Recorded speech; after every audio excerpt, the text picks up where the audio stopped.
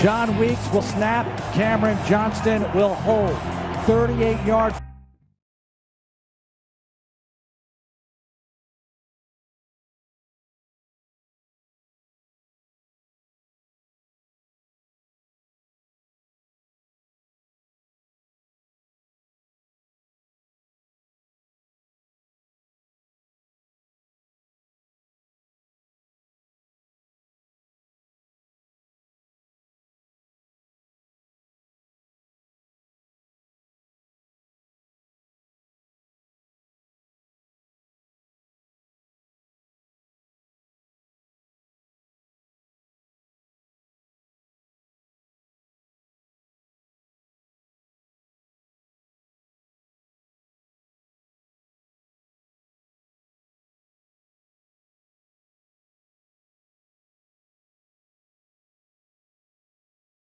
And beat a really good team.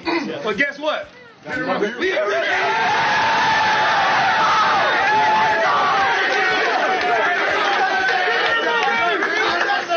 give it to you one more time.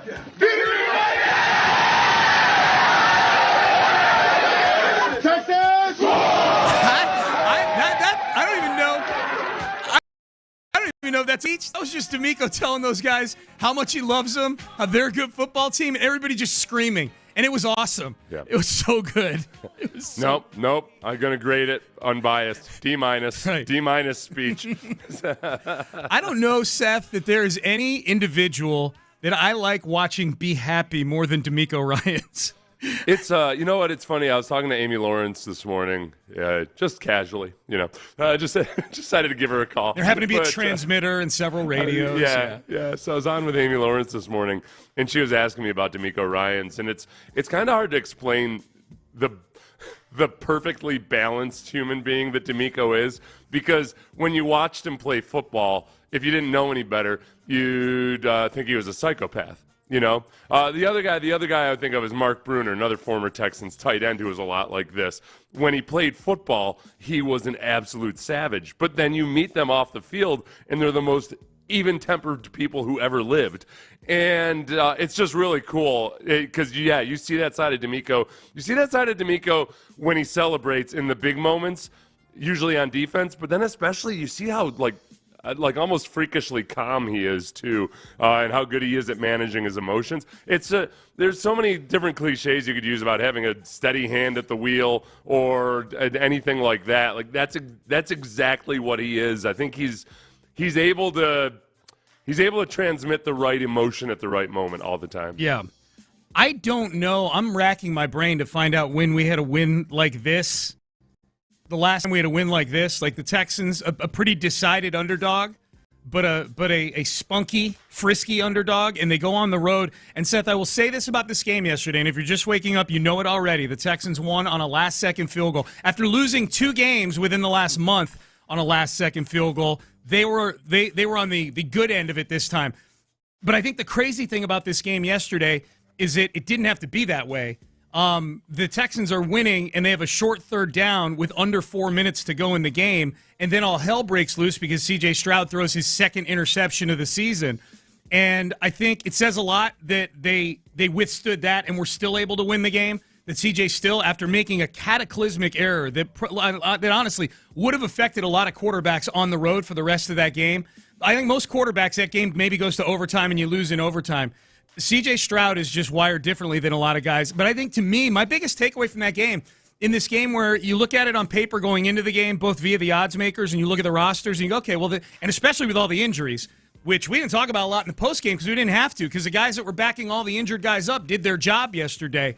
But I think the biggest thing about this game is that play for play, the Texans were the better football team yesterday. Yeah. They lost the turnover battle. They lost, in a big way, the marginal call from the refs battle. They gifted the Bengals a life raft with 3:41 to go in the game, and I don't blame the defense for the 10 points given up at the end of that game. They got put on a short field after the near pick six, and then they held the Bengals to a field goal when a field goal actually keeps the game in hand.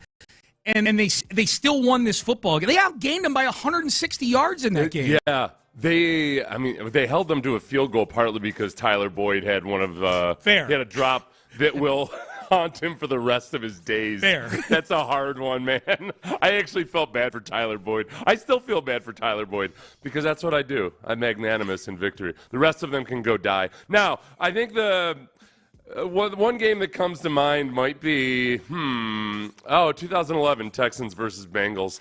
Scored a late touchdown to win 20-19. TJ Yates. Yeah. Talk about injuries. Andre Johnson was out of the game. That was in Cincinnati. Yeah. So, 2011, 13 years ago, I think there was a very, in some regards, similar, except that I don't think there were any illusions about people, about what TJ Yates might become. You asked that question, can you remember a Texans victory like this? And I talked to Amy Lawrence about this morning, too. This was the pivotal moment, potentially, where, yes, the Texans have had some inspiring victories so far when you consider where they've been. They've also had some very depressing losses just 2 weeks ago versus the Panthers. But the Bengals, for all their flaws, are very much a Super Bowl contender. And I think that's what to win a little bit ugly, to relinquish a lead because your quarterback throws a really bad interception. We love C.J. Stroud so much that in this city, people were somehow blaming Bobby Slowick for C.J. Stroud throwing a horrendous interception. No, you don't have to. He didn't have to throw that football. So I think that, to win like that, and for CJ to have the performance that he's had in the last 2 weeks, it's just something that you never would have anticipated early in the season. I think that even when we were, I guess, relatively optimistic about the Texans being improved, we were thinking about the bad teams on the schedule. We were thinking about the teams and how weak the schedule is in a lot of regards. I think the standard's a little bit higher now. I mean, Sean, they're 5-2. They're 5-2 in their last 7 games. Yeah. We've been watching a winning football team for the last 7 games. Yep, no doubt. And I think that was my thought going into the postgame show yesterday, Seth. Last week, the Buccaneers are not a great football team. So last week's win to me, and the defense didn't play well in that game. So last week's win to me was about C.J. Stroud. That was affirmation that you had that dude. You had the guy. The way I framed it was you have that guy that other teams go, oh, crap, we left that guy too much time. And the Bengals fans were that fan base yesterday. You left C.J. Stroud too much time to go get a field goal, and he did it. I think yesterday's game, given the opponent, given the situation with all the injuries, given the situation and the adversity that you faced in-game, yesterday's game was the affirmation that you've now, Texan fans, made it through the desert that has been the last 3 years. That was affirmation that you've got a real NFL football team that's going to be playing very important games in November, December, and January, and has a legitimate chance to be in the postseason and really scare some people. Well, and the interesting thing about that, too, is, this is the way it feels right now because of that Bengals game, because of the Bengals being who they are. But it's kind of ironic that the Steelers, look at in this 5-2 stretch in the last 7 games, since the Texans lost their first 2 games, they've been 5-2. The playoff teams they've beat that are currently playoff teams: Jacksonville, Pittsburgh, New Orleans, Cincinnati. Yeah. Tampa's actually still just 1 or 2 spots out of it. So they beat 4 teams that are currently in the playoffs or would be in the playoffs if the postseason started. Since he's out right now because the Texans. Oh, that's beat right. them. That's right. We knocked them out. Okay, but they were yesterday. They were yesterday. So I'll include that. No, they were yesterday. But I still agree with your overall assessment of the Cincinnati Bengals as a football team.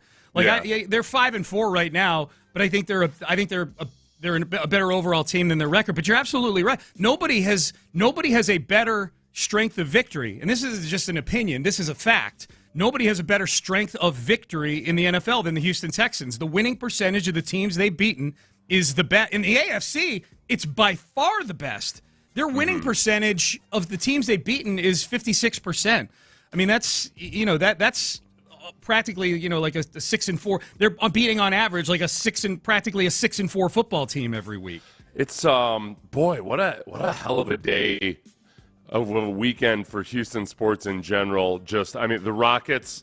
Talk about beating playoff caliber teams. The champs. The Rockets knock off the defending champs, and the Aggies are getting a new football coach. That's right. It was an awesome day for a lot of teams in Houston yesterday. Yeah. And I think Astros Texas manages to not blow a huge lead somehow, some way. TCU. Yes. And the Astro fans are getting Joe Espada as their manager, and I think that's a largely approved move by the Astros. 11 o'clock this morning, press conference. Largely approved, except that this is one of the reasons I'm trying to be more careful about social media. Man, it's just the algorithm delivers all the negativity to you. Nothing can happen without like the first 10 things in your feed being something about how horrendous something actually was. So for one, this is the kind of awkward reason that I'm happy it's Espada. I'm happy that it's Espada because at the very least it means that Dana Brown, I think, probably knew what he was talking about, or just wasn't concerned when he said that that they had the rights to Espada. I think they probably felt pretty comfortable that it was going to happen, and he wasn't all that concerned about some of the details. Maybe they had some kind of oral agreement or something. Yeah, I could see that. I could definitely see that. Hey, man. Hey, the bar for head coaching hires in this town has been raised. D'Amico Ryans, definitely in the running for Coach of the Year. It's early in the NBA, but Ime Udoka is the story so far this year as the head coaching ranks go. The Rockets have won 6 in a row, and as you pointed out, they beat the Nuggets last night, Seth. And it was a serious parallel, I thought, to the Texans game, where the Texans are beating the Texans are beating a team that's viewed as better than them, and they let them back in the game at the end. The Rockets are up by like 9 or 10 points with 2.5 minutes to go in the game, and the Nuggets start bombing away, and all of a sudden they're down by 1. You know? Yeah. And they put them away. I wonder, too, this is where it's interesting in the NBA. Early in the regular season, the cool thing about it is if the Rockets needed a dose of confidence in this era where they have to fight tooth and nail to keep guys from taking every third game off, I think Udoka and his ability to motivate these guys to play defense gives them an extra edge in terms of just how much ferocity are they playing with? They play with a certain ferocity that I don't think a lot of these early season veteran teams can necessarily match. And it just gives you that extra reinforcement that, hey, we're doing the right things. The key is to be able to keep it up as other teams start to take note. Yeah. But they've gotten themselves a hell of a head start. They have. They're fun to watch too. It's a great style to watch. It's so much better than watching a bunch of ISO ball and guys not running back on defense. Hashtag Harden. There's no, and I don't. This is one thing that's happening with CJ. I catch myself doing this with CJ Stroud, and I don't want to be this person. And likewise with the Harden stuff, the whole nobody can enjoy anything without being sure that they told you so. So many of us were against Harden coming back. That's all neither here nor there. It's very, very good that the Rockets made the right decision. They could have easily had Harden. Yeah. Harden wanted to be here, and they gave him the stiff arm. Yep. They did the exact right thing. Exactly. All right, we're off and running. Reaction Monday, and it's a good one, as you can tell. Let's circle back to the Texans yesterday. I would say one of the biggest reasons they won this game yesterday, class of 2023 free agency. We'll talk about that, and we'll also talk about the what if. What if the Texans don't win that game yesterday and that Stroud interception goes down as the turning point? We'll talk about that and a whole lot more. It's a Reaction Monday. Stay there. You've only got about 6 weeks left in 2023 to do something really cool for yourself. One of those things could be to get yourself a brand new Silverado. And not only will you be getting a brand new Silverado when you go to Bayway Chevrolet, you're going to get a free lift tacked onto it, a 4-inch lift with 33-inch tires. All you have to do is buy a brand new Silverado at Bayway, and they throw in the lift for you. Yes, this was a special last month, but it was so popular that Trice Ham, the general manager, said, well, let's do it again. Another nice thing you can do in 2023 is that if you buy any vehicle at Bayway Chevrolet this month, Bayway's going to feed a local family at Thanksgiving. They want to be sure that they know everybody that they can help out and help as many people enjoy this holiday season. Check it out online at BaywayChevrolet.com. If you are looking for a Silverado, you owe it to yourself to go get yourself not just a Silverado, but a brand new lift for absolute free, a 4-inch lift with 33-inch tires at Bayway Chevrolet on Broadway in Pearland. Very, very easy to get to from anywhere in Houston. Check it out online at BaywayChevrolet.com. It's Chevrolet. Find new roads. King Tug just picked up some new silver. A Silver Slugger Award, that is. A well-deserved honor after a stellar season at the plate. With 2 All-Star nods, a Gold Glove, and a World Series ring already. That trophy is starting to get pretty full. Congrats, Kyle.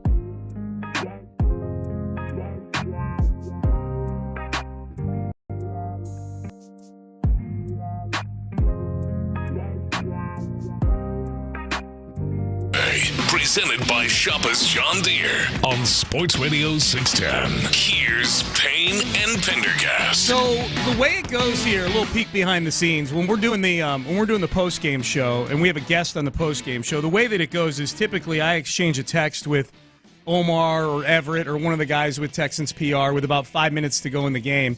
And we exchange a few different names as to who the guest on the post-game show might be. And yesterday I was kind of proactive about it because there were so many guys that you could highlight. And when it was 27-17, you feel good like, okay, well, this looks like it's going to be a win. So, that affects maybe who you get as a guest too. So the three names I sent yesterday, Seth, to Omar were we'll take any of these three: Devin Singletary, Noah Brown, and Sheldon Rankins. Like, those were three big stars. We know CJ. We're not going to get CJ because he's doing podium. So those were the three we sent. And I remember looking at that list. I go, man, I said, these are three guys that were brought here on 1 year, veteran. I don't even know if prove it is the right word for it. I think these are guys who this might be who they are in their career now, is just sort of 1 year, get paid guys, go from team to team. Who knows? Maybe they get multi-year deals after this year. But I started thinking, I'm like, man, yesterday was a solid victory for Nick Casario's crew of 1 year free agents. And we know this is how this team's been built the last couple years, but it feels like it's been built the last couple years, Seth, with guys who are on their last football legs or were fringe guys trying to stay in the NFL. Devin Singletary, 150 yards. Noah Brown, 172 yards, and it felt like he caught 15 balls yesterday. Sheldon Rankins looked like Aaron Donald yesterday with 3 sacks. I know. He was all over the place. Well, 4 sacks if you include the first one that he almost had. Yeah. He basically had Burrow dead to rights, missed him, got up, and then just went ahead and caused a fumble. Yeah. I mean, Dalton Schultz had another great game. He's a 1 year guy. Denzel Perryman made some plays. Dalton Schultz with a key block on that touchdown run. Absolutely. Yeah, he buried that guy. So this was a great day yesterday for the sort of patchwork is being a little bit insulting, but kind of the guys they used to fill in the gaps on this roster. Yeah. These weren't just, hey, they filled in and they did their job and they plugged away. Devin Singletary and Noah Brown were major impact players yesterday. I think that's Mike Martz, former coach of the Rams. Mm-hmm. He's on the 33rd team right now, .com. He said yesterday, he had a video where he said that just CJ flat out is the best rookie he's ever seen, that he's ever played against, and then he pointed out a few of the plays. But I started thinking about it, like, okay, people tend to exaggerate in the moment, recency bias, all that stuff. I do think if you look at most really, really impressive rookie performances, you usually find one of these things that's missing with C.J. Stroud. One, when it comes to a quarterback. One, often it's a guy with extreme athletic ability. So it's a guy that can run to overcome some of his inexperience as a quarterback. So C.J. runs just fine and scrambles around and everything. But it's even more impressive than when the athletic guys do it because he's doing it with guile more so than actual athletic ability. Yeah. So he doesn't have that. He does not have... if you look at Joe Burrow, because I was thinking, Joe Burrow didn't have a great supporting cast. Oh, yeah, he had Jamar Chase. Joe Burrow had some stud receivers, and Joe Burrow's was impressive partly because he didn't have his greatest supporting cast. But a lot of times they have at least one stud receiver or a stud running back. Think about Russell Wilson. They had an incredible rushing attack. And then the third thing, this is the one thing I guess is... a lot of other really good rookies or second-year players like Tom Brady or Ben Roethlisberger or Russell Wilson, they've got a really, really good defense, like a stalwart defense. The Texans have improved defensively a lot, but I don't think anybody, you're not going to confuse them with an awesome defense right now. So a lot of what he's doing in a lot of how these guys are thriving, these Noah Browns, like Nico Collins, who had just been – kind of an afterthought and a potential disappointment before all that. It's because of CJ, and it's also because of Bobby Slowick working with CJ. Yeah. CJ, you're right, Seth. CJ is a guy who raises the level of the guys around him. That's one of the big early takeaways on him as a quarterback. Here was CJ Stroud on Devin Singletary. 30 carries, 150 yards, touchdown that Seth alluded to that was very well designed and very well blocked, and was a great play. 1 year, $2.75 million. That's the deal for Devin Singletary. He got you $150 yesterday. Here's C.J. Stroud on Devin Singletary. Motor, he ran the ball really well. Like I said before, it starts up front. Those guys were moving. Those guys, that's a solid really good line. Backers fill their gaps really well. And Motor was making people miss. On top of that, we were getting to our second-level defenders and moving around. So I think once we get the running game going, I mean, you can see the play action starts working, the drop-back pass, everything. It makes my job a lot easier. So shout out to the running game, and we got to keep that going. Singletary had a really good feel yesterday, it felt like, Seth. Like when to cut, where to cut, Yeah, the decisiveness. Yeah. And I think we're starting to see now. Yesterday was the first time where I really felt like, okay, these guys are taking advantage of the fact that teams want to keep guys back in coverage. Like, okay, you can get a hat on a hat. There's not the box isn't loaded. And they've seen that before, but they haven't really taken advantage of it. The Texans haven't. They took advantage of it, but then in any play like that, your running back still has to beat one guy. And he did a great job doing that. There were another couple times, too, where I'm watching on the replay, and I'm like, okay, well, there's the one guy, there's the safety or the linebacker or whomever else that Singletary has to beat, and then he just would make a quick cut against the grain, and downfield too, a couple yards past the line of scrimmage, and get another 7 or 8 yards out of it. The other thing, and this is where I think some of this just comes from DeMeco and the players themselves, but the grittiness. It's one thing to have yards after the catch. It's a whole other deal for yards after contact. And I think that both with Devin Singletary, who's not a big guy, Noah Brown yesterday especially, and then even Tank Dell, all 165 pounds of him, at one touchdown, he kind of had to power his way through a really big hit. Like, those guys just grind out extra yards. Xavier Hutchinson, when he does these end-arounds, they're not always perfect end-arounds, but he ends up getting 5 extra yards. He's bulldozing tough. People. He's a tough kid. Yeah. Let's shift to Noah Brown. Glad you mentioned that. Because I would submit, yes, Matt Amendola kicked the field goal to win the game. I think this game was won on the play before the field goal. Here was Noah Brown, the final catch of his 7-catch, 172-yard performance, 2nd and 5 with 15 seconds to go. Now motion by Boone. CJ takes the snap, throws over the middle. Hits Noah Brown, breaks a tackle 30. Noah 25, Noah 20, and he's wrapped up at the 20-yard line. Timeout called with 5 seconds to go.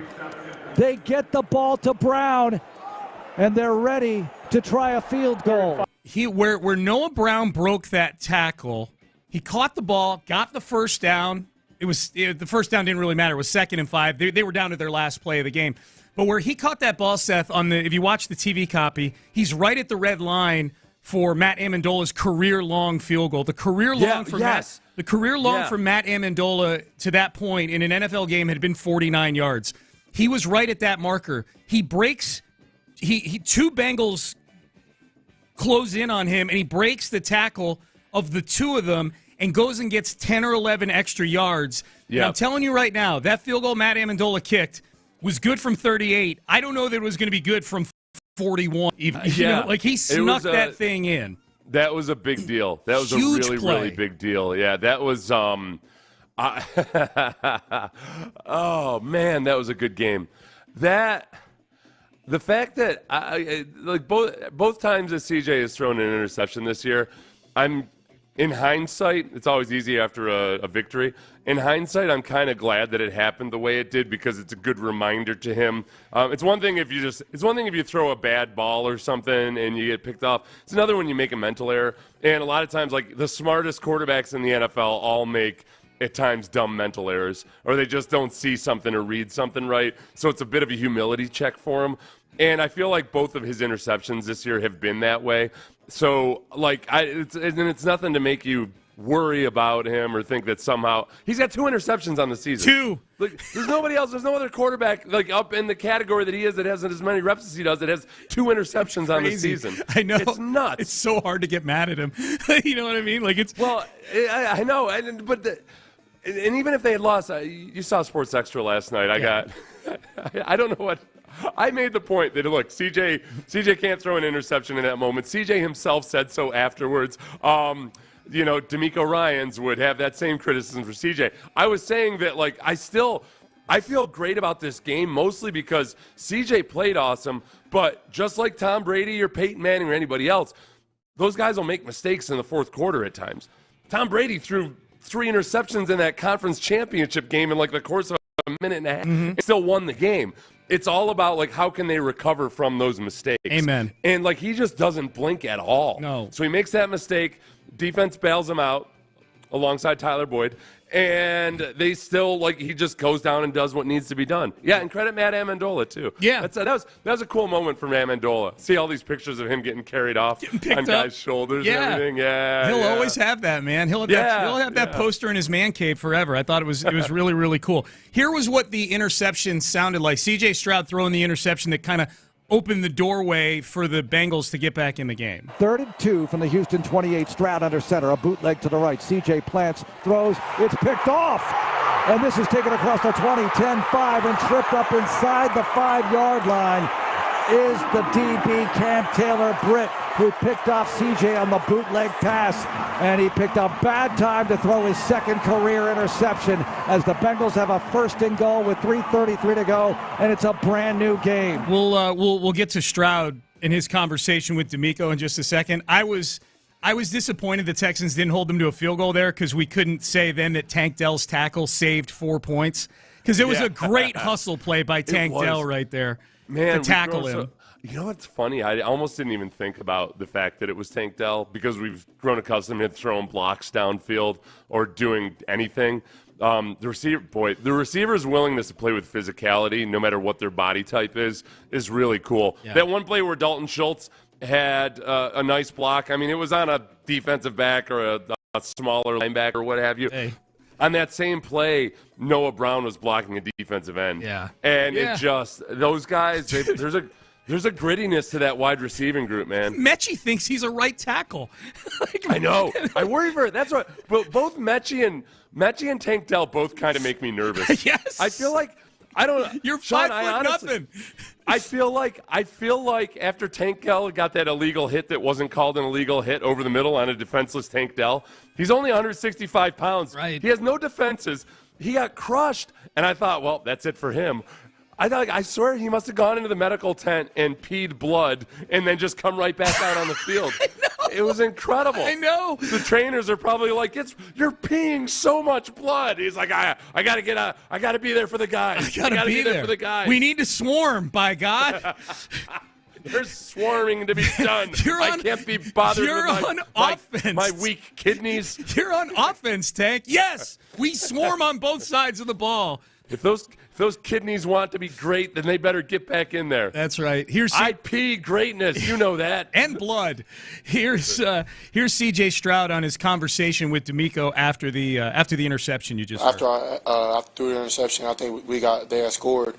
And I let him know, man, I got your back. Like, I know I made a mistake, but that one play doesn't define me, and I'm gonna go prove myself again. And I think we had a great day offensively, ran the ball really well, threw the ball really well, but those last 4-minute drills, man, I got to be better. I can't turn the ball over right there, but it's all about toughness in this league.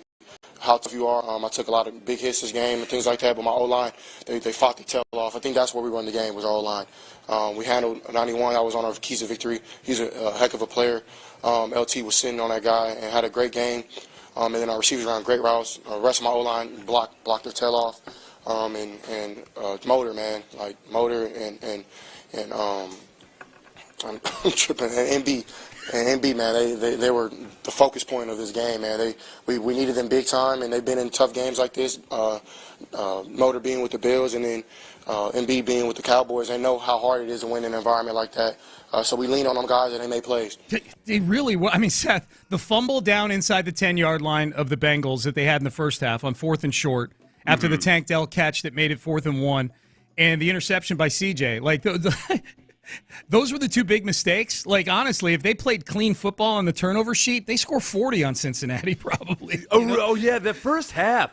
The first half was absurd, how lopsided it was. I remember at one point in the first half, I had tweeted out the stats at that point because you know what it was? Somebody tweeted me, X'd me, and said that Bobby Slowick had to quit being so predictable with the running on first down. I'm like, man, a lot of other days I might agree with you, but at that point in the first half, they had passed 7 times on first down. They'd run 10 times. They were averaging 5.4 yards per carry, and they were leading first downs like 2-1. Yeah. Yardage was like 3 times the yardage. They were just absolutely. It was 17 first downs to the Bengals 6. Yeah. 345 yards to the Bengals 109. And at that point, they were winning like 10-7. 10-7 because they were -2 on the turnover sheet. Yeah. It was crazy. All right, Payne and Pendergast with you. Reaction Monday. Texans win yesterday. Let's get to all the headlines. The Astros are hiring a manager. The Rockets look great. It's a fun time to be a Houston sports fan, and we will recap the weekend in headlines next. But first, let me recap my Saturday out at Memorial Trail Ice House, drinking a bunch of Yingling Flight.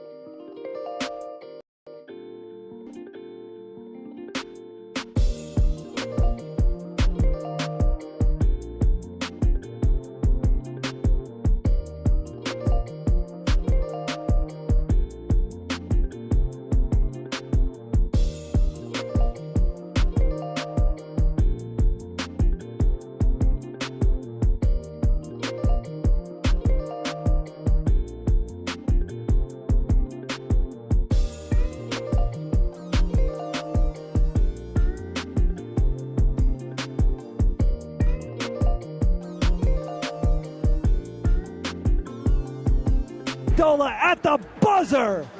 The Texans walk away with a win that we'll never forget. Nobody said it was going to be easy. They made it difficult on themselves, but they come away with a resilient victory. Yeah, you nailed it, Seth. I asked the question earlier, like, man, I can't remember the last time I felt a win quite like this one that felt like very defining for the team. You know, I know Bill O'Brien had some wins here and there that were big wins that always seem to be follow up with horrible performances the next. Hey, they beat the Chiefs in 2019 in Kansas City, and they go lose to Jacoby Brissett the next week. Oh my God, they beat the Patriots finally. You're down 38-3 at the half to the Denver Broncos the next week, and Bill O'Brien's yelling at fans. Bill O'Brien was yelling? I've never seen that in the last 12 hours. Exactly. I think you nailed it. I think the last time that we had a game that felt like sort of defining for the franchise like this, and maybe I'm overseeing it, who knows? Maybe the Texans finish 8-9 this year. It doesn't feel like that. This feels like a legit chance to win double-digit games and make some noise because of who they have under center and who the head coach is. I think 2011 in Cincinnati might be the right answer to that question. I think you nailed it. The T.J. Yates game that clinched the division. Well, and, you think about kind of what happened to the fan base in 2011, too. It just got galvanized them. Yeah. Now, that was a little bit different in that, look, you had a really just something special brewing on defense there. You had Arian Foster. Like, it was the opposite in some respects, is that you had an awesome rushing attack with a quarterback that, hey, you were excited about. I don't know. I can't remember at the time whether people had gotten, like, irrationally exuberant about T.J. Yates or not. But this is very, very, very much just about the quarterback. And the team, it's like, don't get me wrong. The team, Sheldon Raines has 3 sacks yesterday. Noah Brown went for 170. Noah Brown had more yards yesterday than I think Brandon Cooks had for the entire season before yesterday's game. Yeah, I assume Brandon Cooks probably had a few yards yesterday in the however many points scored a touchdown actually in that game. Yeah. Everybody did. There are all kinds of articles. Mike McCarthy is saying that, like, well, hey, we're not worried about your fantasy team when asked questions about Brandon Cooks. Yeah, Noah Brown.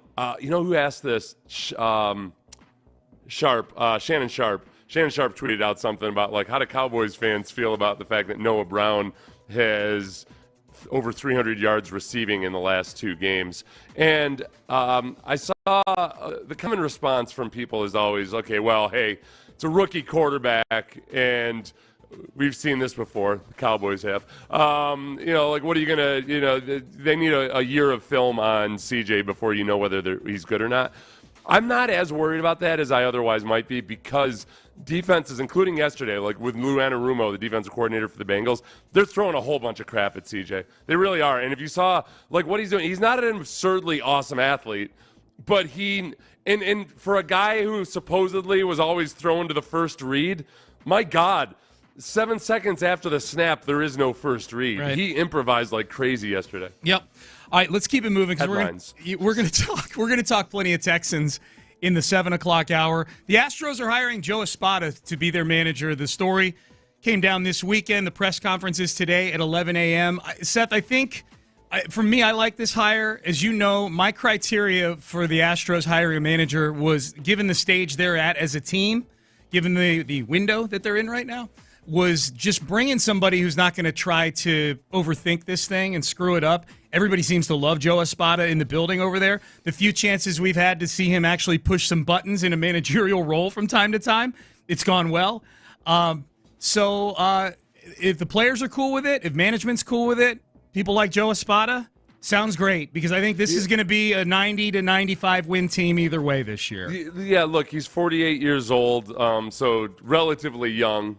He's basically like a teenager compared to Dusty Baker. But I don't know. I think if there's people that are upset about Espada and just wondering, okay, is this just the easy hire or what have you?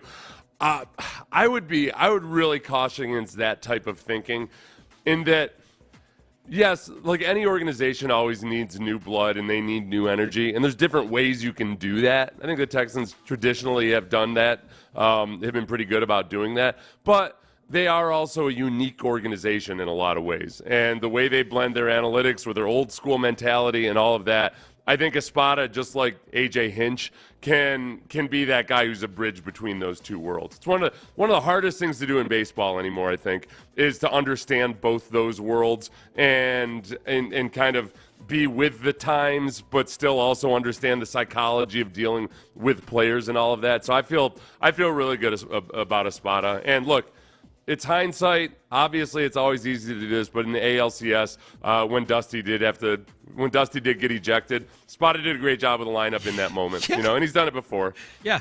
I'm excited about it. All right, let's get to the Rockets. 107-104. They beat the Denver Nuggets last night in a game where the Rockets largely controlled the second half. Fred VanVleet's been solid so far for the Rockets. Like, he's been good. He's been, in some ways, exactly what they needed as a floor general, probably on and off the court. I think he's probably a guy that gives maybe some tough love to some of the younger guys, sort of a lieutenant, if you will, for Ime Udoka. He had 26 points last night, so he was really solid on the court. Jeff Green, who won a championship with the Nuggets last year, his second tour of duty with the Rockets, 13 of his 15 in the fourth quarter. So the vet getting it done in the fourth quarter last night. The other thing, too, that I think you got to credit them with the Dillon Brooks signing. I was skeptical as hell of the Dillon Brooks signing. Me too. And I think this is the thing, too. I mean, it's always – culture is such a tricky thing. It's always just this delicate balance. And if you look at the Warriors – they were able to absorb Draymond Green and then also just get the absolute best out of Draymond Green in a way that I don't think necessarily you could do in every NBA organization. I think Draymond Green might have been an absolute train wreck in some places. Yeah. With Dillon Brooks, I mean, he's a veteran player who really, really genuinely gives a damn. Maybe sometimes maybe it shows up in the wrong places or with the wrong comments sometimes, but he really, really cares. And, like, first and foremost, give me a guy who really cares as an example for the younger guys. And then he's a rhythm changer in terms of personality, in terms of all that other stuff. And in terms of grittiness, he's another good example. So, they got him at a relative bargain, given that they bought low. There's all kinds of, he looked awful coming out of the playoffs. It was a bad look coming out. Memphis didn't want anything to do with him anymore. It wasn't even an option to bring him back. So so far so good with him, and really credit the Rockets with having the foresight to do that. Yeah, and it's nice to have a coach who feels like, oh, you know what, maybe we should run some of this offense through Alperen Şengün, since he's one of the most talented big guys in the NBA. He had 23, 8, and 5 last night, man. It is so nice with both of these teams, the Rockets and the Texans, to have a guy at the controls who you feel like, all right, this is the guy, man. Like, DeMeco Ryans, they got this. DeMeco Ryans and Ime Udoka, these two franchises hit their head coaching hires on the screws. Yeah, honestly, and the polar opposite is college football, where I just in the investing equivalent would be okay, there really aren't many people you should put your money with who are better than an index fund. I feel like that's what college football coaching is right now. Okay, Jimbo Fisher or the S&P 500. I'll take the S&P 500 every single time. Yes. Well put. Yeah, so why would I pay all this money for Jimbo Fisher when I could just have an index fund? Dude. I think in the NFL and the NBA, the difference is more apparent. At least we can see it right here. Udoka and DeMeco have made a huge difference. Yep. Jimbo Fisher fired by A&M. We should mention that. And shout out to the Dynamo. They beat Real Salt Lake on Saturday night in penalty kicks, and they're moving on to the next round to take on Sporting KC. So this was a clean sweep for Houston professional sports this weekend, undefeated. Dynamo, Rockets, Texans, and I'm counting Espada's hire as a win. 4-0. 4-0 for our teams this weekend. All right, let's relive some of the magic from yesterday's win over the Bengals. 30-27, we relive the touchdowns. Let's relive the drive that led to another last-second win for your Houston Texans. We do that. Acknowledge Me. We do at 7:23. You want to be listening to that, where we acknowledge performance from the weekend. I'm acknowledging West Point, Lincoln, and Sugar Land right now, and they deserve to be acknowledged. Ruben Mendoza, you're going to get acknowledged right now.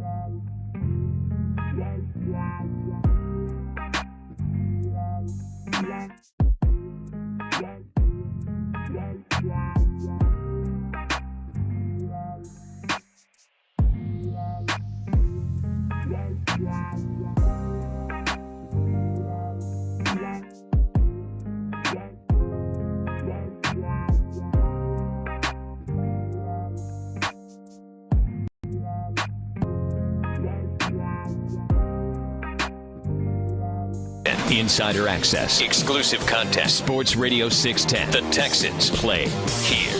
An Odyssey station. It's Reaction Monday, presented by Shoppers John Deere on Sports Radio 610. Here's Payne and Pendergast. One back, Devin Singletary. Here's the snap. CJ looking, throwing right side. Dell at the 6, takes it to the goal line. He's in! Touchdown, Houston! Stroud to Dell for 6. Speed kills. Froze Awuzie and then just accelerated into the end zone on him. Froze him and then went right by him and lunged for the goal line and got himself there. Unreal. Yeah, man. The best part, we're going to relive the touchdowns here.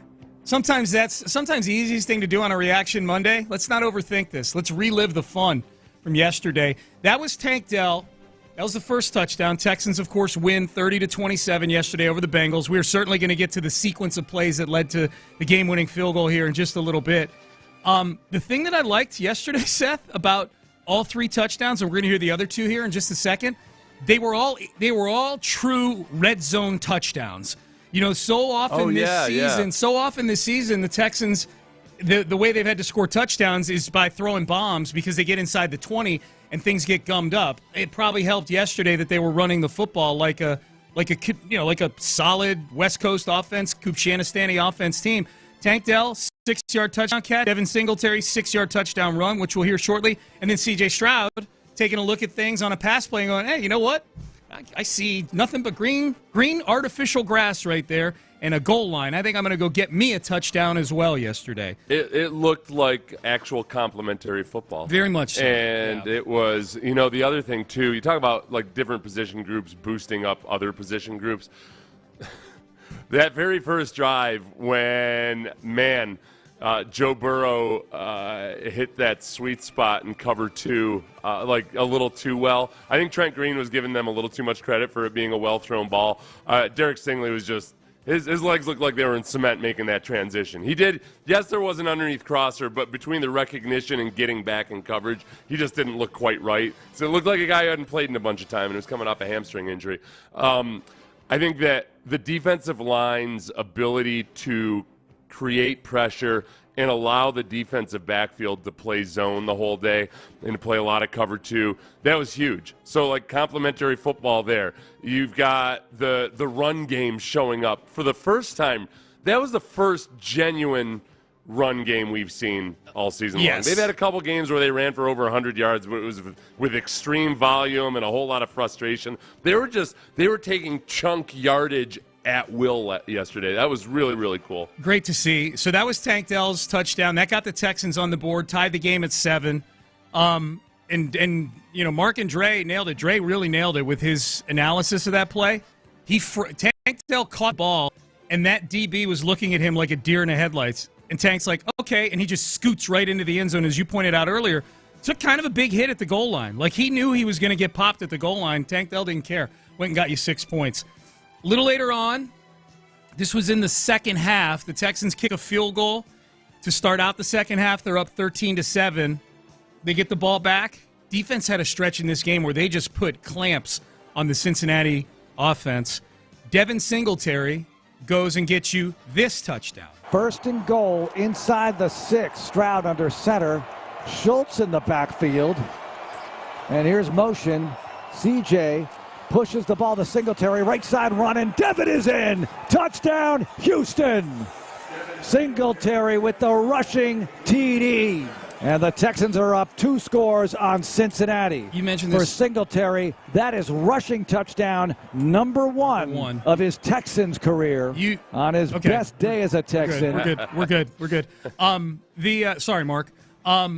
The key on that play, you pointed this out earlier, Seth. Dalton Schultz comes in and lines up as a true fullback on that play. He buried his guy on that play. Like that, Dalton Schultz made a big block on that play. Yeah, Dalton Schultz had a really big block, and then Noah Brown, who plays a physical brand of football and who loves to block too. Noah Brown that sealed off a defensive lineman. It's not like he destroyed the defensive lineman or anything, but he got in his way. And it was that's enough. And these guys, boy, I mean, the Bengals rush defense is not good, but the Texans have faced other bad rush defenses this year and not looked like they did yesterday. So, I mean, if every team ran against the Bengals the way the Texans did yesterday, the Bengals would be the worst run defense in the history of football. So it's like it was a very good performance regardless of how bad the run defense is, especially considering how bad the Texans offense has been at running the ball. So,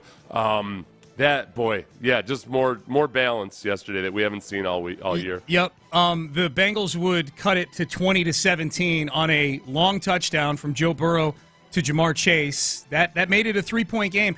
And as the Texans have done many, many times this year, they didn't wilt. They didn't fold. They answered in this game. They come back with a drive of their own, and it ends with C.J. Stroud. On 1st and goal, Stroud gets the snap. C.J. looking, scrambling forward. C.J. on the run across the 5. He's in! Touchdown, C.J. Stroud! The quarterback with the touchdown run. And the Texans go back up 2 scores on Cincinnati. That was great to see. I felt there were a couple other times early in the game on some third downs. It looked like some 3rd and shorts when the Texans didn't convert. It looked like if C.J. had just tucked it away and gone and gotten 3 or 4 yards, the drive keeps moving. Yeah. Look, I've never had a huge issue with C.J. Stroud choosing to throw the football. He's one of the best throwers of the football on earth. But that was cool, man. That was like C.J. all right, you will respect my legs, okay? Well, there was on that drive, there had been the Xavier Hutchinson end around. There was a really nice Devin Singletary run, and then C.J. himself does it on the run. And that also, I mean, if you look at the respect for the pass and how that sets up the run, not just for those guys, but for C.J., all those Bengals defensive backs and linebackers were all locked on their assignments, and C.J. just had a nice, easy, clear path. It was kind of scary how easy it was. I bet they're talking about that play. It's the same way we talked about the Texans in week 2 just not even touching Anthony Richardson on his touchdown runs. At the very least, that's Anthony Richardson, who's a super athlete. This was C.J. Stroud just running in completely uncontested for 8 yards. It wasn't 20 yards like it was with Anthony Richardson, but he was completely untouched, and nobody was within 4 yards of him. Partly that's due to the Bengals playing bad defense, but they're playing bad defense because they're nervous about CJ's arm. Yep, absolutely. So those are the 3 touchdowns. I would submit there should have been a 4th touchdown, and we're getting a lot of texts about this. I'll just read this one, but it says, okay, how was Woods' catch in the back of the end zone not a touchdown, and how was that a fumble that Stroud obviously threw incomplete? Put the fumble aside. Let's focus on Woods, Seth. I didn't like that. They reviewed it to see, and for those who missed it, Robert Woods, according to one of the officials, the back judge on a play down in the red zone, which the Texans ended up having to kick a field goal because they got the touchdown to Woods called back. Woods is on the left side of the end zone out of the play. His heel, according to the official, grazes the end line. It looks like his heel was in the air, hovering over the end line, which wouldn't out. No. But yeah, it was so right. So that's a good 8 steps before he actually makes the catch. This officiating crew, which, as that listener mentioned, couldn't get simple things like, a forward pass is actually a fumble. They couldn't get that right. The people in the booth couldn't get it right. Apparently New York couldn't get it right. But somehow they noticed this ticky-tack stepping out of bound and then being the first to touch the ball. That was and it was on both sides. The Bengals got some bad calls yesterday, too. The Texans got really, really, really lucky that Malik Collins didn't get called for unsportsmanlike conduct. for suplexing Joe Burrow. That was textbook what they're calling these days. I can't believe he got away with that. Yeah. That's where I'm having a hard time getting too angry at the officials because they really screwed up in our favor on that one. Yeah, it might not have been Burrow. It might have been a running back. I can't remember. I remember the exact play you're talking about because I'm like, dude, just place him gently on the ground. Don't suplex him. The Woods play was BS. I think the rule sucks if you want to know the truth. Like, I like the college rule where if you get both your feet back in bounds, you're eligible to touch the football again. That's dumb to me that some guy could be on the far left corner of the end zone, his heel grazes the end line, so now he's ineligible to touch the football, to be the first guy to touch the football? Well, it's to prevent guys from, like, running out of bounds as a sneaky way to get open. I get it. Then make that the rule, that guys completely run out of bounds. You know what I mean? Like, use some judgment. Yeah. Like, that to me is so silly. It's the spirit of the rule is to prevent what you just talked about. Robert Woods was the furthest thing from his heel grazed the line on the complete opposite end of the end zone, and 15 seconds before he was the guy catching the football. It's dumb. But Texans win, so who cares? All right, let's get to it here. The winning drive. Let's relive some of this. Man, CJ came up huge a couple times on this drive. First one, and keep in mind, if they don't convert this 3rd and 6, now Joe Burrow gets the ball back with about a minute to play and go down and win 30-27. So this was a must-have 3rd and 6 with about a minute to go. CJ to Dalton Schultz. Here's the snap. Stroud looking. Stroud firing downfield and caught by Schultz at the 46-yard line. The tackle made by Cam Taylor-Britt, the 46 of the Bengals. 31 seconds to go. All right. So, I mean, that was just, okay, so 31 seconds ago. So it was under a minute. That's right, because DeMeco was letting that clock bleed down a little bit to play the middle on that whole thing, in case Cincinnati gets the ball back. He was.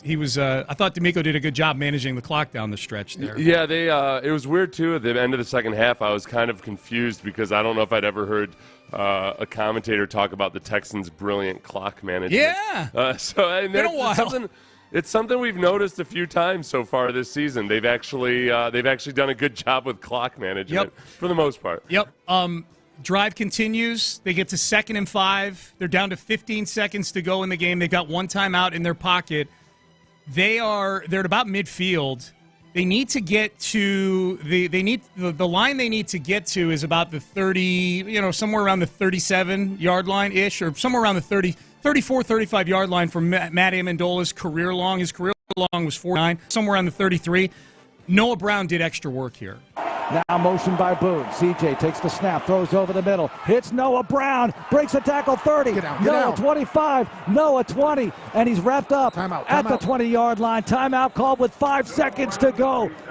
They get the ball to Brown, and they're ready to try a field goal. Those 10 yards after contact from Noah Brown won the game. Like, I don't know that Amendola, if it's the same kick that Amendola kicks for the winner, if it's the exact same kick, that doesn't go from 49 yards or 50 yards. That's snuck inside the upright. I know the world changes if it's a different spot on the field or whatever. I'm just saying, as far as, and probably honestly, Seth, as far as Amendola's confidence goes, to be kicking a 38-yarder instead of a 50-yarder on the road in that situation, Well, and you know how it goes with the field goals, too. It's not just the kicker. It's the whole operation and being comfortable with John Weeks, with the holder, all of that. Yeah. It's not so simple. So, every little bit of shred of difficulty you can remove from it is a big deal. And that was another tough, gritty play by Noah Brown. I can't tell you how much I love this receiving group. I just like Tank Dell taking that hit and then coming back in the game a few plays later. All of them looking like they genuinely enjoy run blocking. All of this is just or blocking after the catch for other guys. It's a really good group. They got the right kinds of guys in there. We haven't even mentioned Nico Collins being out yesterday. Like that's how good they were yesterday. Your guy who's been one of the top 8 or 9 receivers in football this year was out yesterday, and you're like, it's 350 pass. Speaking of Nico, speaking of guys who weren't there, I feel like this is another thing that annoyed me on X.com yesterday. There was a quote. One of the players was heard yelling, "It's so much different when you've got a bleeping quarterback." And a lot of people noted, like, "Hey, Davis Mills is standing right there." Like, okay. What of it? Like, deal with it. No, everybody get your big boy pants on, okay? It doesn't have to be a news flash to anybody, all right? That tweet got taken down. Shouldn't be tweeted. The Texans actually tweeted it? No. It was it was one of the reporters here in town on TV, and he tweets overheard in the locker room, and I'm like, okay, that's out of bounds, man. Yeah, you're not. Okay, you're right. You know what? I shouldn't have even recited that then, because you're not supposed to. it's considered bad form to just put out random stuff you heard out there, like when guys don't realize that they might be within earshot of a reporter or something. The Atlanta Braves practically boycotted the media this season because somebody tweeted something they heard in the clubhouse. So, shouldn't do that. All right. At the same time, though, put on your big boy pants. Payne and Pendergast with you on a Reaction Monday. All right, acknowledge me.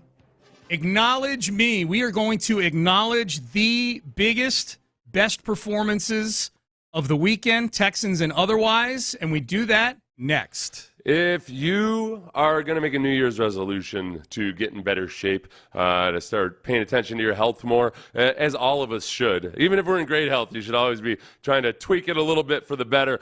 Johnson Fitness and Wellness, the absolute best place to go for home fitness equipment. And this is what works for me. I used to just have to force myself to go to the gym. I was worried that if I was just a home workout guy that I just wouldn't be disciplined enough to keep up with it. I've gotten to the point now where I have to work out every day because that makes me feel better. And one of the things that makes it easy is I've got the right home fitness equipment. I've got a nice little set of weights. I've got a nice elliptical. I've got a nice stationary bike, and it works for me.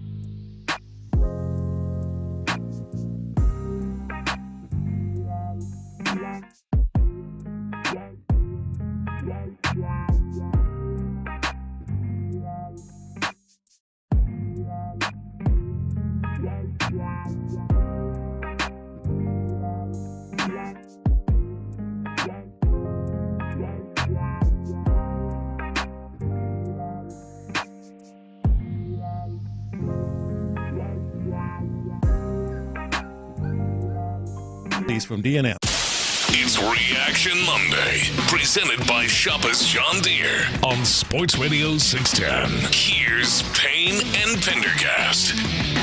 All right, let's do it. Let's do it. It's 7:25 on a Monday, and it is time to acknowledge. We acknowledge the big performances from the weekend, big performances in general, substantial things that happened in our lives in the sports world, and we always start on a Sunday, especially after a victory with the Houston Texans.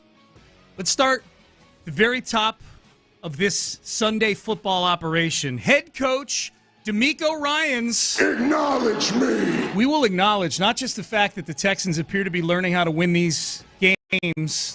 Helps when you got C.J. Stroud.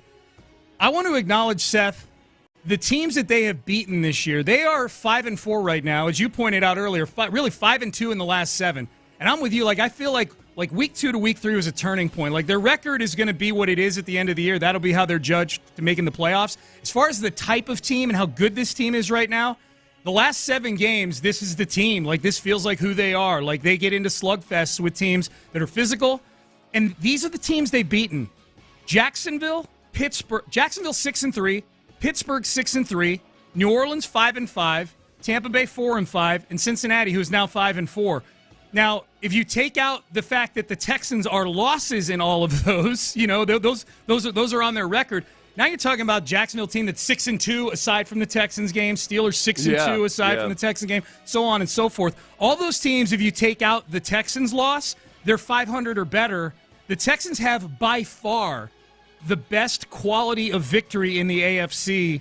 And not that this isn't the college football playoff where you're getting judged by strength of schedule and strength of victory. I just think it's a great indicator as to where this team is right now. They're not beating up on bad teams with these 5 wins. These are 5 really, really good NFL victories so far this year. I think that was one of the big questions about this season was, okay, look, it looks like the Texans could end up with being a 500 record because why? Because they're going to be awesome? No, because they've got a weak schedule. Okay, you never know exactly how the schedule is going to look. You've got strength of schedule from last year, and you got Vegas odds and everything. But now they do genuinely enter what is still a softer part of their schedule in some respects. They've got some quality victories. They've got, and you still, they lost to the Panthers 3 weeks ago. Sure. Nobody's thinking that, oh, wow, it's a parade to the Super Bowl now, or anything quite like that. It's just that we go and...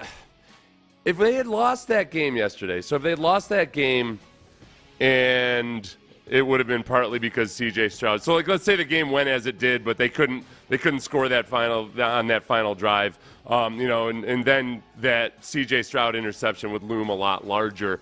I still think I wouldn't be happy right now by any stretch of the imagination, but I would feel like the Texans had validated themselves somewhat, just in the way they played for 4 quarters versus the Bengals. They were the better team yesterday. In the first half especially, they came out and they were just delivering body blows. They just couldn't. They kept through a confluence of the officials sucking and some, CJ fumbling the exchange down on the goal line. I don't know if that was the center's fault or his fault, whatever. It just down by down, they were beating the crap out of the Bengals. Down by down. That's what I was going to say. Play for play, the Texans were the better football team and the more physical football team yesterday. The average yards per play at one point in the first half was 6 yards per play for the Texans and 2 for the Bengals. Which is the drastic ends of both spectrums for that stat, 100%. All right, Matt Amendola. Acknowledge me. Man, that is a clutch kick right there by Matt Amendola. 38 yards. For the win, as you pointed out earlier, Seth, he will have that moment forever. Kymie Fairbairn's going to come back at some point. Presumably, he's going to be the kicker for the Texans. But Matt Amendola will always have a gigantic picture of several of his Texans teammates hoisting him on their shoulders after a win in Cincinnati yesterday. If we were to power rank Mandolas in Houston, you'd have to go with the Mandola's restaurant family, number 1. Yeah. I think Danny Amendola, number 2. Right. Not for his time with the Texans, but as being a Woodlands native. Yeah. And then Luke. What's this guy's name? Matt. Matt Amendola is so of all the Mandolas and any letters that come before that, he's number 3. He's number 3. I would put him at 2 ahead of Danny Amendola, honestly. And I know Danny Amendola's from the Woodlands. That dude just won an NFL game for the Houston Texans. And as you and I have talked about, this is a win that feels different than any win they've had in the last decade. So I'm putting him in. My ballot has him at 2. You better watch out for the Highlanders, man. You just mind your business when you're up that way. Texans are 5-4. Come at me. By the way, here was D'Amico Ryans on Matt Amendola yesterday. For sure. Matt stepped in and did an unbelievable job for us. Veteran kicker who's been there before, done it before. So happy to have him, right? And the confidence that we had in him in his range, and we got it in a good spot for him, and he nailed it, right? 3 field goals, and there to win the game winner after only being with us for a week. Credit to Matt. Proud of him for stepping in for us with us losing Emi. How about this story? Multiple people send me this story. That kick by Matt Amendola, there's a bettor, forget what outlet they were betting with here, I'll find it in the article, but there is a bettor that had a $500,000 4-leg parlay, and the legs were as follows. Texans on the money line against the Bengals, Texans to win. Texans-Bengals over 44.5. Devin Singletary to score a touchdown. Devin Singletary over 51.5 yards rushing. So this person, and they won $5.5 million. That kick by Matt Amendola was a $5.5 million winner for a bettor yesterday. How much was the original wager? $500K. So it's about an 11-1 payout on this 4-leg parlay. Somebody with $500,000 to gamble that had a 4-leg parlay? Yeah, Seth. Wow. There's yeah. I thought parlays were mostly for like the rubes like me. I didn't realize like the heavy duty dudes ever really got into the parlay game. Some of the people with that kind of money they ignore the odds, man. But this guy, that's true, I guess. Yeah, I forget how much money some people have. Yeah, $5.5 million. So hopefully he chips a little bit of that off for Matt Amendola. Hopefully that helps Harden out after his rough weekend as executing the system that he is. It was James Harden. Oh, God. Let's go there. Ime Udoka. Acknowledge Ime Udoka, man. Both coaches that got hired this offseason, we're going to acknowledge both of you. Rockets have won 6 straight, and in that stretch, they've knocked off the defending NBA champs last night, 107-104, in a game where they held off the champs at the end of the game. Jokic and company made a run at the Rockets at the end of the game, much the same way Joe Burrow and the Bengals made a run at the Texans. But like the Texans, the Rockets were able to hold them off. They beat LeBron by 34 this week. They beat the Pelicans on Friday. This is fun, man. 6 wins in a row. Now, they've all been at home. It's been a long homestand.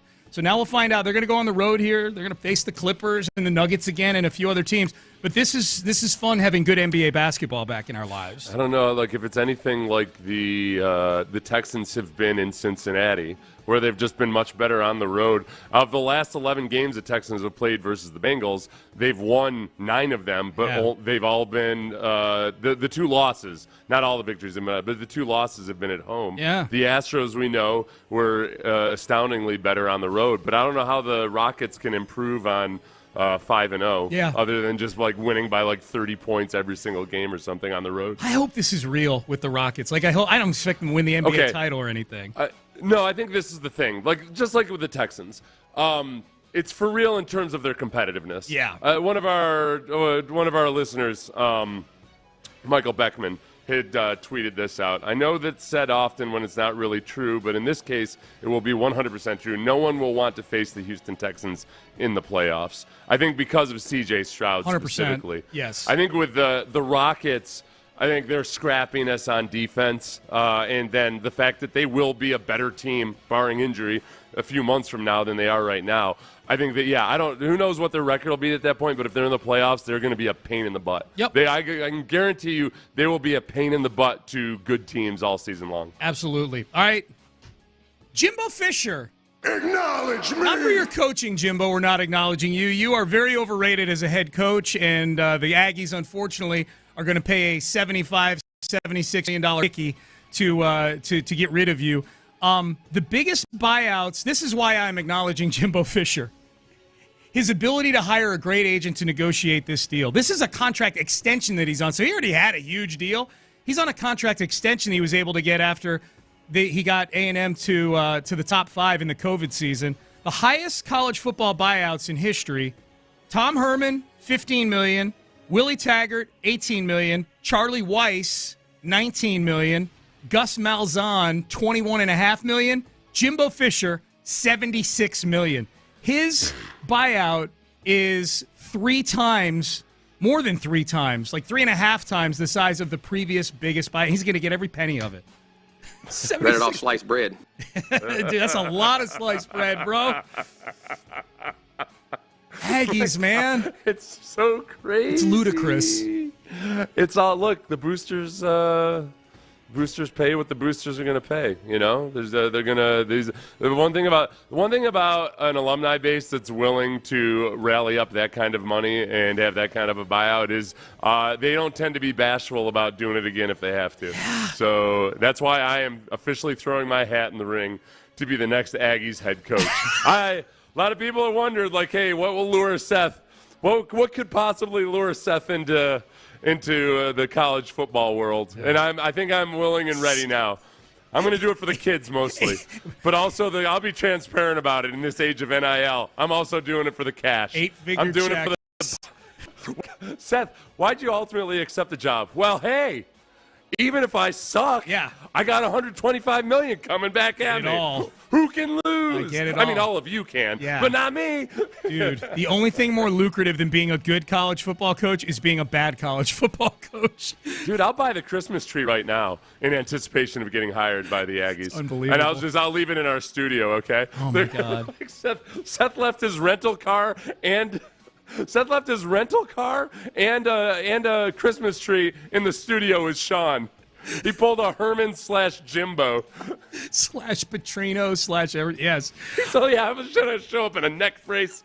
I'll be the first college coach to show up to my introductory press conference in a neck brace, explaining why I have to step down. An homage to every overpaid college coach ever, Seth Payne. Just an amalgam of all of them. All right, last one. Will I be drunk? Last. Yeah, that would help. Last one. Acknowledge me. The Slap. Okay, for those who don't know who the Slap is, he is a frequent caller to the post-game show. I've liked kind of mixing in some of the Texan fans into this. He had one of the best lines ever on the post-game show that I've ever heard yesterday when he called in. Here was the Slap kind of assessing the Texans' last few weeks of football. Let's go down here. Let's win one of these other unconventional games and get this dub and get out of Cincinnati because, look, we done beat the Who Dat Nation and we beat the Who Day Nation. So we day and we that. You know what I'm saying? I love that. We day and we that. And we That's awesome. Isn't that great? We day and we dat. Oh, so good. That's really good. That's a tremendous line. That is really good. Yep, that is a tremendous line. So Slap, you got your request honored. Acknowledge me. Well, play Slap. Pendergast tomorrow when I listen to you in the morning. Mm-hmm. Acknowledge me. We did. We acknowledged you. Isn't that a great line? Yes. I love that. We need that on a T-shirt. Oh, man, the Texans were cranking out T-shirts during training camp. We had like a different T-shirt every day. We need a We Day and We Dat T-shirt from the Texans. We can't do that though because they might face the Bengals in the playoffs. Who cares? Might face the Patriots in the Super Bowl. I don't know, man. That feels like bad. I respect it as a line right now. Okay. But boy, you don't want to lose it in the moment. Yeah. We day and we dat. We day and we All dat. right, yeah. Print up the T-shirts. Let's do it. Let's have some fun. Go for a T-shirt company. Let's have some fun. Yeah. All right. Payne and Pendergast with you. That was Acknowledge Me. All right. Big storyline from Sunday. There was something that happened yesterday in the NFL that has never happened before, and the Texans were part of it. We will relive that next. Oh, boy. Something that's never happened before is perhaps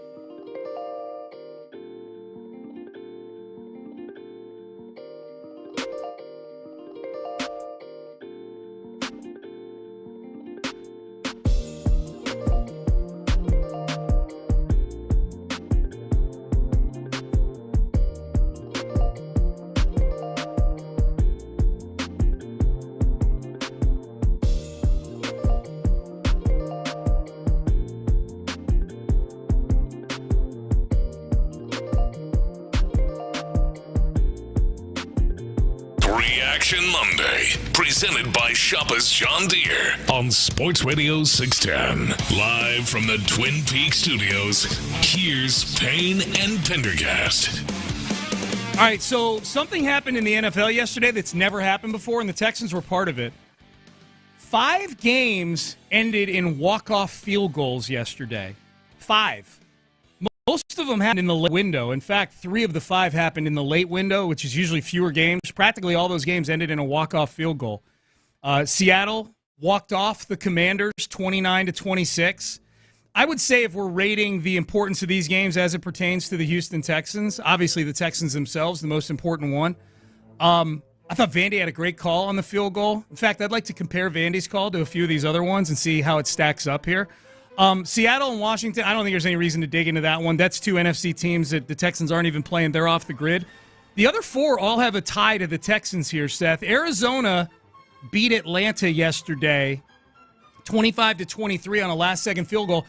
And Kyler Murray got his first start. We'll get to Kyler in a second. Here's what the winning field goal for Arizona sounded like. Here we go. The snap's good. The ball's down. The kick is up. And the kick is good. And the Cardinals win it. 25-23. Welcome back, Kyler. Kyler Murray engineering the game-winning drive. And Arizona gets its second win of the season. It doesn't get any better than that for Kyler Murray's return. Right? Does this acknowledge me? What's that guy's name? I think it's Ron Wolfley, if I'm not mistaken. He's got a very distinct voice. Yeah, former player. That's why I left it in there. Yeah. I love his voice. Yeah, he sounds like that Westwood One guy. Sounds like Andrew Luck after like a box of cigars.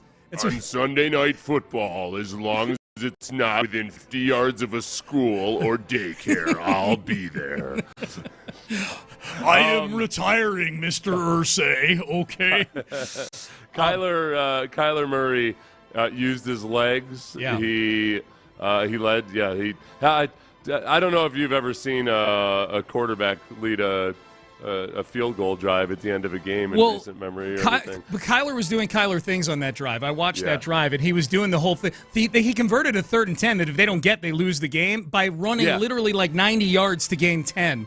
Right, yeah, he was all over the place. Yeah. It was the old spin cycle. Yep. Then he had a 33-yard pass to the tight end. Trey McBride, yep. Yeah. So, yeah, he did Kyler Murray things to win a game against a team that the Texans have lost to. So if you're doing that old college football thing, this should be a humdinger of a game between the little three-way showdown here. Between the Cardinals. Cardinals and the Texans this weekend. Texans favored by 5.5. All right, 3 more of these games happen. Last-second field goals. I would give that call like a 6.5 or a 7 out of 10. That was a solid enough call. Detroit did the Texans a solid yesterday. The Texans were tied at the beginning of yesterday with the L.A. Chargers at 4-4. We know the Texans win, so they're 5-4. L.A. a game back of the Texans now because the Lions go in. One of the more exciting games of the day, 41-38 the final score.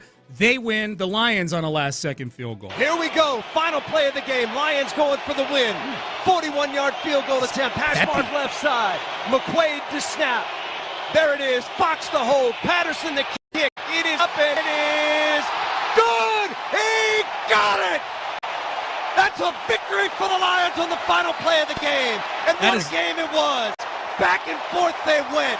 No separation between these two. And Ronnie Patterson sends it through to secure a 41-38 victory for the Lions. Yeah, that's a solid 9 out of 10 for me right there. I'll tell you how weird the AFC is right now. Like, if the playoffs started today, the Texans are the 7th seed. Have you heard the good news?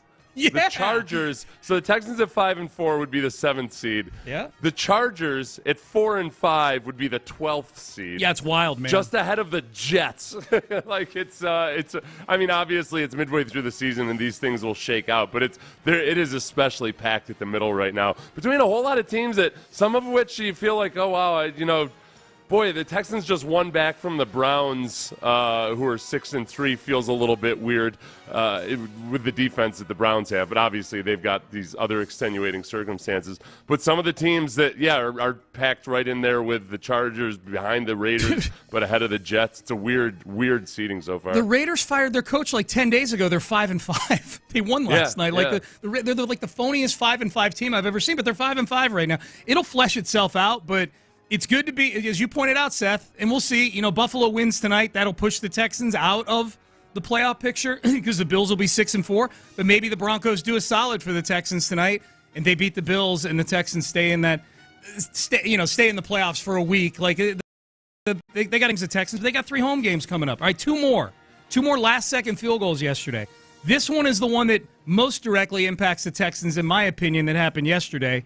Because Cleveland is in that playoff race with the Texans right now, and the Texans have the Browns' first-round pick. Unfortunately, the Baltimore Ravens could not hang on to a 14-point fourth-quarter lead against the Cleveland Browns yesterday. The Browns kick a game-winning field goal to beat the Ravens on the road. 3 seconds left.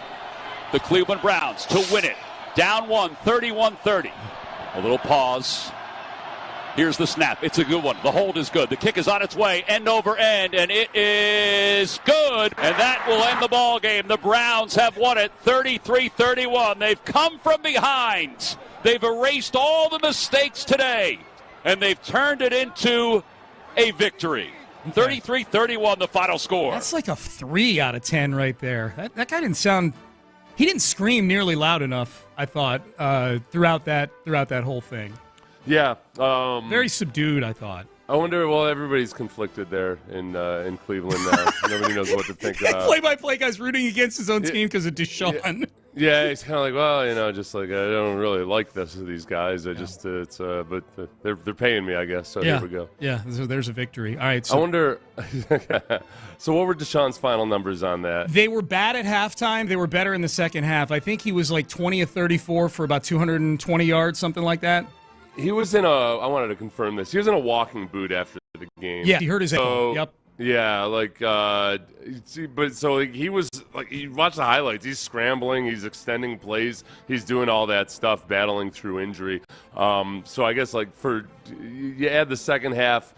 The second half is offset by how miserable the first half was, but it looked like a performance that Browns fans will be like, oh, okay, well, we're genuinely starting to see what we were supposed to get over the last couple weeks. Yeah, and they're winning games. It'd be one thing if Deshaun was having the season he was having. They were 3-6 instead of 6-3. Yeah. So he was 14 for 14 in the second half. Yeah, he was awful in the first half. My God, he was terrible. But yeah, he got it going. All right, last one, the one we like the best.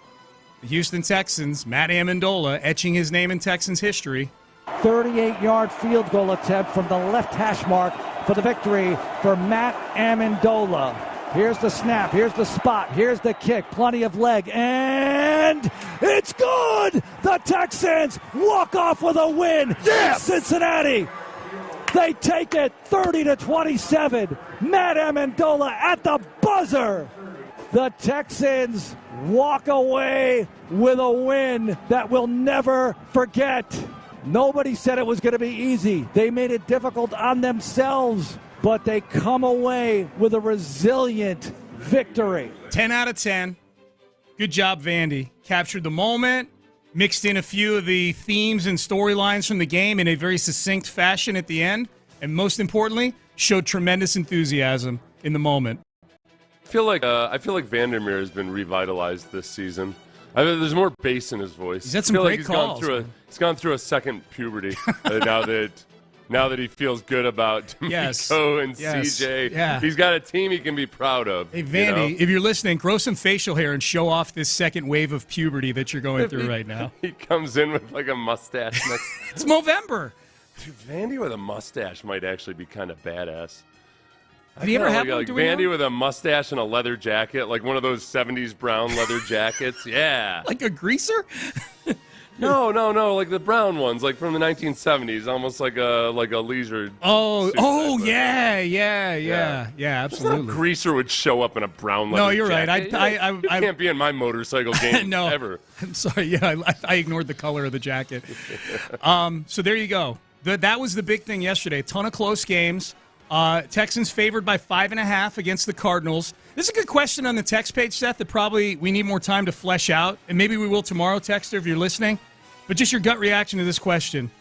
Texter says, do wins like yesterday make winnable losses like Carolina and Atlanta more heartbreaking, or do the wins offer relief that the team is better than it was in those weeks? I'd love to hear you guys comment on that. I don't think, honestly, I'm going to give you an unsatisfying answer on that. I lean more towards analytics nerd when it comes to one-score losses, especially last-minute losses. Unless a team's got, a gene where it looks like they're chokers, a lot of that just because it comes down to one guy making a play on any given set.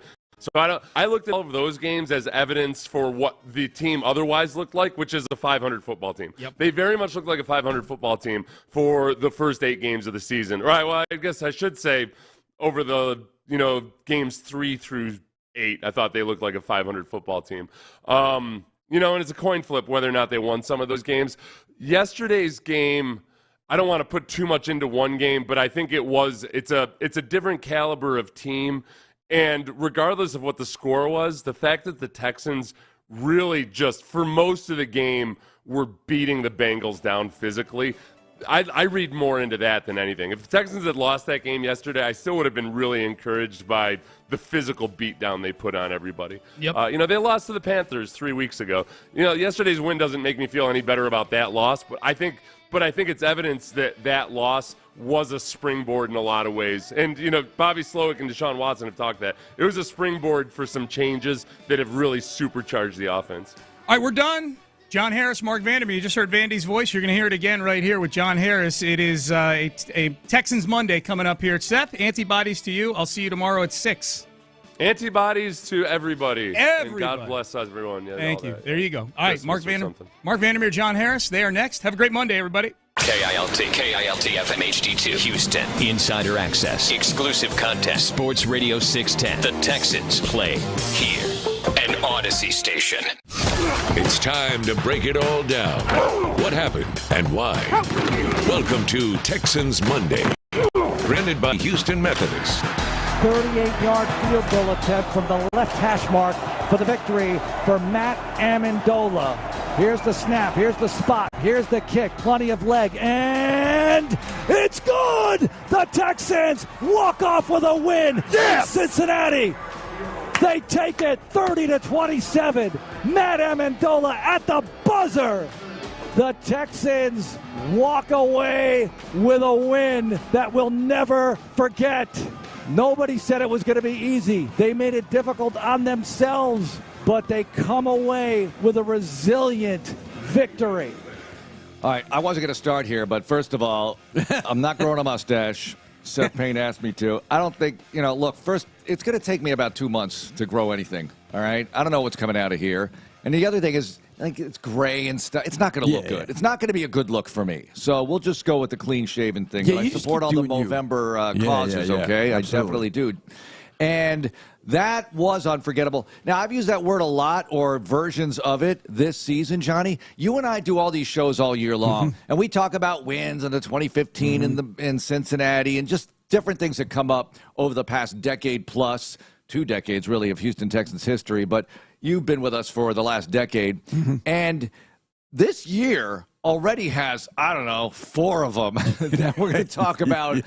Like they're epic odysseys that each one deserves its own 30 for 30 almost. And yesterday, I didn't think we were going to be able to top last week, but I think we did, because you look at what Cincinnati was coming in. Winners of 4 in a row. This is a Super Bowl contender. They are hot. And I knew there was a chance, but I didn't know how it would go down. As usual, if it's going to happen, how's it going to go down? No one could have predicted Noah Brown going off again, right? Devin Singletary, $150. I know that the Bengals didn't have the best rushing defense in the world, but I never thought $150. Or if it did happen, a 75-yard run might be part of that or something. But it was a methodical bludgeoning of the Bengals' run defense. And C.J. Stroud going over 300. I could get used to this. I don't want to get used to this in the sense that I always want to be grateful for every yard, every throw, every moment. Fantastic stuff. Numerous other things happening along the way. Matt Amendola, who? How about this? I'll give you this. The last 2 weeks, both epic victories. Field goals come up huge. There are 2 big field goals in each of those wins, right? Right. And Fairbairn, and they're kicked by 2 different people, and neither of them is Emi, all right? Fairbairn is neither of those guys, and 2 huge field goals each of those last 2 games. There's so many different things to focus on here. And the other thing is this. Yeah, the Bengals made their run, like the NBA teams. They made their run. But the Texans' D was dealing for much of the afternoon against a high-powered offense with one of the top 3 quarterbacks in this league, and I just thought it was a tremendous – and I know you did too. We were really joyous in Cincinnati, and of course, fitting that the Amendola game-winning kick is in the end zone on the river side of the stadium, on the river end of the stadium. Oh, we have some good luck in that end. That is our end. That's our end. That's of the stadium, Kevin baby. Walter. That is T.J. Yates to D-Hop, Monday Night Football 2015. That is our end, and we love it. We love being there. That's 5 in a row in Cincinnati, dating back to 2009. You don't go there very often, but it's nice to know. Good morning. Good morning to everybody. It's funny you say that about CJ. I feel like every time I see him, I feel bad because I feel like I want to tell him, and I do tell him, like, thank you. Just thank you for being here, man. I don't want him to ever think that anybody takes him for granted for what he's been doing. But yesterday, if you think about, there's so many things about this game. First of all, there's no asterisk next to it, so that's good. Here's the other thing. You talked about the defense. Let me go there for a second. Go there. So after they get the first drive, which are aided by the 15-yard penalty by Willie Anderson to start, and I want to say there was another penalty. Maybe not. No. They caught us in a difficult coverage, Joe. It's funny. I read the quotes after the game, and Trenton Irwin talked about the coverage we were in, and I know a lot of people wanted to put that on Sting. It wasn't on Sting. Oh, for the Irwin touchdown, the first one. It wasn't on Sting. If anything, it was the Bengals. It was a great call by the Bengals. He thought he had safety help. Well, yeah, it's a read coverage, and it's too much to explain. It's a read coverage. But basically, when Jamar was the inside receiver, so when Jamar went vertical for the amount of time that he did and then broke out, that really is Sting's ball. Sting really shouldn't even been there. That should have been Jalen to get over the top. Either way, after that drive, listen to these drives. Next drive for Bengals, 7 plays, 26 yards. 3 plays, 7, 3 plays, 8, 3 plays, 9, 1 play, -1 into the half. Third quarter, 3 plays, -12. That was 6 drives, 37 yards. And it was at that point I looked up. Now, juxtapose that against this. Texans, after their first drive, there was 5 yards, 20 yards, had to punt. Okay. 9 for 77. 7 plays for 60, 7 plays for 54, 9 for 61, 11 for 72. And it's so interesting to look at this drive chart because when you look at it, you're like, oh, you can kind of see where the game changes. Yeah. Literally, the Texans dominating the heart of that game, really. Yeah. I looked up at one point on the board, and they would keep the stats up on the board like we do here. And I looked up, and they had total stats, total numbers. And at one point, it was, I think, 444 for the Texans. And then it was like 169 for the Bengals. I mean, it was demolishing. I mean, it really wasn't. It was 100 yards game for a while, hovering around there. It really wasn't even a ball game until, honestly, they get the field goal drive to make it 20-10 at that point, and then they hit Chase. And I said this to Aaron Raybold, our engineer on the road. I was in that. I moved down to that section. I have to make a decision, like when the ball is near around the 40 or 50-yard line, I got to decide which side I'm going to go. So I decided to go on that side. For everything that the Texans do and how pretty it is to watch CJ throw the ball, that throw and catch by Burrow and Chase, it was beautiful. Was absolutely majestic. Yeah. No, I know. That said, like I said, they're going to make a run. Let's think back to Friday. Yeah. What happens on Friday? We get the injury report. 8 guys are out. 8 guys are out. And that doesn't even include Kaimi Fairbairn, who goes on IR. Yeah. So you've got a brand-new kicker. You don't have your starting wide receiver, your starting running back, your starting fullback at a minimum. You don't have your starting safety in the game in Jimmy Ward, much less you had M.J. Stewart go on IR and Hassan Ridgeway go on IR after the game this last week. So you had all those guys out to start with. So you're starting at that. You're starting DeAndre Houston-Carson at safety, who's been back for like 2 weeks. You've got Sting coming back. You have no idea whether Steven Nelson's going to play corner at all. That's true. He didn't practice at all week. They listed him at questionable, and you have no idea. In fact, I saw him after the game, and I was like, man, I knew you had to be hurting. So for you to just get on the field and play, and play pretty well, that was a huge feather in the cap because that allowed them to rotate, to keep Sting's reps down, keep Nelson's reps down. Shaq gets the pick. DeAndre Houston-Carson gets the pick. I mean, to think of all of the players that stepped up and made plays yesterday. Daria about knocked Trenton Irwin. Who ran that kickback? Was it Travion Williams? Yeah, I believe it was Williams. He absolutely decapitated him, and I had already turned off because I was getting D'Amico, so I got to turn my headphones off, so I didn't hear y'all's call on that. But he decapitated him. He had another tackle on special teams. That was a big one. Another one. You had okay.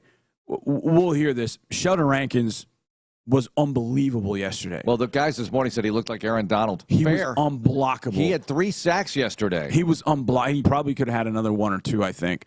But they were great up the middle defensively. Malik. Right. Malik was great. Everybody. Grenard on the edge. Yes. Will Anderson. Everybody contributing, and the whole rotation.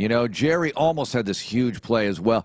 Look, you got to love the rotation. Yeah. Johnny, it's a total team win. We say that sometimes. Total team win. And it's not necessarily true. That was a total team victory. But Stroud leads them, and they all believe in him.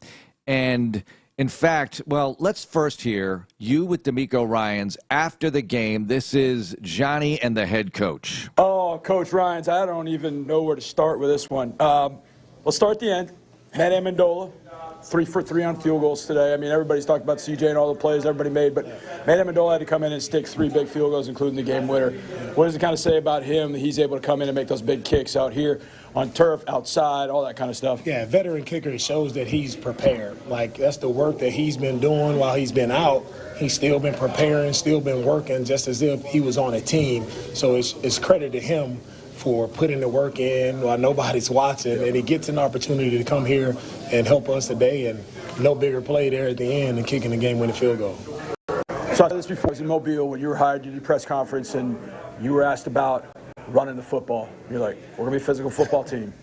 Today it felt like we kind of broke through a little bit. Devin having a big day. What did you think about the way you ran the ball? I love the way we ran the ball. Challenged the O-line, challenged the backs, right? And our O-line, they stepped up big time. They were able to create displacement on the line of scrimmage. Motor, the way he ran the ball, right, he was physical. He was finishing all of his runs, making a lot of guys miss in space. So really love the way we ran the football. And, if we can continue that, I think it helps our offense.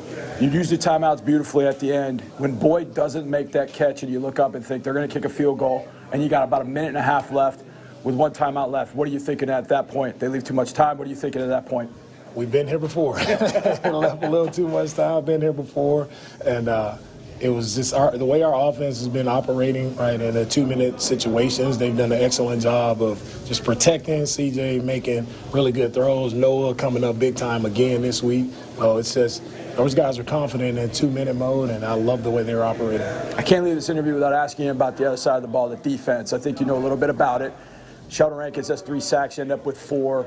You kind of kept them off kilter basically until the fourth quarter. I don't even know if they got to 200 yards until the fourth quarter. What was working defensively for you today, and how do you feel about the overall effort? Right, it started with the defensive line, where I felt like we really disrupted Joe's process, right? He felt the heat early, and we stayed on. We hit him a few times. We got him rattled, and I think that's what helped us. We had a lot of good drives there that we strung along, and, a lot of things to clean up. We play it right. When we play together as all 11, we play good ball. So we'll keep working to clean it up, but proud of the guys. And when it counted most, guys stood up and made stops. Coach, congratulations. Hell of a win. Thanks, John. All right, there's D'Amico Ryans with John Harris, and we'll have D'Amico Ryans' program at 5 o'clock today. So, Johnny, a couple of things. Defense, first of all, I know the point totals last 2 weeks, okay, kind of high, but you won the games. Mm-hmm. The defensive rushing component, all right? So rushing D, the Texans are 8th in the NFL. That's very nice. You can go places with that. I know they've sprung some leaks in the passing defensive department, but you have to understand what we're just talking about here. How many guys have been out? You're mixing and matching. It feels like the defensive backfield is, well, who's available this week every week? It feels like that. Coin. And then yesterday, Henry To'oTo'o is out of the game. He's your leading tackler. We talked about Jimmy Ward being out. I don't have to go down the list here, but somehow I think, and we're going to talk to Coach about this, the adversity just gets everybody going. Okay, how are we going to respond? How are we going to overcome this? He's got them all thinking and believing and performing like they're a really good team because you know what? They're a really good team. Yep. They're a good team. Look, I don't know where to rate them right now. They're 5-4. They're a winning team. They would be in the playoffs if the season ended today. You have 8 games to go. You have an opportunity here, and one that was maybe unexpected, all right? We thought maybe in the hunt toward the end of the year, but they're right here. And they've got games on their schedule right now. Look, I don't want to get too hung up on schedule. They just lost to Carolina a few weeks ago. Mm-hmm. But a 3-game home stretch is upon us right here, folks. This is a November to remember. NRG Stadium, tickets, HoustonTexans.com. C.J. Stroud said after the game, let's fill it up. Let's go. Arizona's in town, and guess what? This is not, I was going to say, not your uncle's Arizona team. This is not your Arizona team from 3 weeks ago. This is an Arizona team that now has Connor back and Kyler Murray back, and they won yesterday, and you better be ready for them because they're going to throw everything they have at you because they feel pretty good about themselves right now. Yeah, with Murray playing the way that he did, just 60-yard run to set up a game-winning field goal. So he's gonna do his brand of football no matter what. And now with Murray back in the lineup, they're probably thinking, okay, let's go win some games. Yeah. Let's build this, and let's build around Kyler, when a lot of people, and me included, thought maybe they're not going to build around Kyler. So You got to bring your definite A game, and especially at home. And if CJ said it after the game, he was like, "Look, man, in no certain words, if you didn't believe now, if you didn't believe then, maybe you believe now. So get your butt in the stadium and come watch us. You're going to start to have FOMO because you're missing out on one of the greatest rookie performances of all time. You're missing out on a team that just has joy, vibes around it wherever you go." Mark, I was in the locker room yesterday as guys were going in, and it was I'm in the back because I've got to do my post-game interview, and so I'm just taking in the scene and just the emotions and just everything that's involved with winning a football game on the road. And I've been in that locker room 3 times now. 2015 after the Monday night win, 2017 when we had like 30 guys on the injury report, had to play on a Thursday night like weeks after Hurricane Harvey had hit, and then yesterday. It's unbelievable what Cincinnati is as I don't know. You could hear some of the fans like, "Man, Houston again." Like, it's like, yeah, the Texans got you again. The Bengals did not deserve to even be in that game yesterday. They did not deserve to be in that game, and I think that's still part of the process for the Texans. The fact Put that them away. They had a sign. I watched them do this. I was kind of enamored by this, and I'm not really sure where this came up. But up on the upper deck, they had one like sign up on the upper deck that fans had put up there, and it said "Coffin, nails, bam, bam, bam." And they made a big deal up on a video board of it. So I'm looking around the stadium, I'm trying to find it. And I was like, what does that mean? I was like, okay, is that Dan Horde's call? Like, coffin, nails, bam, bam, bam. Is that his call? Like, I couldn't figure out where that was coming from. It's the only sign on the building anywhere. Yeah. And I thought, okay. But I thought about that sign as I left the stadium because I'm like, we have to get to the point where we put Shaq's interception at 27-17. Should have ended it. That should have been nails. That was weird. All right, so the Stroud pick, let's just talk about it. Okay. It was from out of nowhere, right? It was, it's not exactly like you're cruising along, but you're on the stormy seas of an NFL game, and you're getting through it. You're fighting off Joe Burrow. He's throwing bullets into the end zone, but you're picking him off, and you're stopping the Bengals, and you've got the ball, and the ball is in the hands of your best player, and then all of a sudden, whoa, the universe just sort of shifted. Totally. Right? Thanos appeared from out of the sky. What happened here? So it was just one of those moments, but what I loved about it is he shook it off so fast. And, hey, I got time on the clock? We're going to win the game. Johnny, I don't want to say that I wanted to see it, but what happens if Boyd hangs on to the TD and they take the lead? I am not discounting C.J. Stroud from driving them down the field and going into the end zone of our choice, our favorite end zone in the league on the road, because he had more time on the clock than last week. He still had one timeout. He still had one timeout, not two. But, that much extra time. And I know you have to be flawless to do it again. But who's going to put it past him? You're going to tell him that he can't do it? I'm not going to say he can't do it. And maybe it changes what the Bengals do defensively, too. What I loved, to me, there's so many different plays in the game, but I felt like two of the last 3 throws. Well, one throw he hits Mike Boone to essentially stop the clock, go out of bounds with 5 big yards. But the throw before that and the throw after that, the throw to Dalton Schultz on 3rd down, if you go watch it, you see the Bengals are really trying to throw a disguise at him and trying to get him to end the game with a bad throw. They're trying to show him zero coverage, but they're disguising zero, and they're sprinting guys out of there, and they're going to play zone. Okay. And he beats it. And he beats it. And he beats it easily with the throw to Schultz, which I saw Dalton off to get. He took he landed kind of awkwardly. And Dalton waited for CJ to go through the locker room. Like, Dalton and I were talking by the door, because I always stand by the back, so I try and stay out of it, inconspicuous kind of thing. But I was kind of talking to Dalton about that play, and he was like, man, 7, it's just all about 7. It's all about 7. And so the first person that CJ, like, as he's going into the locker room after doing all his on-field interviews and all that, is Dalton. And you can just tell that interaction and just everybody else's interaction, this team has such strong camaraderie, which is awesome to see.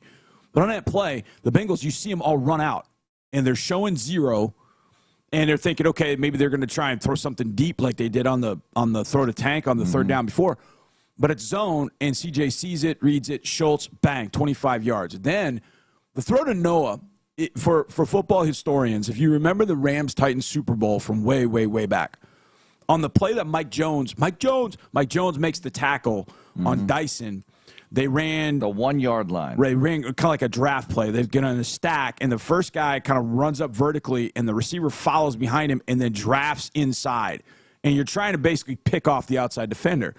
But Dyson cleared too early on that play, and that gave Jones time to break inside and make a tackle. The Texans ran that play, and Dalton, I think it was, cleared out, and then Noah ran behind him. But the key to the whole play is, A, he gets the ball right at his chest so he can now turn and run. But then he gets hit by Pratt and Nick Scott. And he breaks the tackle. And he breaks through. Benny, let's hear that one. That was the play of the game, really. Huge play. If you don't get that, it's a longer field goal. Who knows? I mean, and I'll tell you this. I stand by the goalpost, and I'm watching that thing. I didn't give you a good call because it was starting to leak a little bit, and I was worried about it. And then I saw it actually kind of breeze the little flag, and then I knew he had it. 10 further yards out. No, that particular kick goes wide right. But the universe changes. Totally. If you're going to kick that from longer distance, maybe he makes it, maybe he doesn't. Yeah. But it's not the exact same kick because every kick is unique. You're right. But 10 yards further. Let's hear that. This is probably the play of the game because it enabled Amendola to attempt a 38-yarder instead of something a whole lot longer. And maybe we'll hear that. Or maybe not. I don't know. Possibly soon. Oh, I was asking for that Noah Brown kick, Benny. Sorry. Now motion by Boone. CJ takes the snap, throws over the middle. Hits Noah Brown. Breaks a tackle 30. Noah 25. Noah 20. And he's wrapped up at the 20-yard line. Timeout called with 5 seconds to go. They get the ball to Brown, and they're ready to try a field goal. All right, so my hesitation right there is I'm looking at that giant pile forming. Who was the injured player? There was a whole lot of activity going on right when Brown was down, and you hear Dre in the background. By the way, I know it's not a kick. He kicked guys out of his way as he was breaking that double-team tackle and got down to the 20-yard line. But, yeah, there was a big injury, and it was just a big mess down there at the 20, and they got down with 5 seconds to go. And Brown was part of the Cowboys when they had that playoff mishap when they couldn't get the ball spiked and get a field goal. It obviously wasn't Noah's issue. But, no, it wasn't Noah at all. But you heard Dre saying, I was saying the same thing, like he's got to go down. He's got to go down. Another 10 yards, you might not get the field goal opportunity because you can't get it stopped. Not breaking the tackle was fine. He was fighting for even more yards, and it's like, you got to go down, bro. You got to go down. Now, they left 5 seconds, which was perfect. But he was a big part of last week's drive. Okay, so you know Andre Johnson. You know DeAndre Hopkins. I'm familiar, yes. You're familiar with those two receivers. Yes. There have been how many other receivers in this building? Hundreds? I don't know about 100. Yeah, maybe. 20, a lot. 20 years? Dozens and dozens. Only 3 have gone 150-plus receiving yards in back-to-back games.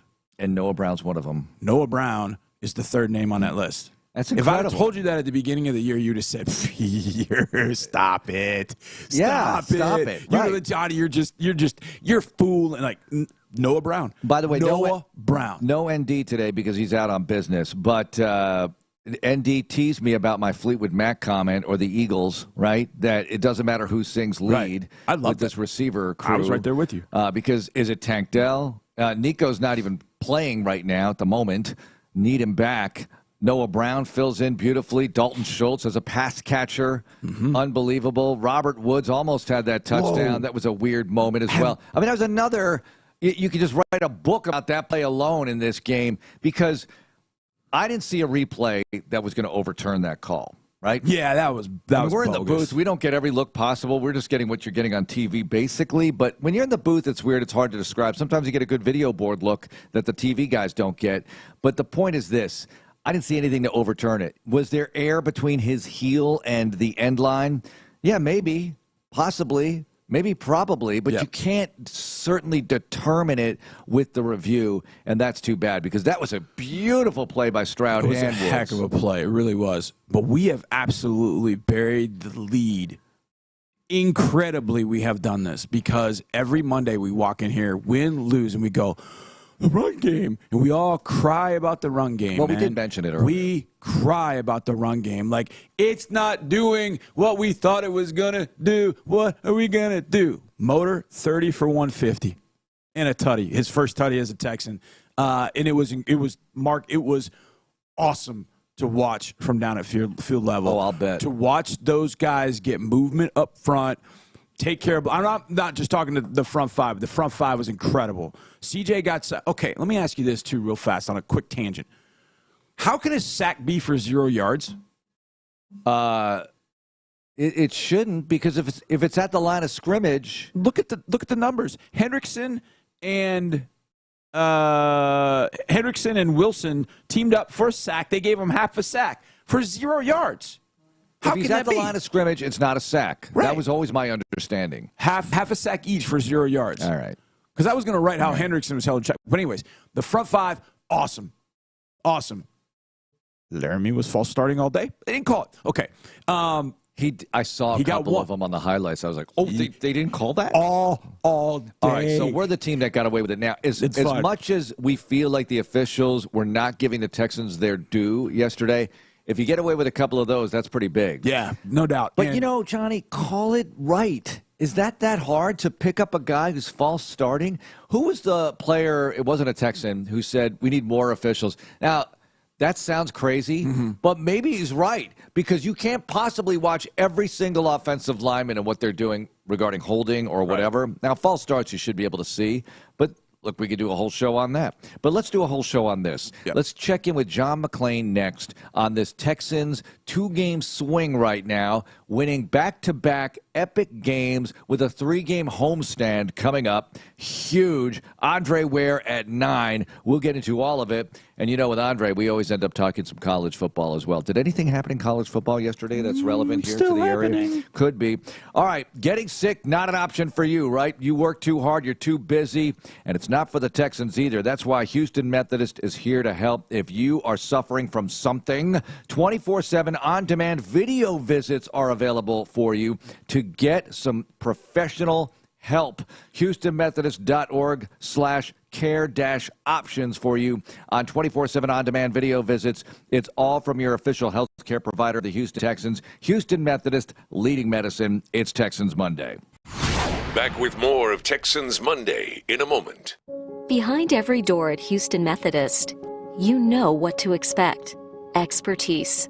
Whether it's life-saving brain surgery, your 3D mammogram that catches breast cancer sooner, or orthopedic specialists helping you feel stronger than ever. With hundreds of doors across Houston, you can get expert care everywhere. That's the difference between practicing medicine and leading it. Houston Methodist, leading medicine. The big game is here. It's the new Houston Texans scratch ticket from the Texas Lottery. Play today for your chance to win up to $100,000 instantly. Or enter for a chance to win Houston Texans prizes like an away game trip on a private plane, season tickets, a VIP suite experience, and more. Make everyday game day with the new Houston Texans scratch ticket. Houston NFL Holdings LP, all rights reserved. Visit TexasLottery.com for odds. Must be 18 or older to participate. Play responsibly. Blue Ribbon, it's a Texas tradition. Since 1946, Blue Ribbon has proudly served Texan families natural smoked bacon and natural casing sausages made from premium ingredients, seasoned for Texas tastes. It's the preferred sausage and bacon of the Houston Texans. Blue Ribbon, it's a Texas tradition. The Houston Texans know a little something about H-Town. We know that football isn't just a hobby here, but a lifestyle. When the heat started to rise, you didn't run. You turned it up and supported our growth every step of the way. The Texans are only looking to charge ahead. And we want you rocking NRG Stadium with us. Be in the stands this season and get your hands on single game tickets now at HoustonTexans.com/tickets. H is up, H-Town. More Texans radio in spectacular fashion is on the way. The same things that help your favorite team win are also the same things that can help your family business win. Things like hard work, dedication, and knowing how to make a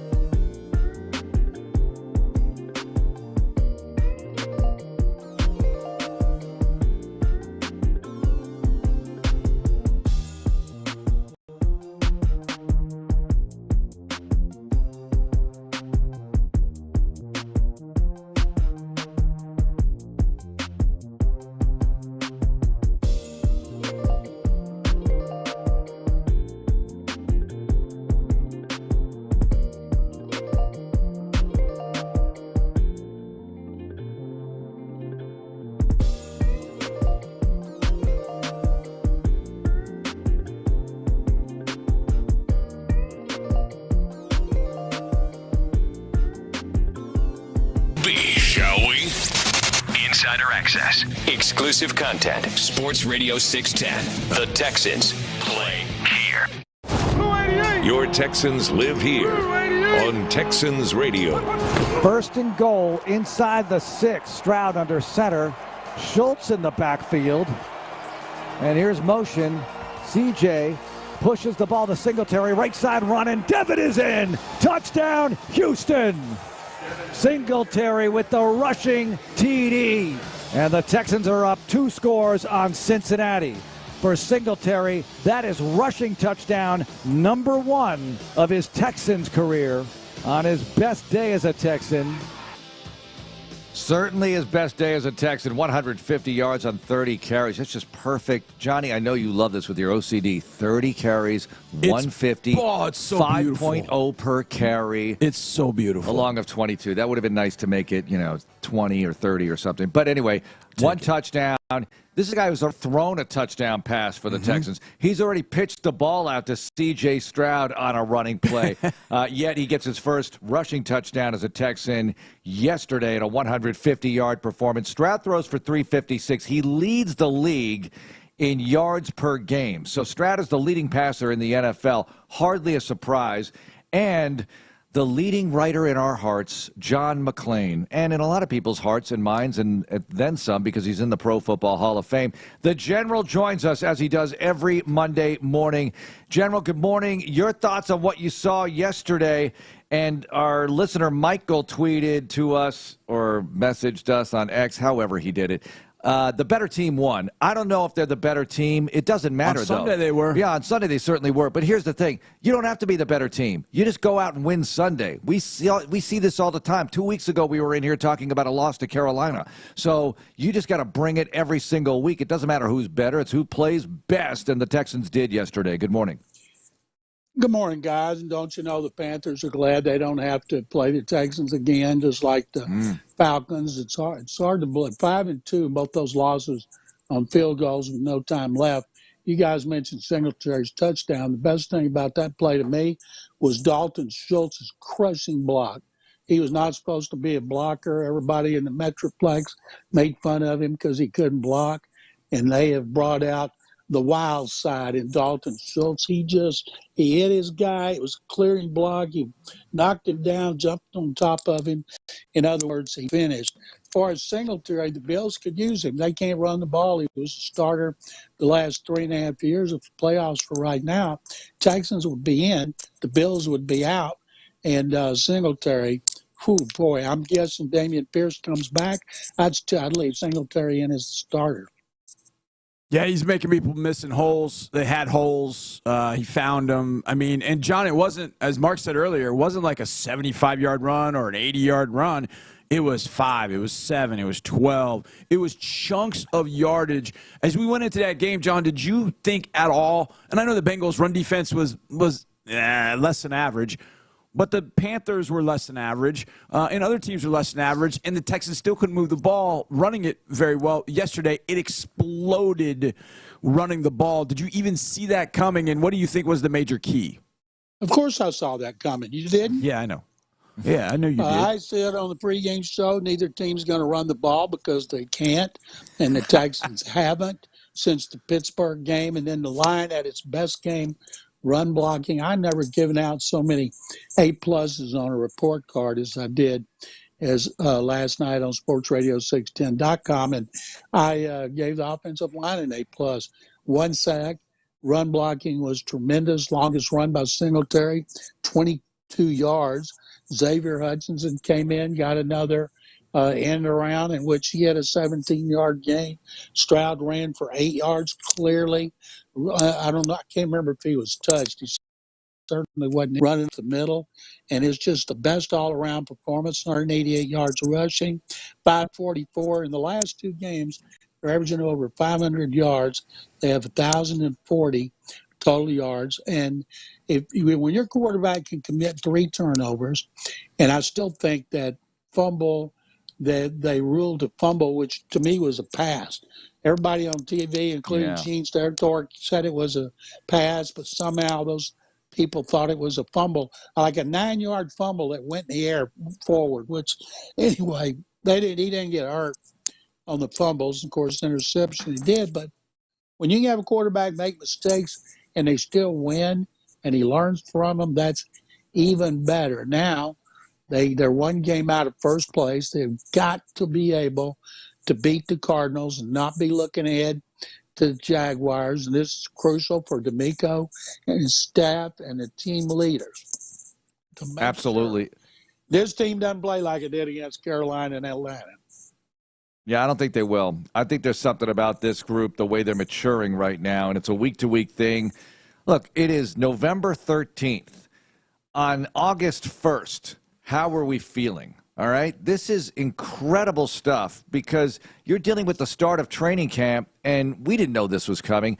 And, John, I think it's a total team win, organizational win as well, because when you look at some of these acquisitions, in addition to the draft choices of this year, last year, when you look at some of the acquisitions, Singletary, Brown, you talked about Dalton Schultz. These guys are all making plays for this team. Jimmy Ward is out right now, but he's made plays. These free agents that they've picked up are really contributing.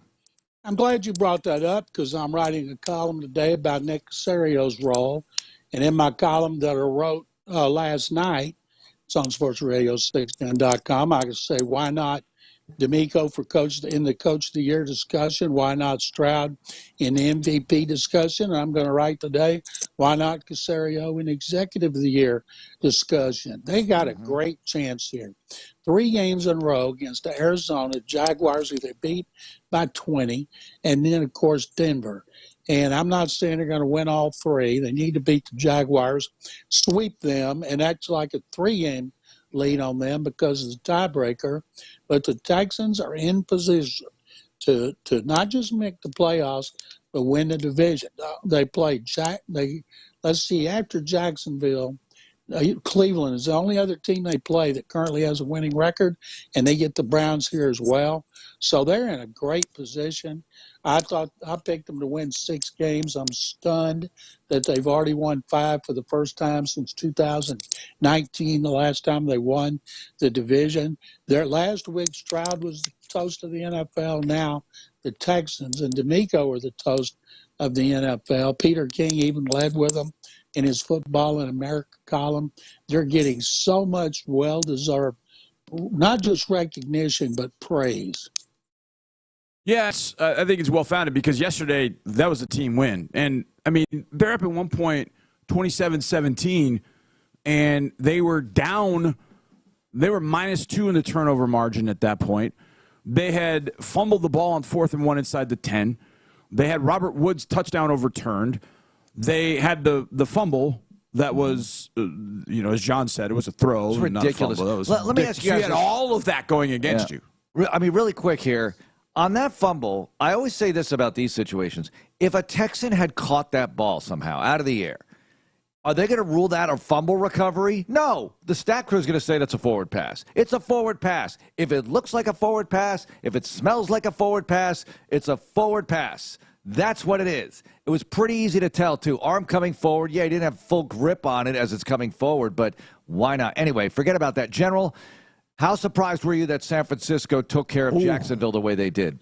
I thought they'd win, but I didn't know they'd blow them out. The 49ers looked like they did when they started 5-0 and beat the Cowboys. And Trevor Lawrence has not stepped up and been a generational quarterback like he was supposed to be. They still lead the division. They're beatable. As the Texans hammered them, they'd won every game since that Texan humiliation, and now they get embarrassed again. I don't know who they play in this one, but I can't wait for November 26th. That ought to be the most people in the stands, and it ought to be the loudest game of the year. Yeah, but we got the Cardinals before that, General, and Kyler Murray came back yesterday. 60-yard run puts him in position to get the dub.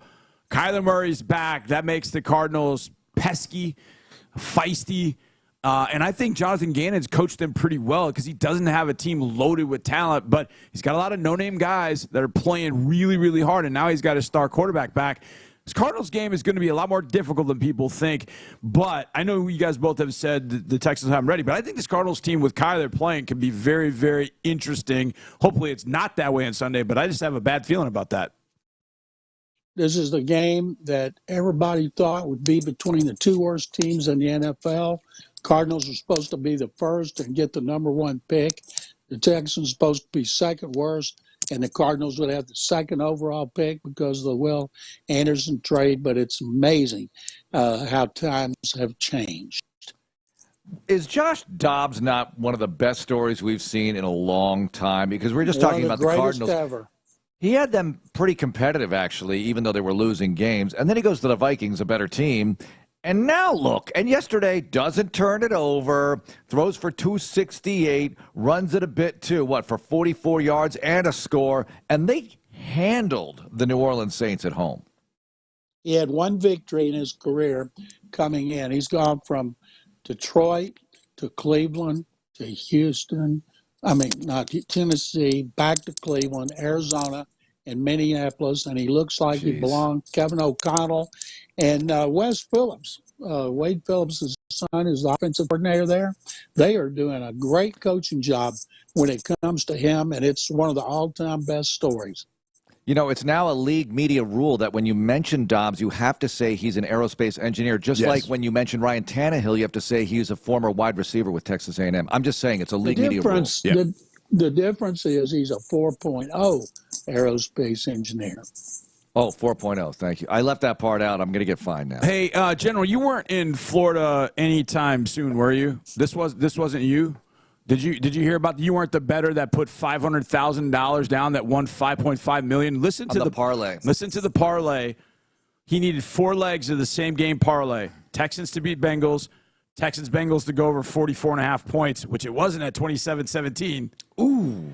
The Texans running back Devin Singletary to score a touchdown and Singletary to go over 51.5 rushing yards. He won $5.5 million, General. That wasn't you in Florida, was it? Boy, I wish it was. What a bet. What a bet for $500,000. My God. What about Titans, General? Oof. Quick thoughts. Titans are in big trouble. Will Levis started his third game. They looked terrible. They went to Tampa. The Buccaneers needed to win. Baker Mayfield played really well again, just like he played against the Texans. But right now they're clearly the last-place team. Indianapolis wins. They're 5-5. Talking about good coaching jobs. Shane Steichen is doing a really good one, too. Yeah, he is. And they beat the Patriots 10-6. Patriots are 2-8. Reports are that Belichick won't get fired during the season. I am not surprised about this one little bit. I mean, you let Bill Belichick do whatever he wants. He can exit gracefully at some point, and that point might be soon after the season. Might be others, too. General? Gerard Mayo, everybody says, is the heir apparent. I am not thoroughly convinced that they're going to continue with the in-house, that Kraft might say, listen, let's go for another type of organization, but you never know. John, thanks so much for being with us. We'll catch up later in the week. My pleasure, guys. Thank you. Let me give you a name. Give me a name. Jimbo Thomas Fisher. Edward Brady. To coach the Patriots? No, to run the organization? I don't know. I don't know. That's Kraft's guy. That's Kraft's guy. I mean, he brings Peyton Manning with him. It's Brady Manning running the Patriots organization. No, that's not going to happen. That's your worst hell ever. Manning can run the media department. Okay, that'd be fun. Anyway, coming up, Sheldon Rankins was huge. Johnny caught up with him in a happy locker room. I want to hear from that. Also, C.J. Stroud on You, the Fan, and Sunday. What's the relationship? We'll discuss. It's Texans Radio. This is Texans Monday. When you wake up well-rested on a great mattress, everything becomes clear. My life coach has a terrible life. Things you missed.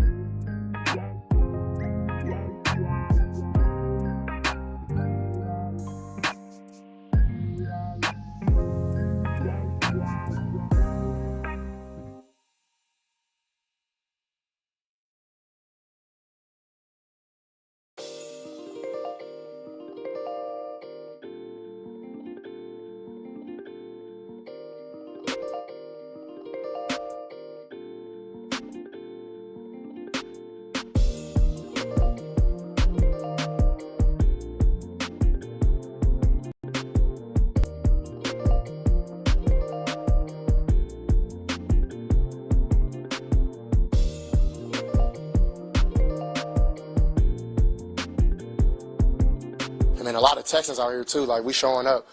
So I really hope next week we play the Cardinals, man. Y'all pull up and we pack that thing out. Like, I really want to see a sold out stadium. I think at this point, man, I think that's what we're ready for. And that juice that y'all bring, man, we play with 100% energy. And even in the negative light, coming to the away game, like you want to be the villain, and you put on your mask, you ride with your brothers, and you go make plays. So it was a big win for us, and try to build on this momentum. Pull up and pack that thing out, Johnny. Come on, everybody. Pack it out. Pull Absolutely. up on Sunday. Pull up. Let's go. We know you got the tickets. And then whatever tickets you need, whatever's left. Yeah, we'll get some extra Jump for you. on it now. Yeah. Jump on it now and get in that building, because I'm telling you, this team plays with you.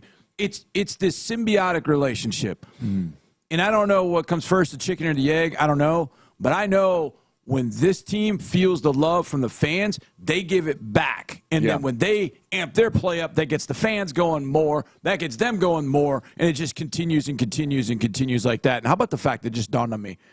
How about the fact that Buckeye to Buckeye to put Amendola in field goal range yesterday? Oh, yeah.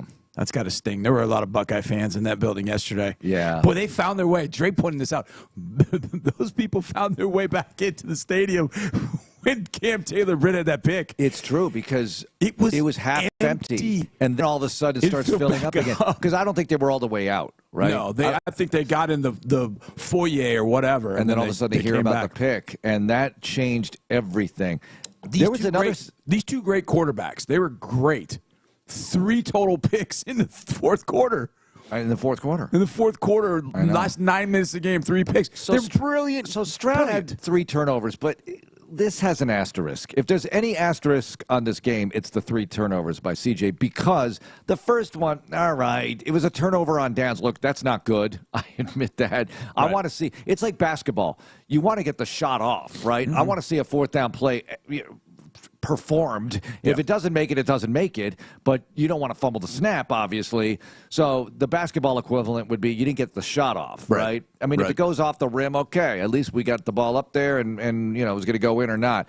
But that 4th down at the 9, 4th and 1, going for it, and it was a weird formation. Dalton Keene came in for some sort of brotherly shove, almost I wasn't formation sure what they were lineup. doing. I don't know what they were doing, but I would love to have seen it attempted. Just couldn't do that. And then the thrumble was not a good call, but whatever, you got to live with that. And the pick was the pick. The pick was not a good play, and he overcame it. This game, though, could have ended a variety of ways. 3rd and 3 on the next possession. If they get the first down, the game's over. It's over. Because the Bengals have no timeouts. Correct. So you get the first down, the clock runs down to the 2-minute warning, and you have a first down play. So you take 3 knees, and the game's over. So that would have been awesome to get that 3rd and 3. He went deep to Tank Dill, couldn't get it. That, if I have any, and I have no complaints. I mean, come on. Whatever they decide is fine with me. But I was a little surprised they went for that deep pattern instead of something like, a little 5-10 yard, quickie. Just get the first down, take a knee, and go home. I thought about that play afterwards, and I've thought about previous iterations of the Texans' offense, et cetera, and I was like, you know what? I kind of don't mind it. You don't mind it? I kind of don't mind it. Because you always got to think about it as the defense. Yeah, I mean, it's, you're trying to put the, as that sign said, coffin nails, bam, bam, bam. And I would have put the coffin in. And look, he went to his guy Tank. And he's done it before. Nico in Jacksonville, Tank. Well, was it Tank in Jacksonville, then Nico the next week? Yep, exactly. Nico against Pittsburgh. So,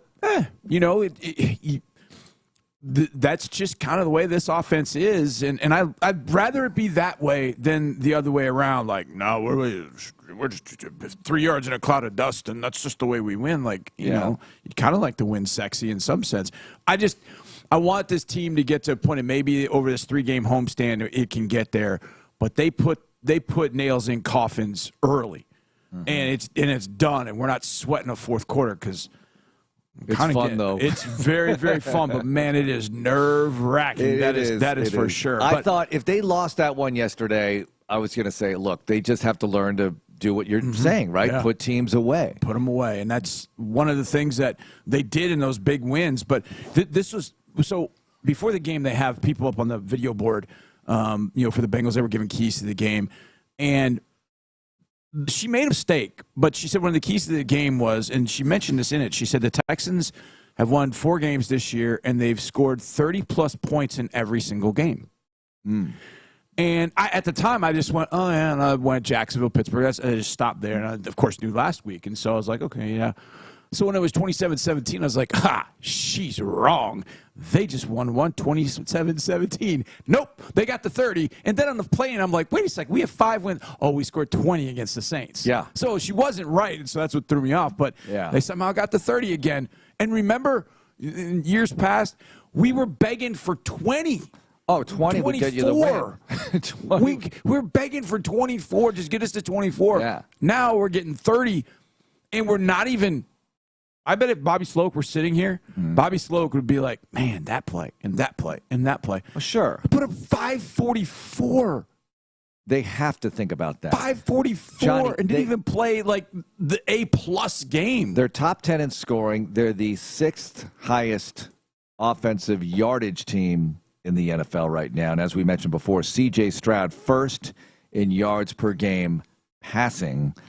And, yesterday with the pick and the TD, the quarterback rating wasn't, I don't think it hit 90, but. Correct. So, the interception killed it. So what? You have a guy who I wouldn't trade him for anybody right now, honestly. He's I'm with you. The start he's off to. And look, people ask me this kind of thing. We were doing this exercise at lunch the other day, and I said, don't talk about my children this way, all right? C.J. Stroud is my guy now, right? And I am going with this, and why wouldn't I? He's young, he's humble, he's hardworking, he's got charisma. Everybody loves him.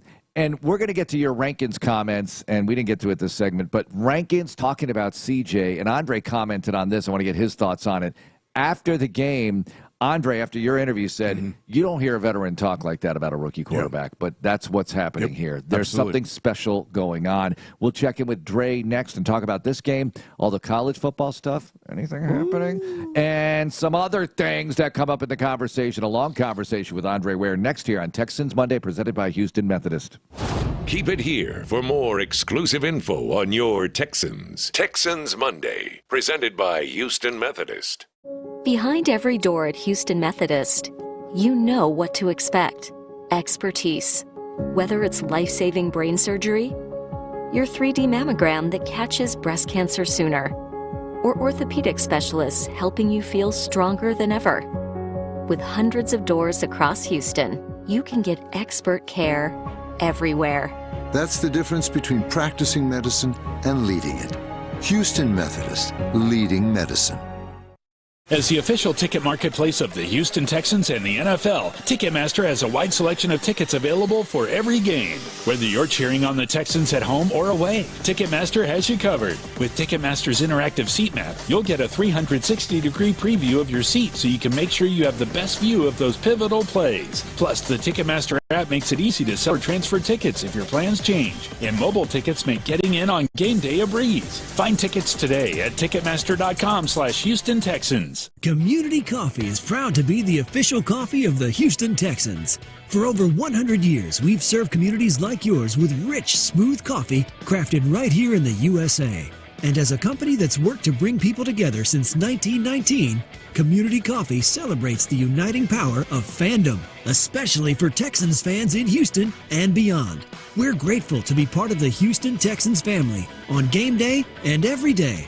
Community Coffee, strong as our roots. It's been said that your network is your net worth. What better way to grow both than through Houston's most exclusive business network? 50% of Fortune 500 companies in Houston are part of the Texans Lux family, where you can tap into our network from day one. Lux is an asset that goes beyond game day, and our team is here to help you make business connections and gain visibility to meet your needs. Find out how you can make lasting, intentional connections by visiting HoustonTexansLux.com. More Texans radio is on the way. Friday nights on Bally Sports are made for Texas high school football.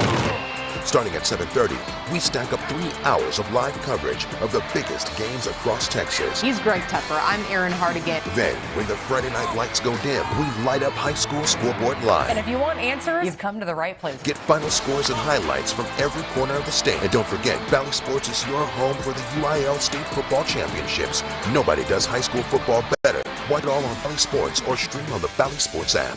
David's Bright.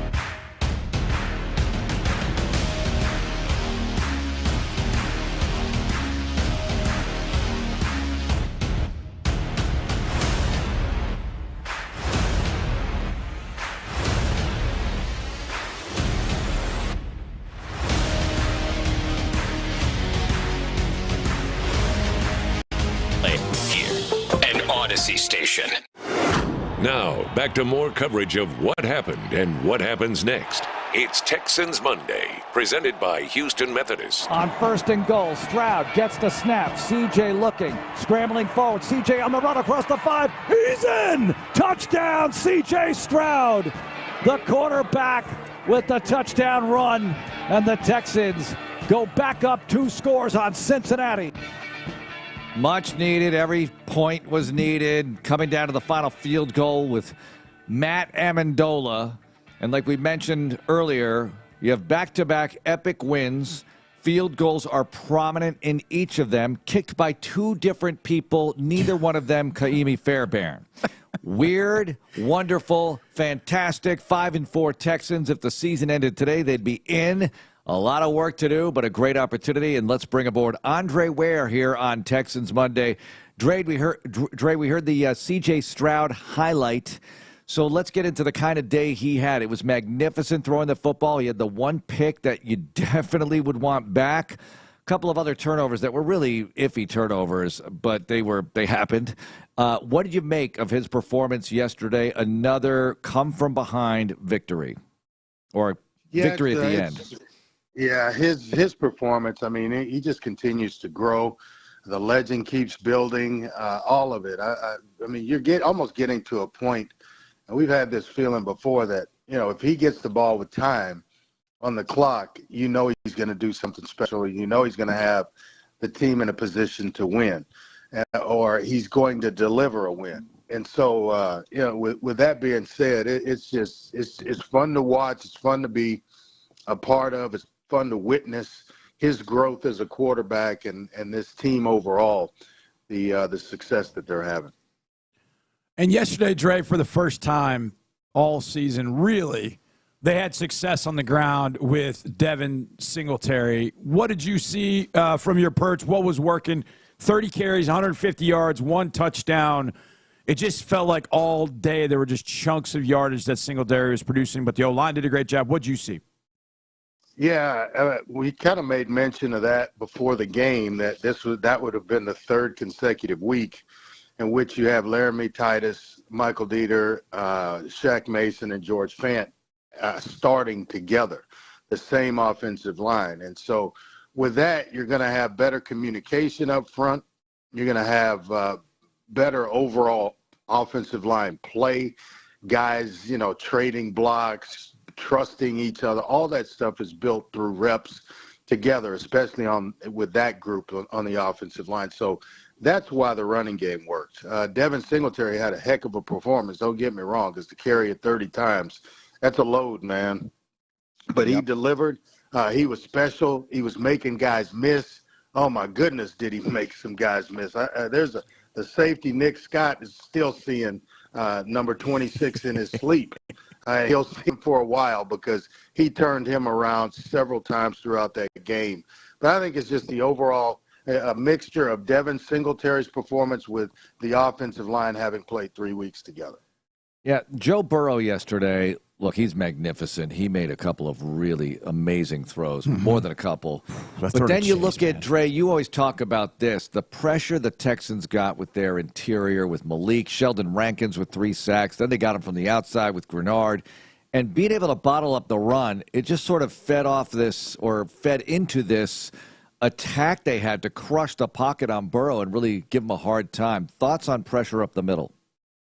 Yeah, when you look at Sheldon Rankins, he played like he was trying to make up for some lost time yesterday. I mean, played out of his mind the way he bounced around. And what was it, 3 sacks in yesterday's game? Malik Collins made plays throughout the game. Even Khalil Davis at times kind of flashed at times there. The defensive line as a whole, Will Anderson, Jonathan Grenard, I think is having one heck of a year.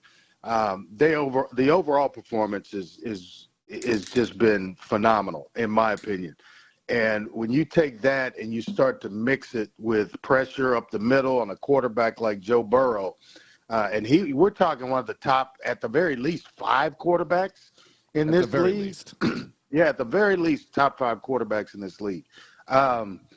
They did their job for the better part of 4 quarters. That's for absolute sure, and it was because of the performances like that of Sheldon Rankins and Malik Collins. Dre, I mentioned this earlier to Mark, and we talked about it all week. 8 guys were out of this game. And that didn't include Fairbairn, who got put on IR. It didn't include M.J. Stewart and Hassan Ridgway, who went on IR right after the game against the Buccaneers. It felt like this was, and I don't know the right way of saying this, but kind of an organization game. Like everybody had to contribute to get it done. And it just was kind of a massive game in that way, including Steven Nelson, who nobody really knew what was going to happen. And yet there he was late in the first quarter, early in the second, out on the field playing corner and playing a good job. When your team has a win like that, what does it kind of do for the locker room? That it wasn't just, okay, CJ threw for 470 yards and we just got on his back and rode. But when everybody's contributing, what does that do for the locker room? Well, it gets everybody invested in what's going on, not just on game day, but during the week in terms of preparation. And yeah, you may be repping something for another guy or getting him ready in a certain drill, but you know that you have a chance to contribute on game day. You're going to prepare a little bit differently. Your energy level is going to be a little bit different as well. So from that standpoint, a team win and everybody contributes, that's good for the overall culture and the overall program in and of itself. And with Steven Nelson, I love playing with guys like him. I like seeing guys like him perform and play because he just loves the game. It means so much to him. There was no way if they gave him shoulder pads and a helmet yesterday, they were going to keep him off the field. And at some point he would get out there. And it was early. It was first quarter, maybe second or third series that he was on the field and contributing and playing and making plays. So I love guys like that. They love the game. A bump or a bruise isn't going to keep him off the field. He knew the team needed him, and he went out and performed that way. All right, we don't want to get too far ahead of ourselves here, but they have something special going, clearly. When you have a quarterback like this and the head coach, Dre, you mentioned the word culture. What is he doing here? What is the X factor that he's providing and bringing into this building that the guys are responding to? You can't understate wanting to go to work for a guy. And that's what this team, that's how they feel about D'Amico. It's the air that is out there. You feel it when you walk through the building. People look you in the eyes. They actually say hello. They can do that now. In years past, maybe not. But that's a joke for those listening. But, yeah, they want to play for D'Amico. They want to go to work. They want to play hard. They play like he played the game, especially on the defensive side. And the offense is fun to watch. I mean, there was some creativity there yesterday that we haven't seen. There were some things that we've seen CJ doing that we hadn't seen in the offense in the running game in that area as well. It's fun to watch. Overall, as an overall team and program, it is fun to watch again, and it's fun to be a part of. And I think that is a direct reflection of D'Amico Ryans. Dre, if I'd have told you at some point there were two receivers in Texans history that had 150-yard receiving games back-to-back, and you would guess Andre Johnson and DeAndre Hopkins. And I would say, okay, there's now a third, and you'd be like, man, third. Okay, who would that be? Noah Brown is added to the list. Since he's gotten back, he's made one big play after another. I'm not even sure where we'd be without Noah Brown, but I feel like we absolutely have to discuss his impact on this offense and what he's brought to it, including that last play where he carries and he breaks through 2 tackles to get a closer field goal from Matt Amendola. What does Noah Brown bring into this team? And does it shock you that there are just 3 guys, Dre and Hop probably not, but that Noah Brown is that other guy for 150 yards receiving in back-to-back games? Noah Brown's that guy that pushes the group. Noah Brown's the guy that sets the tempo. I guarantee you when they're competing in the off season and they're running sprints I guarantee you Noah Brown's at the front of the pack because just the energy and which he plays with. It has been when you needed it too. With Nico being out yesterday, he was there last week, and Noah did the exact same thing. It's a welcomed performance. It's a much-needed performance. It gives them another downfield receiver, another receiver that can catch it shallow and take it and break tackles and take short catches and make them long runs. That's what you want from that receiving group, and you want a guy that's going to push at every single position. He's that for the receiver group.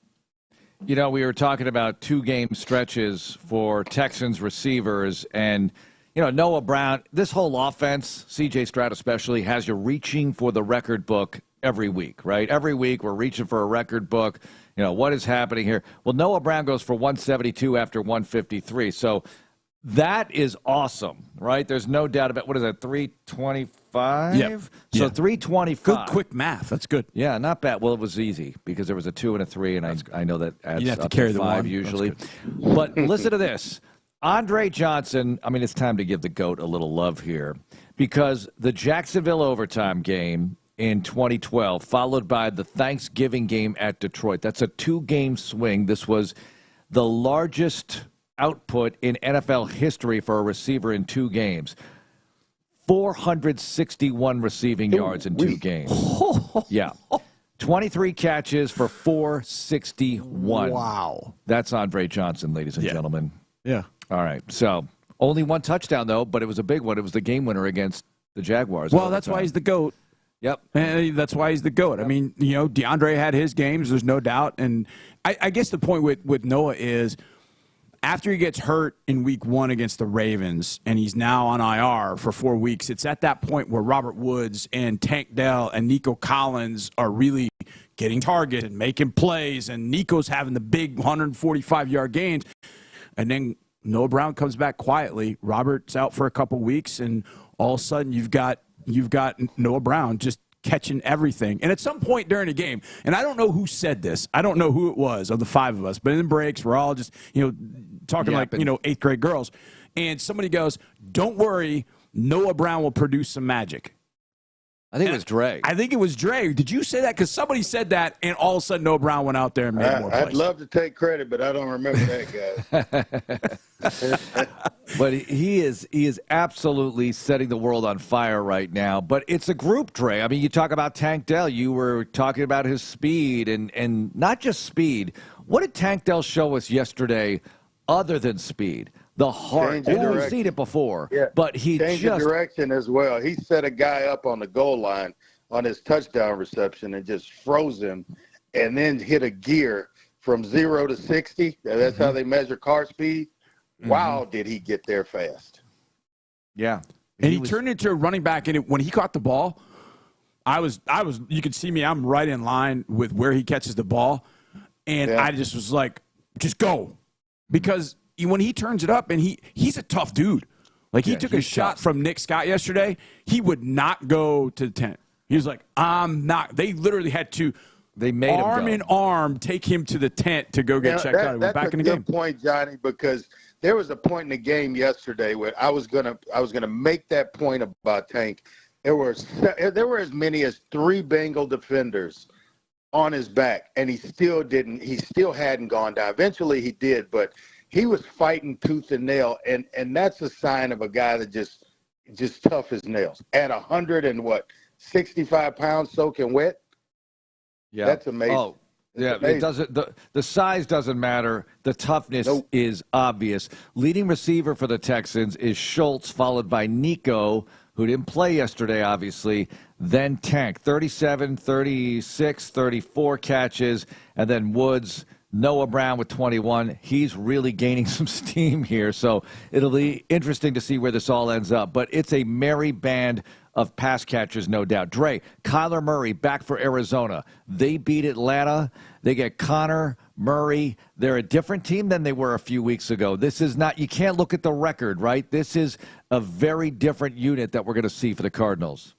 Yeah, I mean, they've got their big 3 back in the fold, and they can move the ball and throw it around. He is going to be a concern for Matt Burke and D'Amico Ryans as they start the game plan for Arizona. Without him, I mean, yeah, you could probably check this one off. With him, he makes things a little bit different because he's just a winner. He's won on every level he's ever been on, and the guy just fights and scratches, and when you have to play 11 on 11 and account for the quarterback in an offense, that makes it tough, and it puts a tremendous stress on a defense. So he can make plays with his arm. He certainly can move around and make them. We just hope that he doesn't make as many, and he's just a little bit apprehensive on Sunday. Not fully back yet. Okay. I'm going to take the Chiefs away from both of you. Okay. You ready? Mm-hmm. I want you to tell me what team is the best in the AFC right now. What's the best team? You could consider it, like, this is the way I consider a lot of times. What's the one team I wouldn't want to play right now? Right. What's the best team in the AFC? See, here's some of your candidates. I'm taking the Chiefs away. I cannot choose the Chiefs. You can't. Neither one of you can choose the Chiefs. Gotcha. Okay? So the Dolphins lead the AFC East at 6-3. It's tough. The Ravens are 7-3.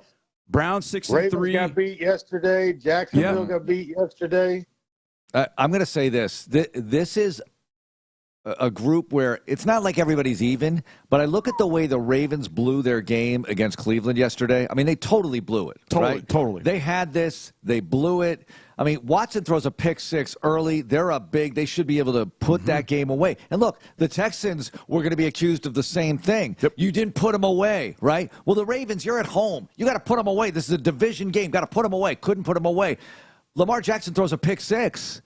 You didn't put them away. Not only did you not put them away, you let them back in, and you enabled them to have that opportunity to win the game on a field goal with no time left. So the Ravens, to me, I think are still the best team, Dre, other than the Chiefs, but they've got to play better. They have to execute better down the stretch. You can make a case for the Cleveland Browns. You could. Gaining traction. Yeah, vomit. I want to vomit. Sports vomit. It does make you want to vomit, but they just beat the team that you talked about in their stadium. And I know. So when you're talking about right now, it would probably for me be the Cleveland Browns, because defensively, you cannot argue with what they're doing on that side of the ball. And you're going to get your shot at them. Yeah. Christmas Eve, you get to play them. You get to put a loss on them. And if it's the same thing right now, they're one game better than you in the record department. You beat them. You got it over them. You'll tie with them, whatever the case may be. I know a lot of things are going to happen between now and then, but you get your shot at the Cleveland Browns. And as far as that draft choice issue goes, as long as you finish ahead of them, that is the most wonderful thing in the world, because that's the pick you have. You need to finish ahead of them so you don't regret. Not that you would anyway, but it would be fun to get that scoreboard. Here's the Browns' schedule. Okay. Home Pittsburgh, at Denver, at Rams, home Jacksonville, home Bears before they come here. They're all winnable. They're all kind of losable except for the Bears, I would say. Any of those that are out of the division, you think they're going to win. Yeah. Yeah, Denver and L.A. And I would they get give Pittsburgh them a at home in the division. So what's that put them at, Johnny? Well, if they beat Pittsburgh, which I think they would, they beat Denver and L.A., that's 3 more wins. That makes them 9-3. Yikes. 9-3 with those next 3 games. But he's still making mistakes. He's still making big mistakes, and he's hurt right now. Again, he hurt the ankle. But that's the scary part about it, Mark. If he heals up and he gets it right, I know. Here he comes. And I would rather have seen him already, or be seeing him here coming the next week or so, and not way back in December on Christmas Eve, because by then I guarantee you he'll be a somewhat of what he used to look like. But they didn't put the nail in the coffin. The Ravens. The Ravens did not put the nail in the coffin. We were following that one, very upset. Obviously, the Colts beat the New England Patriots, but the Patriots look like dead team walking to me. And then the Titans losing, which is really interesting because I thought they'd play a little bit better in that game, and obviously not. Hop has 3 catches. I mean, the big issue against the Buccaneers is they couldn't stop Mayfield. Derrick Henry never got going, 11 carries, 24 yards.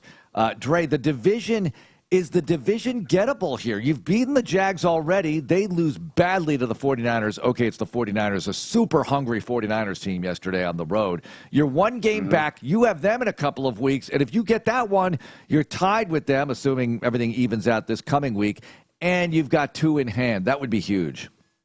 I think so. I think it's very much so gettable. And you look at Tennessee, they don't seem to be much of a threat right now. The Colts I would view as one if they can continue their winning ways and continue trying to put wins up. But who knows? I mean, it's tough. There's a lot of football left to be played, but just inside of the AFC South, I think it's a gettable division with the teams that are there and the way everybody's playing right now. Take care of business against Arizona. Let's see how things stack up after next week. Dre, I'm going to make this very easy. I'm going to give you a statement. You just respond. Texas A&M gets rid of Jimbo Fisher. Go. Crazy.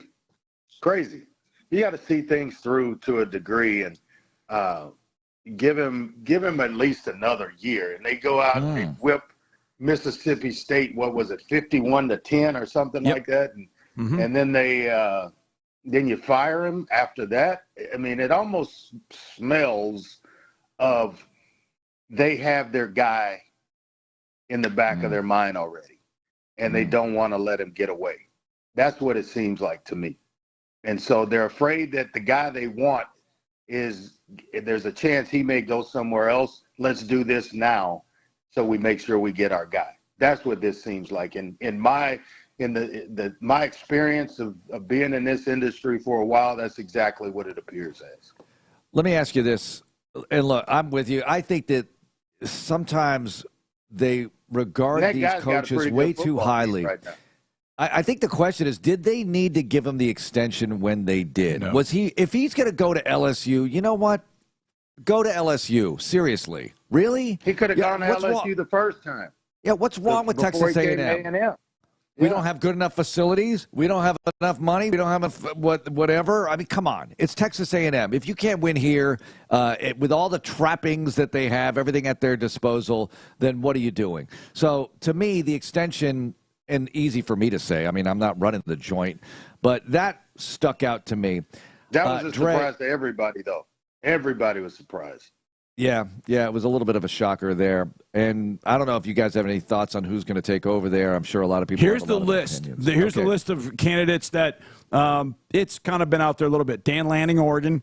Mike Elko, Duke. Mike Norvell, Florida State. Kalen DeBoer, Washington. Lance Leipold, Kansas. That'd be a good one.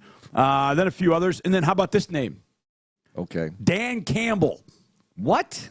Dan Campbell. Dre, would he leave Detroit to do that? No. Okay. I don't think you. If you're a head coach in the NFL, I know I get it. I know it's a difficult job. I get all that, but that and coaching in college as a head coach. Well, let me rephrase that. If they gave anybody what they gave Jimbo. Yeah. Anybody would think about it. You got to consider it. I mean, all coaches would have to think about that. That's how ridiculous that contract was.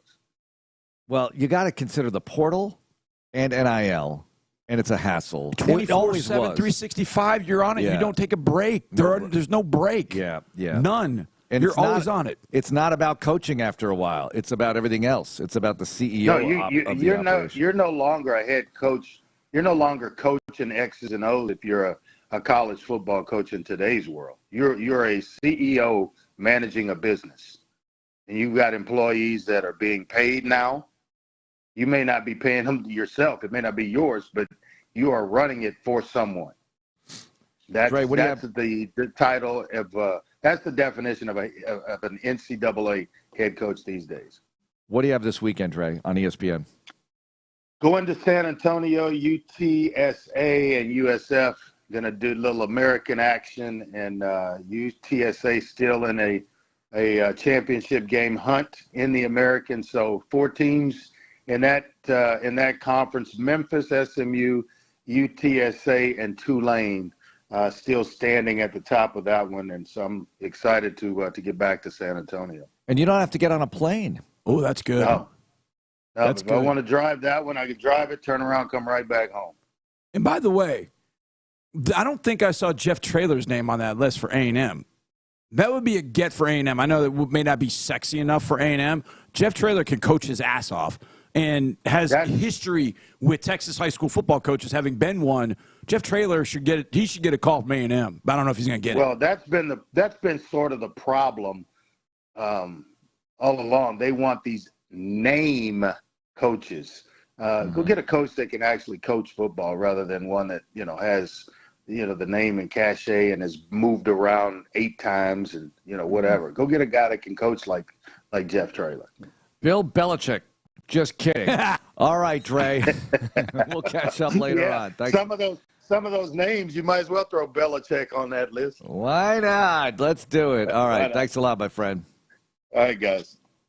All right, coming up, Sheldon Rankins. What did he say in the locker room? Dre actually responded to this on the postgame show yesterday. That was awesome. And what did it sound like in the locker room? Let's go to the locker room. It's next here on Texans Monday, presented by Houston Methodist. Stay tuned for more Texans Radio. Whether running a marathon or walking your dog, every movement matters. But when you're in pain, simple activities can feel unbearable. At Houston Methodist Orthopedics and Sports Medicine, our specialists can help you heal faster using the latest technology, minimally invasive procedures, and advanced physical therapy.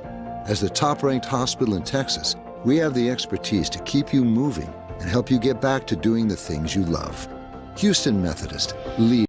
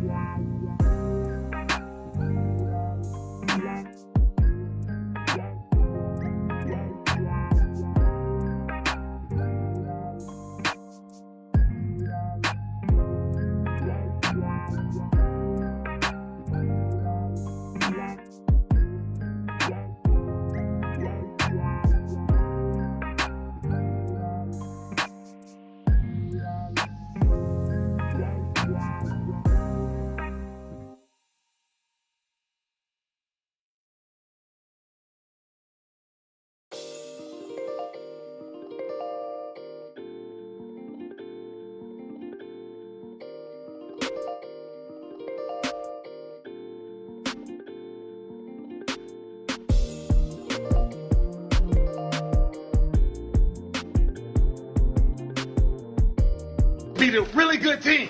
But guess what? I'll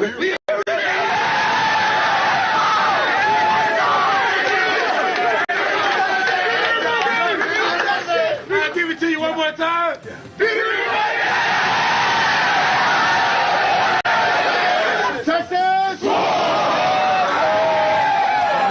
Favorite celebrations in the history of the franchise have taken place in that locker room. Yes. 11 when they clinched the division, watching the Saints beat the Titans on television, and they erupted. There's no video of that, Johnny. There's None? no freaking video of that. And that was back in the days where we just didn't do that, 2011. And then 15, beating the then 8-0 Bengals on Monday Night Football. That was sweats on the plane. Yeah, that was O'Brien's greatest moment. Sweats on the plane for the players. They went nuts like they just did for yesterday's celebration, which was Victory Monday, meaning they're not going to have meetings today. They're just going to come in. Yeah, Victory Monday. Do whatever they want. Get in. But here's the thing with this team. I wouldn't be surprised to see a decent number of them come in, stay in routine. Didn't Drew just tell us he saw some guys coming in already? Yeah, they're coming in because guess what? You win, you want a taste of that again and again and again. You want to keep repeating. You want to lather, rinse, repeat that process. And they know what they have here. I was thinking about this. Think about Malik. Malik was here in the darkest hours, right? Yep. The really tough times. 2021, 2022. Long losing streaks. JG. Making plays. JG has seen it all. COVID. Then those 2 seasons. Yep. And now he's getting this. They want it. They want it bad. And they're together. And it's beautiful to see. And they play through adversity. And look, it's not like they're 9-0. They're 5-4. But they're 5-2 in their last 7. And they've got a 3-game home stretch coming up right here. Also, let's go back to the locker room as you, John Harris, caught up with Sheldon Rankins, who had 3 sacks in the game. What did that sound like? All right, man, it's a victorious locker room at Sheldon Rankins. I wasn't sure it was going to be victorious. But then I saw 1:30 left on the clock, and I know Seven's got it. How were you feeling on the sideline? Yeah, we understand if a team gonna give Seven that much time, he gonna be able to process it, get us down the field, get us in position, operating at a high level to win this game, and that's what he did. It's no surprise to us. We just understand that as a defense, we just got to get him back the ball, give him as many opportunities as possible to help us win games, and he's gonna do that. Before this week, Joe Burrow called you guys a sound defense. You think you guys delivered a message today how good your defense can be? Absolutely. I think today we showed that for 60 minutes that we're going to fight, scratch, claw, do everything within our power to put ourselves in position to win games, make plays, and put this team on our back. And I think we showed that today, but there's still another level we can take it to. A level for you went to today, 3 sacks. I'm sure you know this, it's a career high for you. You're all over the place, you were making plays. Even there are a couple of plays you could have got sacks on, they got 1-yard gains on it. What was working for you up inside today? Yeah, I just trusted my preparation through the week.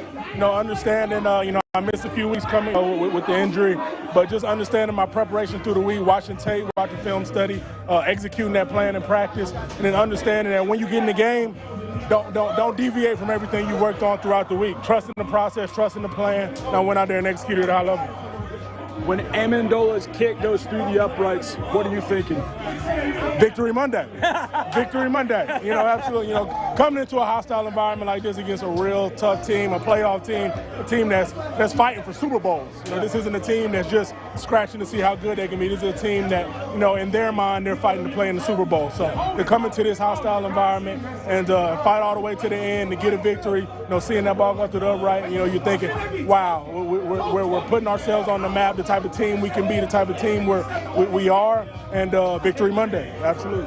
Victory Monday. Well, I'll be working, but Sheldon, you can come in studio anytime, my friend. Congratulations on a hell of a game, and thank you very much. Hey, thank you for having me. Sheldon Rankins showing mad respect for the rookie quarterback C.J. Stroud, among other things. So it just hit me. Texans had 4 sacks. Yeah. Okay. 3 of them, Sheldon Rankins. Where did he play college ball? Louisville. Oh, the Louisville connection. John Grenard had a sack yesterday. Started John his career in Louisville. And what was the halftime band from? University I didn't of see it. Louisville. Really? Yeah.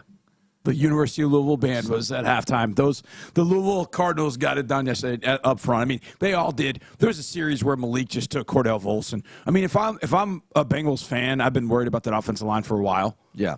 And if Joe's got to hold it, he's going to be in trouble. And he takes a lot of sacks because that offensive line is not very good. And they went out and spent a lot of money on Orlando Brown Jr.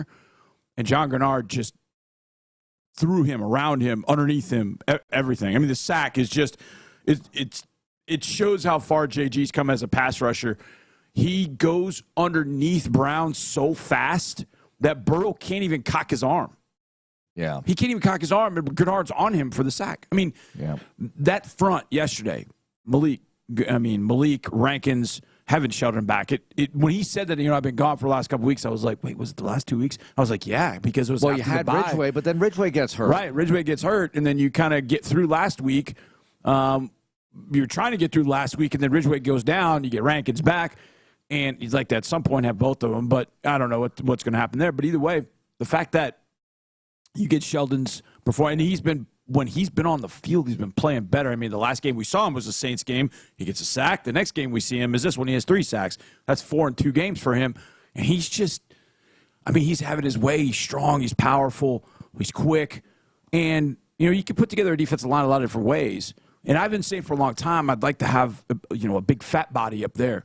But if you're going to rush the quarterback, the Cincinnati Bengals are the perfect team to have our defensive line against them because those guards can't block the interior guys. Yeah, but why can't they run the ball? They cannot run the ball, Johnny. That's what I'm saying. Their offensive line stinks. Yeah, that's just terrible for them. They can't pass protect. Look, the Texans have had their issues running the football, but they've been pass protecting. Well, they got a quarterback who gets it out when he knows he has to. CJ's taken some sacks, especially early, but then he really quieted down in that department, got rid of the ball. Guys were just holding their blocks extra, that little bit of extra time so Stroud can make the read.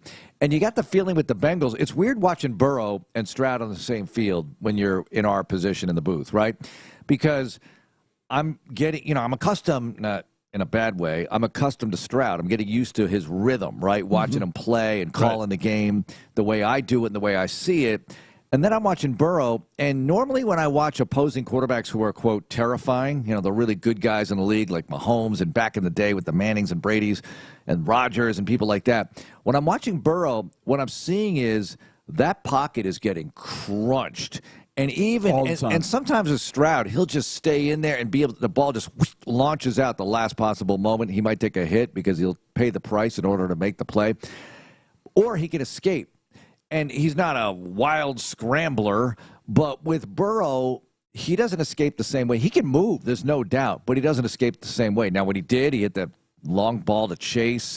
Had another one where he threw a pick in the end zone to Shaquille Griffin, which he shouldn't have thrown. People, another thing about Bengals fans, getting all over Boyd. Listen, your quarterback threw 2 picks in the end of the field where they're trying to get back into the game, and I know it's Burrow, so you forgive him. And they weren't even close. He threw 2 really bad picks. They weren't even close. What down was the Shaq pick on? It was first and 10. That was first down. That's right. I remember because I was thinking, Burrow, it's first down. What do you do? Thank you very much. Said it during the broadcast. It's first down. You don't force that on first down. You force that on 3rd or 4th down, maybe. Even on 3rd down, you probably settle for the field goal right there and live to fight another set of downs on defense. Man, and the other thing is this. If I'm a Bengal fan, I'm watching Texans receivers run wide open in your secondary and Stroud throwing darts, and I'm thinking, what are we doing here on defense? We were sitting here with Nick last week talking about some of the good things they've done on defense, and they have. So what does that say about the Texans' offense? Slowick and company are really engineering some dynamite pass plays, and they've got the quarterback to make it happen. Slowick is finding ways to get these guys open. And the injury point that you made with Ridgeway and Rankins. All right, so Rankins was out, Ridgeway was playing. Now Ridgeway's out, Rankins is back. You've had some good situations here. I'll use that word good carefully. Beneficial situations in that, okay, Woods goes out, Brown comes in, starts to make plays for you, right? Now, Woods comes back, but Neat goes out, but at least you have Brown, who's erupting right now with a 2-game stretch that's making franchise history or among the leaders in franchise history. We talked about Andre Johnson, well over 400 yards in a 2-game stretch back in 2012, which is incredible. So, injury-wise, Pierce is out, but Singletary picks up the slack and then some for you. The safety positions, you've used up so many guys right there. Ward is out right now. Murray was filling in nicely when you had injuries early, but he's out. And then you get MJ Stewart hurt. And then, the rest of it, DHC, thank goodness he's in and making plays. So good for you. And now you got to deal with Kyler Murray, and you got to chase him around. Yep. That is a really interesting thing. But guess who's really accustomed, I'll use that word again, who's used to playing Kyler Murray? The defensive coordinator for the 49ers from last year and the year before, who is now the head coach here. These guys have seen Kyler Murray before, and they'll be ready with something special for him. Yeah, I would imagine. Now, and the players, a decent number of the players have seen him. They saw him a couple years ago in Arizona. Malik Collins had a sack on him. JG, I think, had a sack on him. So he's not as difficult to get down once you get your hands on him. You got to get your hands on him. So it's got to be a full team effort to make sure that he's not, playing his brand of football, kind of playgroundish type football, splitting seams and taking off. And you're right. Having experience playing him, I think, is more valuable than playing some of the other guys. Johnny, he's my flag football quarterback in the Olympics. All these other guys, forget it. Either him or Mahomes. Or Lamar. Because Lamar would be good too. But here's the thing. In 5-on-5, you can't run the quarterback. So you have to snap it to somebody who hands it off to the quarterback. Right. Now he's a runner and a thrower, right? So, but here comes the rush. But those guys can get away from it. Whoop, whoop, whoop, and then make plays with their legs or their arms. So, yeah, I'm already planning on being coach of the Olympic flag football team. How about this, just real quick? Yesterday, Jaguars got beat 34-3, so 3. Titans got beat 20-6, right? Yeah. 6. Now, the Colts won. They scored 10. The AFC South accounted for 19 points total. Texans had 30. Are the Colts good on defense, or is this an aberration? Last week, 2 pick sixes, but they played Carolina and New England, which cannot get out of its own way offensively. The Patriots, and yeah, we're saying this. They benched Mac Jones. It looked bad. He didn't play well. And then Zappy, whatever he did. And why can't Mac Jones respond to the very nurturing environment that is created in New England? Oh, never mind. Anyway, next up, smoking hot players of the game. This is fun, and then we'll pass it off to In the Loop. It's Texans Monday. Texans Radio continues in a moment. And we're back with the action. Coke Zero Sugar might be the best Coke ever. That's right, Jim. With an irresistible taste and zero sugar, Coke Zero Sugar is a must-try for any sports fan. So make sure you... Wait, Jim, I didn't mean try it right now. We're still on the air. Best Coke ever? Take a taste, Jen. Really? No, not right now, Jen. We got a game to call. This Thanksgiving and Christmas, imagine the juiciest smoked turkey, a ham that's the envy of the block, and sides infused with that irresistible smoky flavor. All thanks to the Big Green Egg from Texas Star Grill Shop. Its innovative design and precise temperature control turn every meal into a masterpiece. Say Texans and get a free gift with your Big Green Egg purchase at Texas Star Grill Shop. From game day grilling to legendary holidays, the Big Green Egg from Texas Star Grill Shop elevates your cooking to championship level. TexStarGrillShop.com. Ashley is proud to...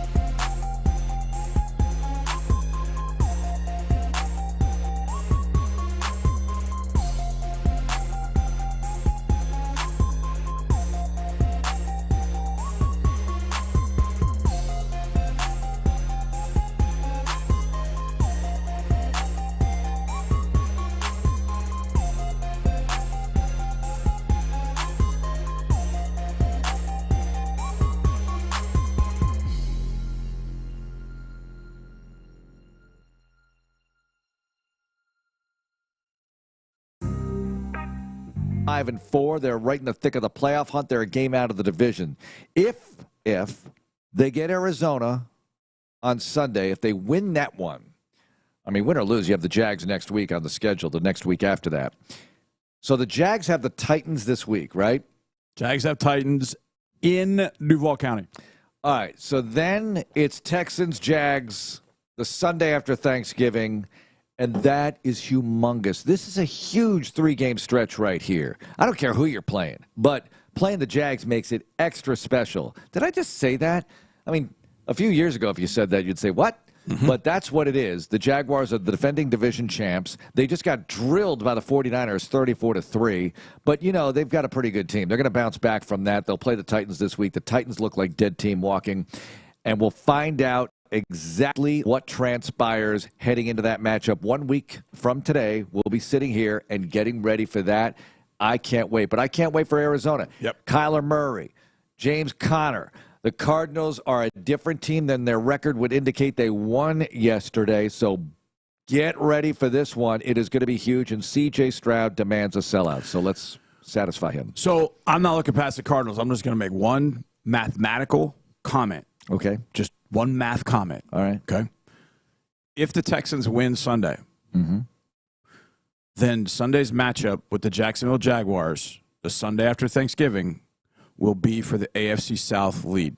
Because at worst, the Texans would be one game behind the Jags, right, and already have the one win up in over in Jacksonville. Yep. So all you got to do is win, and then you're playing for the division lead. So you will enter December as the AFC South leader if you win the next two. So take care of business against the Cardinals, and that's the last thing I'm saying about the Jaguars this week, because it's all about Kyler Murray. Kyler Murray could come in here and just – you remember Cam Newton in 2011 when everything was going great and you had potentially a bye, and Cam came in here and just went, nope. Yeah. Nope. And he ran that, what was the annexation of Puerto Rico play or whatever that was. Yeah. So you start looking ahead. You start thinking about bye weeks. You start thinking about AFC South matchup championship games in November, all that kind of stuff. Yeah, you're right. You can get it all ruined by that one guy. That's how much he means. That's why Jonathan Gannon wanted him to stay in Arizona. So you do not let that group come in here. You take care of business and put them away early, and then you start talking about the Jags. So that's the last time I mentioned the J word this week. Take care of the Arizona Cardinals. That's a good point, Johnny. Look, I've been around here too long to count chickens, all right? I've counted a lot of other things, but not chickens. Yes.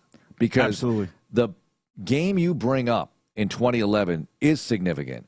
They were so happy after beating the Bengals and winning the division. Yep. They were 10-3.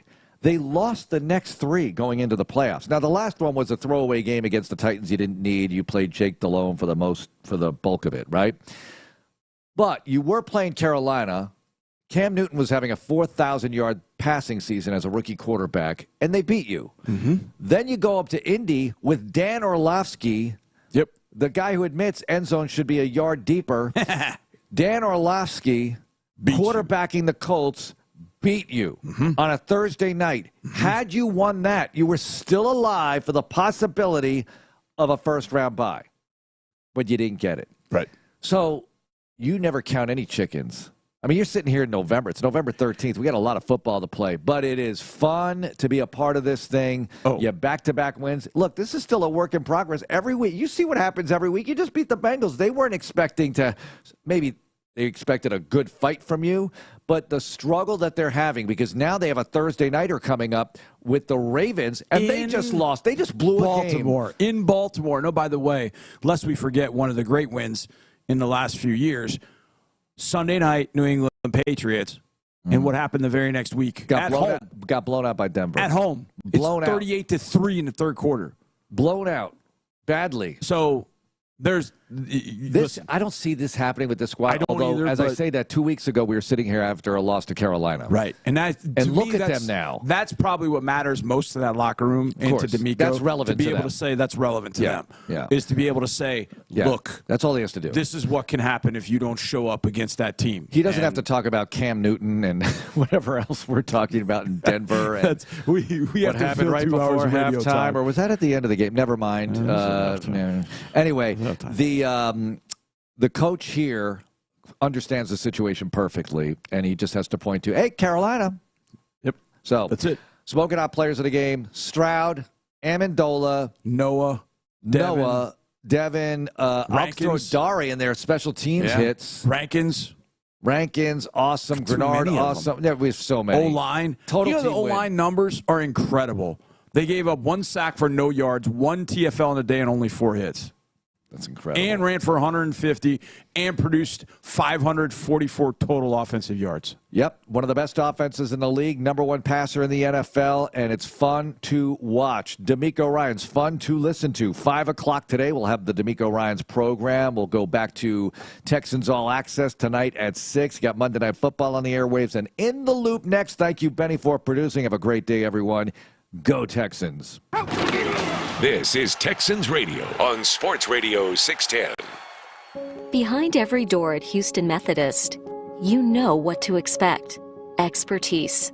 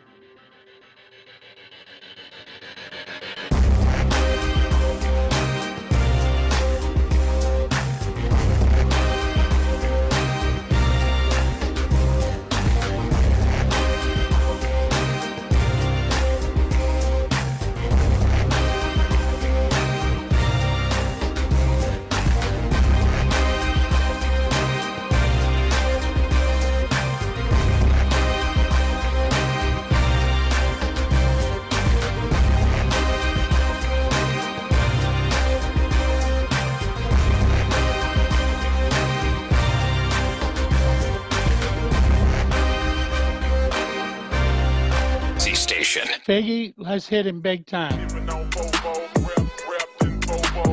Houston, let's get in the loop. Oh, the jokes are coming fast and furious every time y'all talk about this guy. With Landry Locker. Landry, I mean, you're going to be in midday forever now. And John Lopez. On occasion, Lopez makes a statement that's so ludicrous, it makes me pick my phone up and call you guys. You're in the loop on Houston's sports leader. Your channel, 610. Sports Radio 610.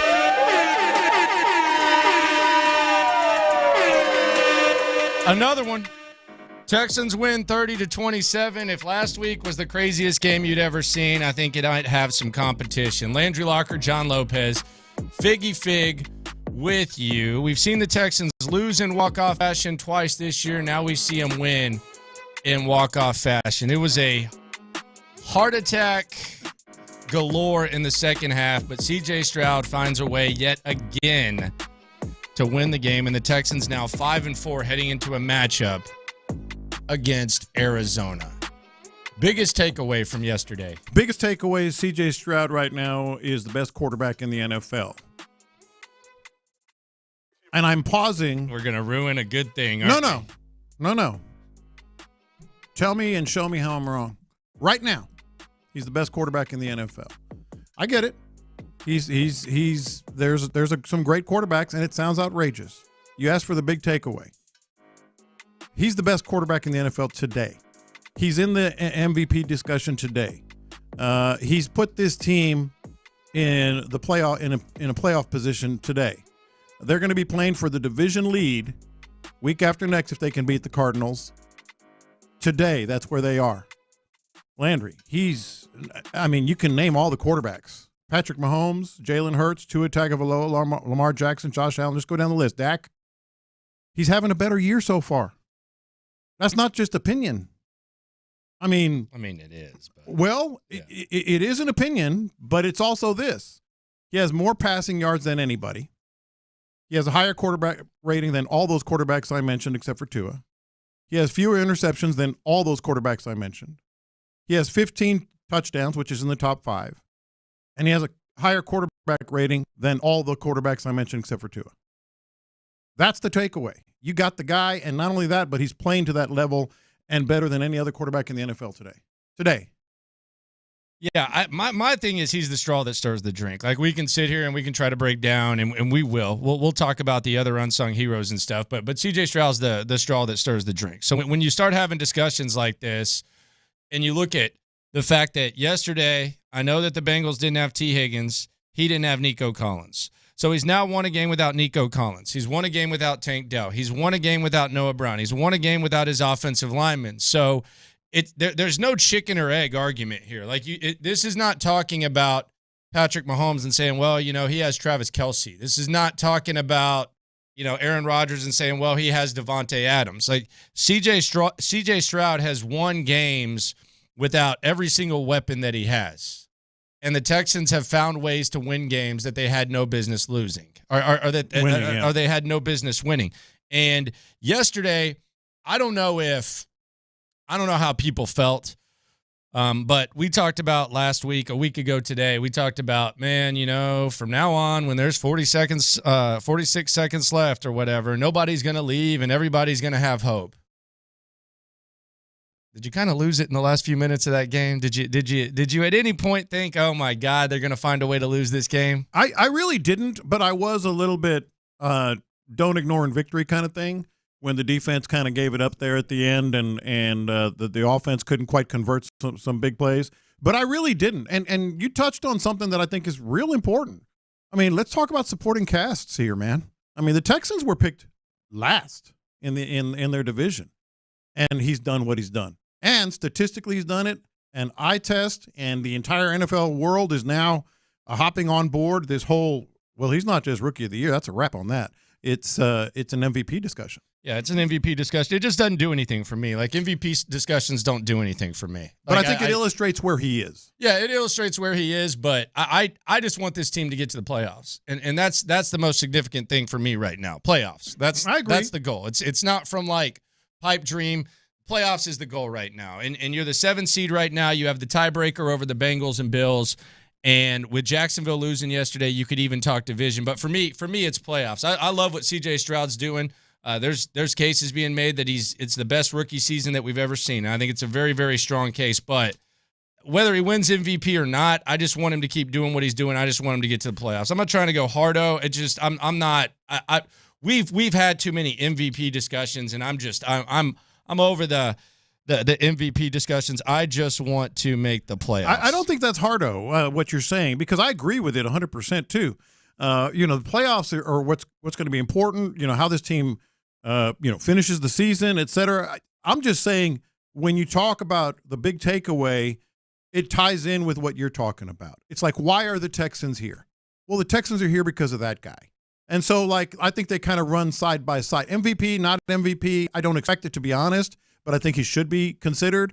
And it's not going to affect me, one way or the other. All I'm saying is, when you're talking about how in the world are the Texans doing this, it's because your quarterback is playing at an MVP level. That, they kind of tie together. Yeah, it's the reason. I mean, he's the reason. Yeah. There's no ands, ifs, or buts about it. He is 100% the reason. Now the Texans, that you're going to start to look ahead and you're going to say, well, Arizona, can you beat Arizona before the Jags game? Here was DeMeco Ryans talking about the Texans handling success. We've seen them lose to a team in Carolina that a lot of people thought that they should run over. They're now, I think, a 5.5-point favorite Sunday against Arizona. Here's DeMeco Ryans talking about this team and how they will handle success. This week, it showed throughout how we prepared and practiced. No one was feeling themselves. No one got the big head throughout the week. Everybody just worked in silence, as we should work, and the preparation was the same. And one of the guys that have that same desperation is after a loss, right? How do you feel after a win? And we had that preparation. We had the right mindset throughout the week, and it showed on. Boy, did it. Boy, did it. That's the thing about yesterday's game. We've talked all year, they have a very manageable schedule, except maybe Cincinnati, if Joe Burrow's playing great. Well, Joe Burrow was playing great before that game yesterday, and Cincinnati was one of the hottest teams, and they still went in there on the road. Very loud stadium, one of the loudest in the league traditionally, and got it done. Yeah, they got it done, and the crazy thing to me is they were running the ball pretty easily. We talked about. We said last week, hey, is the run game back? And I thought that maybe we would see a run game. I didn't think we'd see 150 yards from Devin Singletary though. I said, run game, maybe a little bit more run. I didn't think we'd see a Bill 50 and a tutty from Devin Singletary, but that's what we got yesterday. And I don't want to get too far ahead of ourselves, but maybe this is kind of the game that kind of sparks the run game, because I think when Dameon Pierce does come back, I think Devin Singletary is kind of going to be the 1A, and maybe Pierce can play his way into the 1B, but I know you got to take it with a grain of salt because it's Cincinnati, but the way in which they ran that ball, that was the most encouraging thing for me. Is while C.J. Stroud's the one who took you to the promised land, and C.J. Stroud's the one that all the people are going to talk about, and rightfully so, run game, big part of yesterday. Probably should have been bigger. Thanks a lot, Bobby. But oh no, yeah, you're on that side. The right side, yes, 100%. No, I'm on the right side. Oh, you're Lord. on that side. Oh God, you're on that side. You got your lawyer hat on, huh? We'll get to that. Look, on Devin Singletary, he's the starting running back. Does anybody disagree with that? He'll be the starting running back. He had 30 carries yesterday. Now, I don't expect him to get 30 every game when Dameon Pierce is back. But 22, 25, yes. And then, the roles are reversed now. He's the guy, because not only keep doing it. Not only did he make the offensive line better with some of his patience and then burst into the hole, the way you're supposed to do with this offense, and that was very obvious. Even the most, elementary educated football mind could see that. But the line was better. Like it feeds each other. The line was blocking better, I believe. I mean, I haven't talked to them. The left side was open. They were and I think there's I want to give out some flowers. We're obviously going to talk about the obvious, but there are a few guys on this squad that I just want to give flowers to over the course of the show. I want to start with Nick Caserio, because Nick Caserio, the guys that they brought in, the churning of the roster, if you will, the one-year guys, They don't win that game without him yesterday. Sheldon Rankins, 3 sacks. They invested the most in Sheldon Rankins. I'm not going to say that he's been meh this year. We haven't seen that. He won you a game. The investment that you made in Sheldon Rankins, I think it was $10 million or whatever it was, he won you a game. You don't win that game without Sheldon Rankins. We've had a lot of fun with this guy, and rightfully so. He's obviously a character. But I think Steven Nelson deserves a lot of credit, too. And I think this credit can kind of snowball into other credit because this is a guy who was unhappy this offseason. He made a little bit of a stink, but the organization, whether it was D'Amico, whether it was Caserio, they didn't panic. They sat down with Steven Nelson. They figured out what they wanted to do with Steven Nelson. He was the best cornerback that you had in training camp. And then I heard this week, and someone told me this before that's covering the squad out there, and all the guys who cover the squad said this. On Friday, when the Texans were preparing to travel and all that stuff, Steven Nelson stayed after on the practice field, and he was running his ass off. Yeah. He was supposedly basically going through like a physical to show that he could be on that football field. And he wasn't 100% yesterday. No. There was a lot of load management with the cornerbacks, with Stingley coming back and Steven Nelson. But to have a veteran in the final year of his contract, after everything that went on, out there on a Friday, working his ass off just so he can step on the damn field against Cincinnati, I think Steven Nelson deserves a lot of credit. And I think that is something that's not just, you can look at how he played and say, he was all right. No, I think that's much deeper. I think that says a lot about Nick Caserio being able to handle it the way he handled it. I think it says a lot about D'Amico Ryans and the players wanting to buy in and do their thing. And I think it says a lot about a guy who a lot of these young guys look up to. You've heard CJ talk about it, et cetera. When you see someone doing that, and by the way, you've seen CJ do it too. You saw him do it against the Colts. So I guess you can kind of connect it. It always goes back to the quarterback. But I want to give Steven Nelson credit for getting his ass out there and playing because that's the type of stuff. That's the type of stuff that's just as deep and just as important as anything else we're going to talk about. Records, awards, wins, losses, all that type of stuff. Steven Nelson deserves a hell of a lot of credit. Huge credit to him. Huge credit also to what they're building over there. Like, that is a true culture type moment. Like, he wanted to be on the field so bad. That's because of what this team is becoming in the locker room and on the field as a culture, you know? Landry Locker, John Lopez, Figgy Fig with you here on Houston Sports Leader, Sports Radio 610. I also got to give credit, and I'm sure he'll get some, Matt Amendola. I didn't believe in you, man. I'll be honest. At the end of the first half, didn't believe in you. You had the football whisper in the ear of that goalpost. Yeah. Then at the end of the game, another whisper on the other goalpost. Nicely done, my friend. No, I Nicely agree. done, my friend. In fact, that's one of the passing thoughts I had. Like, over the course of the game, I just gained confidence in him. And I'm actually like, okay, whatever it takes for Kaimi Fairbairn to come back, fine. Amendola did exactly what he did. And keep in mind, in 1 week, 1 week of working with this snapper and this holder and this team, et cetera. Yeah. Very much. How about you got 4 et ceteras today? You out of words today. You should be having a lot to say. Did I say et cetera 4 times? Et cetera, 2 to 4. 2 to 4? Somewhere there. Probably 2 if I'm judging you. DeAndre Houston Carson. Keep in mind, this is a guy that's been up and down with the Texans over the last 2-3 years. Practice squad, et cetera.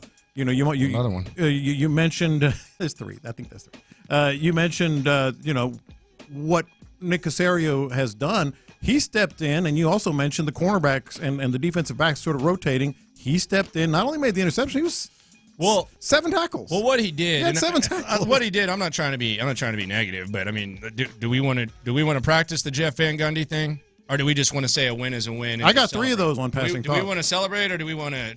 No, we got to be honest. All right, you want to mention it? Yeah. All right, I'll mention it. All right. Right now? I mean, shout out to the loopholes. If you listen, you are on 713-572-4610. Should I say it? Say it.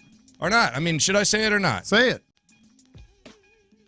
He bailed Petrie's ass out, is what he did. His interception. You had all right, first of all, Jalen Petrie missed.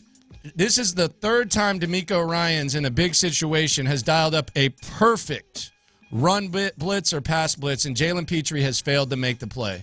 We heard all the excuses in the world for all his missed tackles last year. The play against Carolina with Bryce Young, where he found Thielen into the red zone. Yesterday on 3rd down, He whiffed on the running back, and the running back picked up the first down before that interception. Yep. And, oh, by the way, the Shaq Griffin interception, more props to Caserio. Before that, Petrie dropped an interception that would have won the game. Through his hands. Oh, and I'm not even going to mention the first touchdown. I know that was either cover 2 or cover 2 man. You can say Stingley needs to kick up the instincts a little bit. Petrie was late there because he was biting on the chase out. Yeah. Jalen Petrie yesterday got bailed out not once but twice, and I'm sure they'll watch the tape and there's other stuff that he did. Man, we said before the game, we need to see a big play from Petrie or Will Anderson. They got the big plays, but two of them, the two biggest plays that defense made were bailouts for Jalen Petrie. Okay, a lot of times, I hate saying this, but it's true. A lot of times when I'm writing down my passing thoughts, I do it in longhand on a notepad. Not every game, like especially the home games, I put it on my phone. But anyway, yesterday I was doing it in longhand, kind of like Sean Pendergast does. I just don't hype it up like he does. You just don't take a picture. I just don't take pictures of my notes. Let me read to you. Pender notes are Jim Nance tie.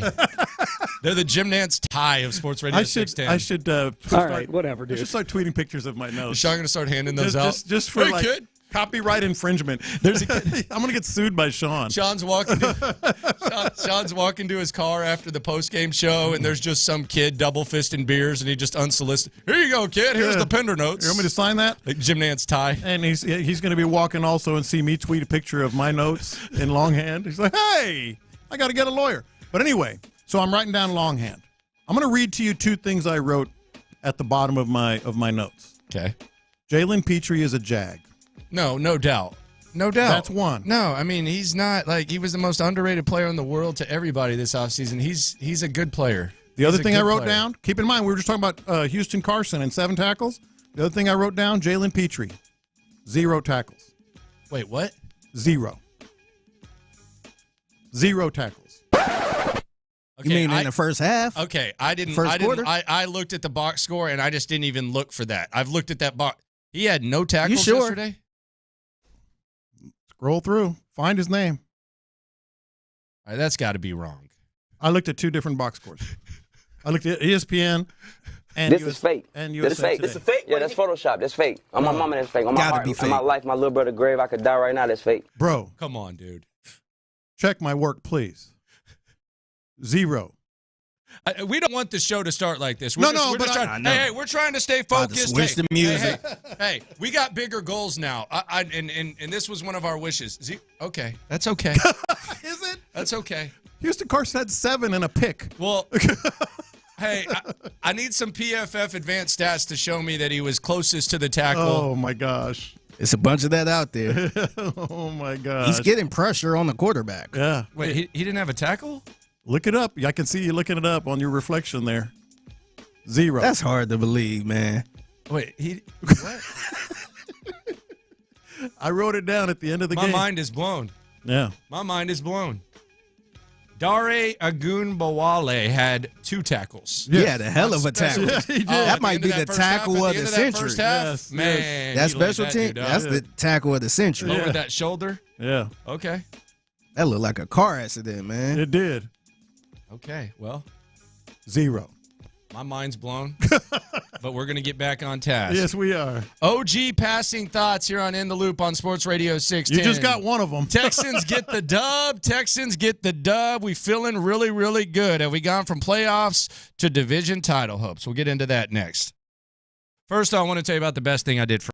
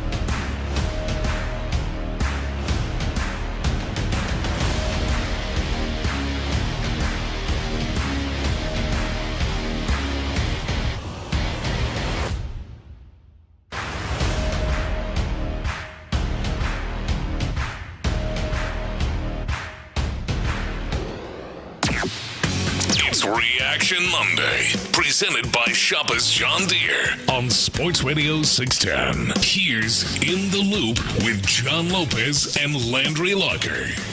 All right, OG passing thoughts here on In the Loop on Sports Radio 610. Texans win 30-27, walk-off fashion. The OG, as always, on Reaction Monday, has his passing thoughts. All right, let's get to it.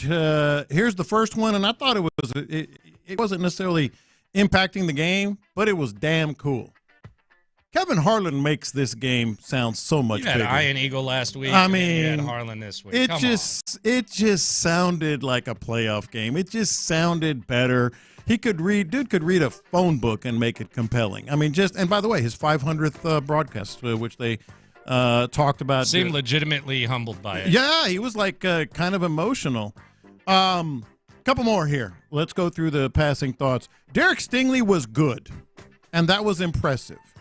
And this is not to criticize because it would happen to anyone, but he did show a little rust or maybe just locked up a little bit early, and it cost the Texans on that first touchdown. You mentioned the cover two. The receiver went to broke to the outside, which means the cornerback's supposed to run with it. He just kind of paused, and that was a touchdown. But altogether, kind of hard to complain about Derek Stingley. No, there's nothing to complain about. Quite frankly, I do wonder what the run game looks like when Pierce gets back. I do wonder what it looks like. Yeah. And I tweeted the wrong thing, but over the course of the game, probably Figgy 12, 15 times, I said to myself, keep doing it. Devin Singletary. Keep doing it. Is the starting tailback. Keep doing it. He is the starting tailback. He should get 20 to 25 touches a game. Dameon Pierce should be the finisher, as we've mentioned, and I know I've mentioned. Keep criticizing Dameon Pierce. Here on the show. That was a keep doing it game. It was a keep doing it game. It was probably a little bit personal for Singletary. I know the Bills and Bengals they've had some battles the last few years. It was probably nice for him to go in there and get that done.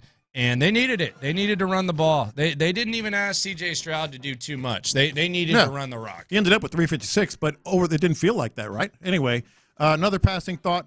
Christian Harris just continues to come along. I mean, that's a very nice development here in the last few weeks. Christian Harris. He made some plays. He's playing a lot better. He's been playing they needed him yesterday with To'o out.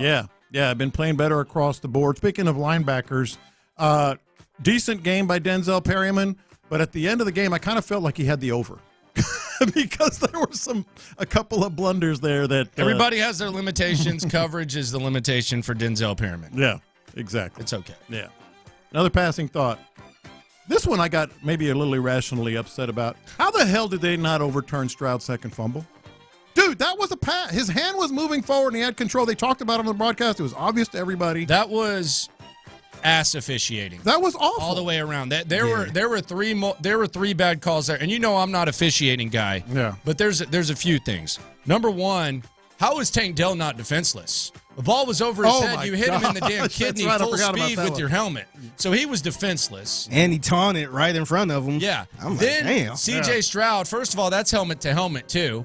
I'm surprised he didn't get hit. Yeah, I'm surprised he didn't get. I'm surprised he didn't get hurt there. Yeah, and I'm damn sure surprised he didn't get flagged. Patrick Mahomes gets that flag. Yeah, and second of all, that was clearly a forward pass. Here's what I think happens, and I actually want to give the refs some sort of the benefit of the doubt.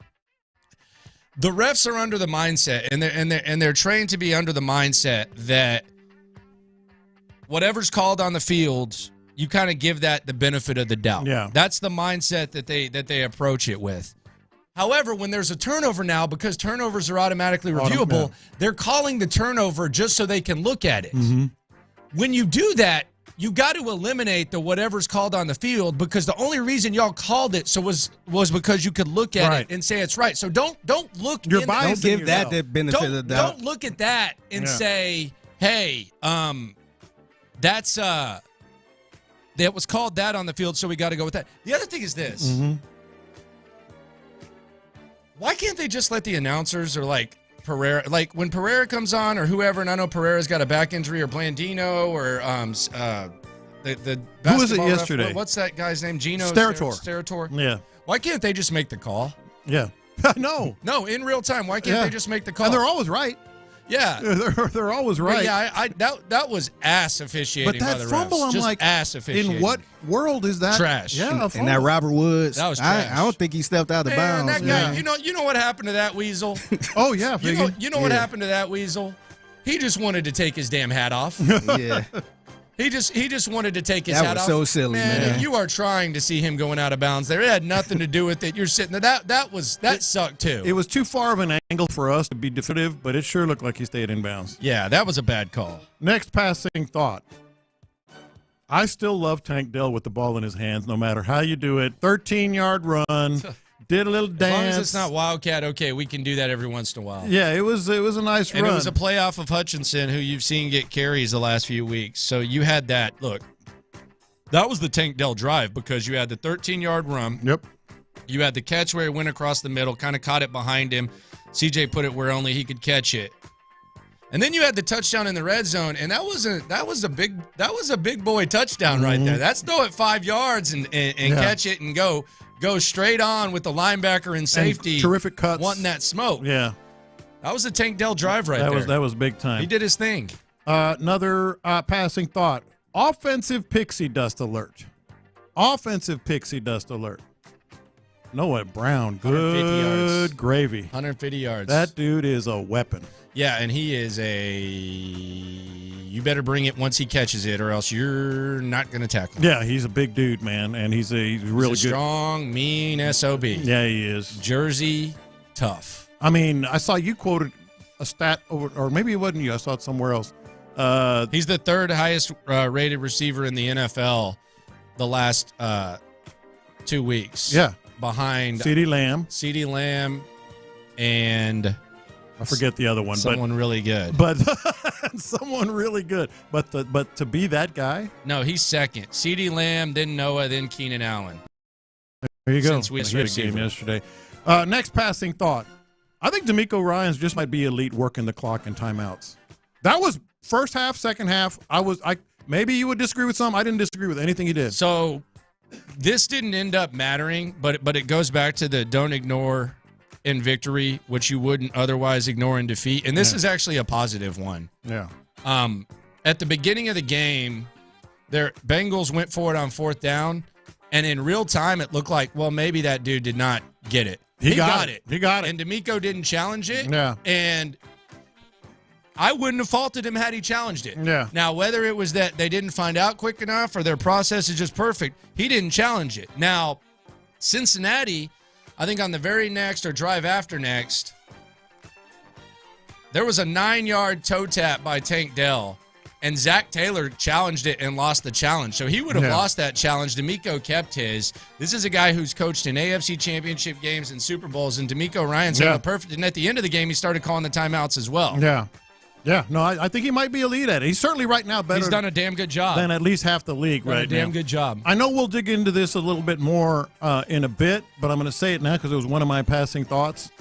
I'm not going to take any Bobby Slowick slander. Oh, my God. I'm not going to take it. Okay. I'm not going to take it. That was idiotic. No, it was not. That was idiotic by Bobby. Now, he was elite in many ways. First half, you let it go down to 2:01 instead of running the play with 2:19 because an incompletion, the clock stops no matter what, so you don't risk that. You get it to Noah Brown, salute to him. You mixed in the run perfectly with CJ. When you have 3 minutes and 40 seconds left, they have one timeout. It's 2nd and 3. Your running back has already gotten you 7 yards. He has a Bill 50 on the day.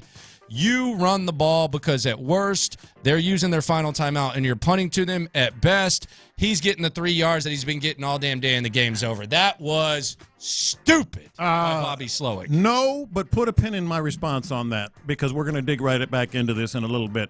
Another couple of passing thoughts and then 3 real quick. Don't ignore in victories.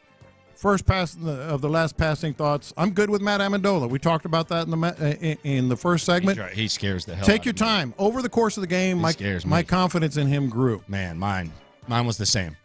The whole time. No disrespect, sir. I'm used to seeing 7 and now 15 out there. No disrespect, sir. Yeah.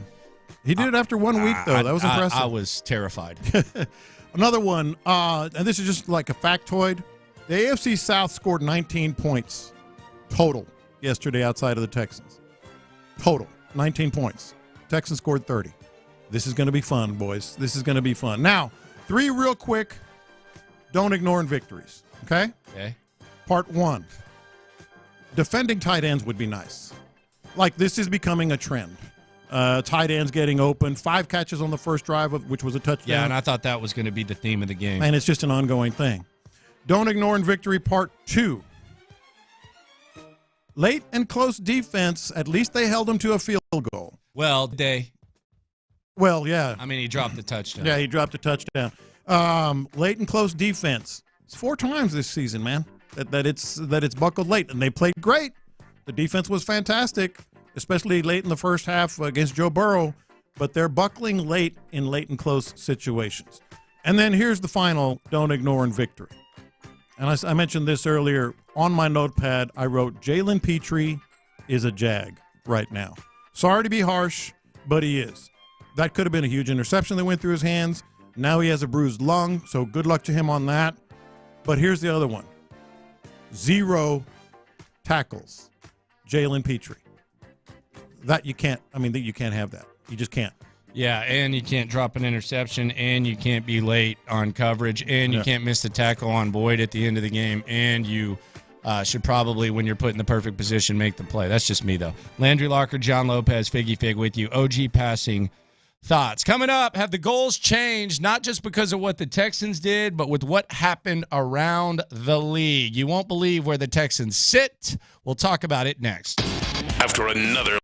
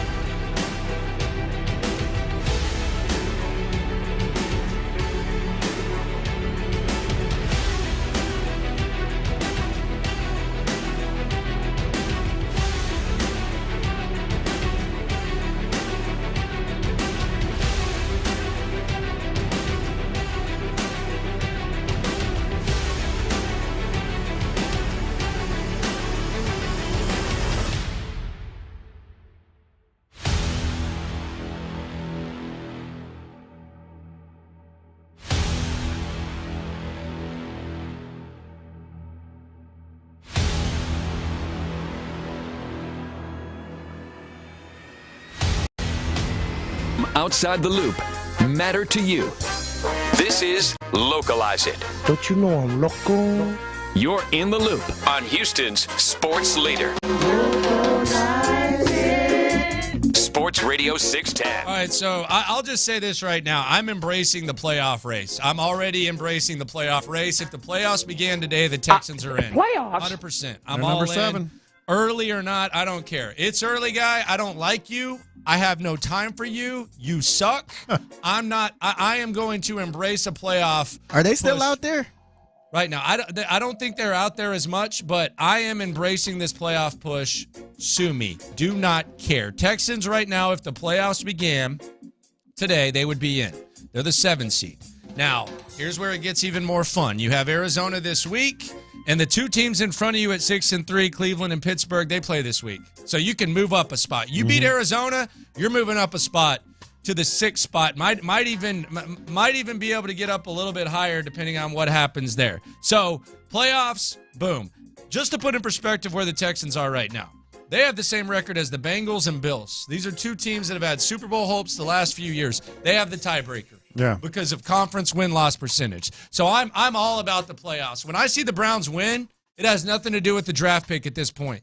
It has to do with the playoff race because the Texans are in the playoff race. They're in the mix. They got a huge opportunity on Sunday to increase that. So early or not, the Texans are in the playoff race, and I'm embracing it. With that said, division's looking pretty good right now. Division is looking damn good. Division's looking pretty good right now. I got my eyes on those Jacksonville Jaguars. They got smacked around yesterday by the San Francisco 49ers. Texans got them in 2 weeks. We're not going to look ahead to it.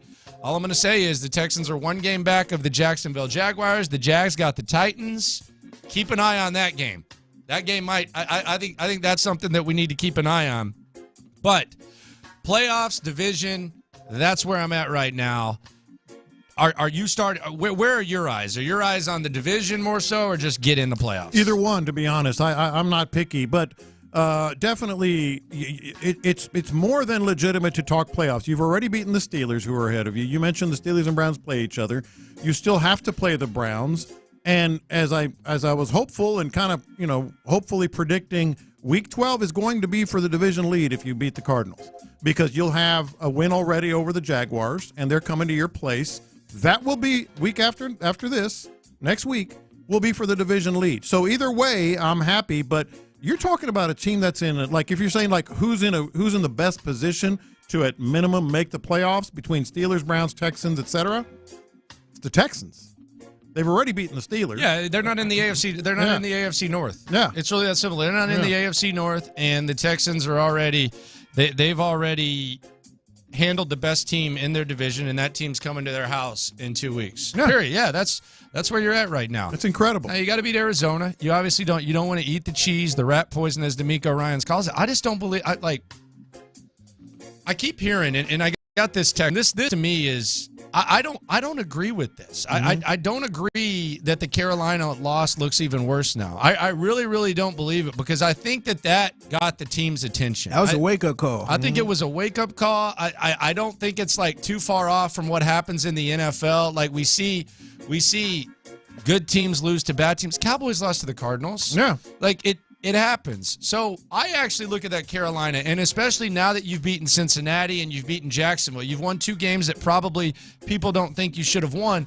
I don't look back at the Carolina loss and say, damn, what could have been. I actually think they learned from it. If you would have told me, I'm going to be I'm really drinking. If you would have told me, guy, I'm going to be if you would have told me, guy. For real. No, I'm going to be that I guy. get it, man.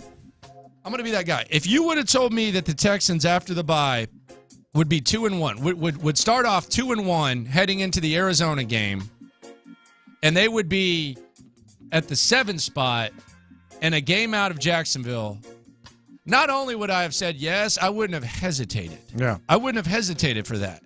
So 2-1 after the bye, I'm fine with it. I don't look at that Carolina loss as like something that I need to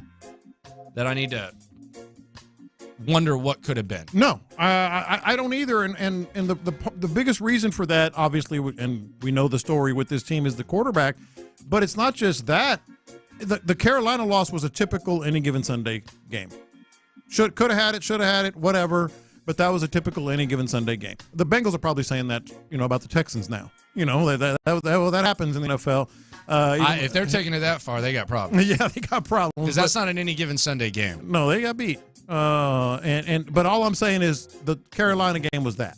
I mean, it can happen. You know where we've gotten right here? I'm just going to confess this because yesterday was a perfect start to the day. The nightcap, if you will, for me was this. I got to confess this. Watch this. These are my confessions. Baby steps. But I'm to the point where when I watch the Raiders play the Jets, turn my nose up to them. Yeah. I'm sitting there saying these teams suck. Poor guys. Man, they're terrible. Man, it must suck not to have a quarterback. Oh, you're around 500 with no high ceiling. Must suck to be you. Yeah. That's where I've gotten in a short time. Aren't the Texans going to be favored in every remaining game? Maybe not at Titans. I don't know. Titans aren't. They've got Cardinals. I'll tell you what the line will be. I've gotten way too good at this, and that's the problem. Cardinals, we know the line. Cardinals 5.5. Yes. Jaguars at Texans.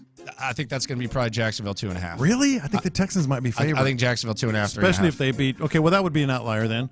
Broncos at Texans. Broncos probably Texans like by 3, 4. Texans at Jets. Texans gonna be favored. They might give the Jets. I bet the Jets might be favored by 1.5. But it's ugly. That would only be because of money going on in New York. Texans at Titans. Pick them. Browns at Texans. No, Browns that one will be favored. Yeah, that one they might Browns be will an be underdog. So I don't think they'll be favored. Okay, so Browns would be the one, but other ones are arguable. Yeah, I think there's a few games, but I mean it's going to be close. So we'll see where that goes and where the Texans go. But the playoff race being fully embraced. It's not too early. I'm not that guy. Not at all. There's I got no love for that guy. Nothing to confess on that. I think this is fun, man. I'm looking at it. This is a fun time right now. You know the funniest guy during this time? Who's that? That and we'll get into tomorrow like the biggest buzzkills in the world. The biggest buzzkill is the guy that when you start like laying out the division and you start laying out the and I play this up a little bit, but it doesn't matter. They got to take care of business against Arizona. Oh, dude, God. Obviously, they got to win games. Yeah. Like, I get that. But you talk about, hey, man, they're right there in the division mix. They're right there in the playoff push. And, oh, by the way, Browns and Steelers play together. I had, like, multiple people. It don't matter. They got to take care of business against Arizona. No kidding, man. Thanks, brother. Yeah. Appreciate you. I had a guy text me. This is another one on that list. We'll get to it more, but don't jinx it. Man, if you think I can jinx anything, by the way, if you took that long shot parlay that I threw out there at Texas Star Grill Shop, congratulations to you. Yeah. 40 to win 400. How about that? Did you take it? Yeah, but my other efforts canceled it out. My other efforts canceled it out. My other futile efforts. My other pathetic efforts canceled it out. We've all been there. It definitely got canceled out. We have all been there. But it happens. Landry Locker, John Lopez, Figgy Fig with you here on Houston Sports Leader, Sports Radio 610. So, yeah, embrace the playoff push. You think it's going to be full on Sunday? I don't know. Boy, what a good question that is.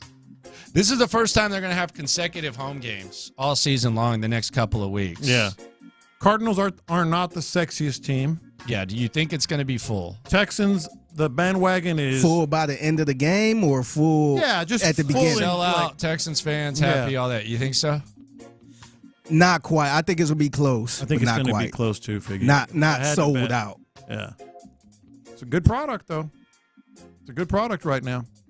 C.J. Stroud's it's easy to root for. C.J. Stroud's worth the price of admission. The team has some swagger. You see them dancing after they tied it up. Basically letting them know. It's just enjoyable to watch. Yeah. What is that dance that C.J. Stroud does? Biggie? I don't know. Yeah. Yeah. Yeah. No idea. Pretty cool. Everyone's doing it. Yeah, it's pretty cool. Yeah. I don't know. Yeah. I'm sure text line. Shout out to the Loopholes if you listen. You all want to help us out here. We would very much appreciate you for educating us, please. I need it. I definitely need it. Coming up, we're going to hear from CJ. Plus, we're going to get into the biggest takeaways and a guy that the Texans do not win that game without that made Caserio and D'Amico look very smart. Reaction Monday continues next.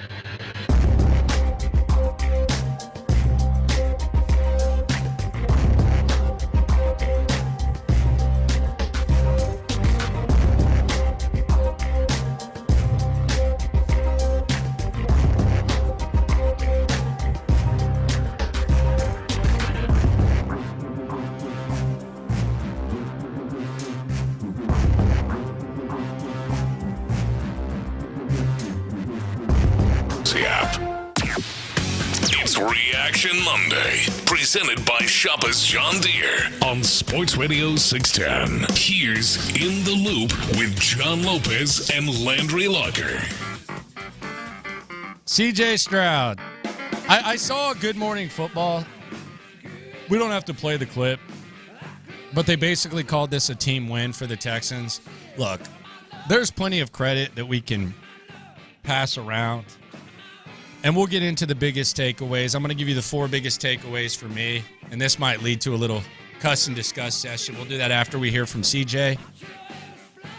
There's plenty of credit to give around to hand out, but this is all about the quarterback. 100%. Like, he is the straw that stirs the drink. He has done it without pretty much everyone at some point this season, and it resulted in a W. Mm-hmm. The quarterback is the straw that stirs the drink. This is the C.J. Stroud show. This is also the D'Amico Ryan show. And I actually think D'Amico's kind of lucky because last year the Giants, they overachieved, and you saw Brian Daboll, because he didn't really have a quarterback. They're not overachieving this year. He was getting like all this credit and getting put on some sort of pedestal. I don't know that CJ does what he's doing right now without D'Amico and vice versa, obviously. And Bobby. And D'Amico obviously brought in Bobby. But it almost feels like D'Amico Ryans is able to kind of go under the radar right now. Like, they're not sitting here like Brian Daboll last year. Oh, look at what Brian Daboll's doing. Look at that. Look at what the Giants are doing.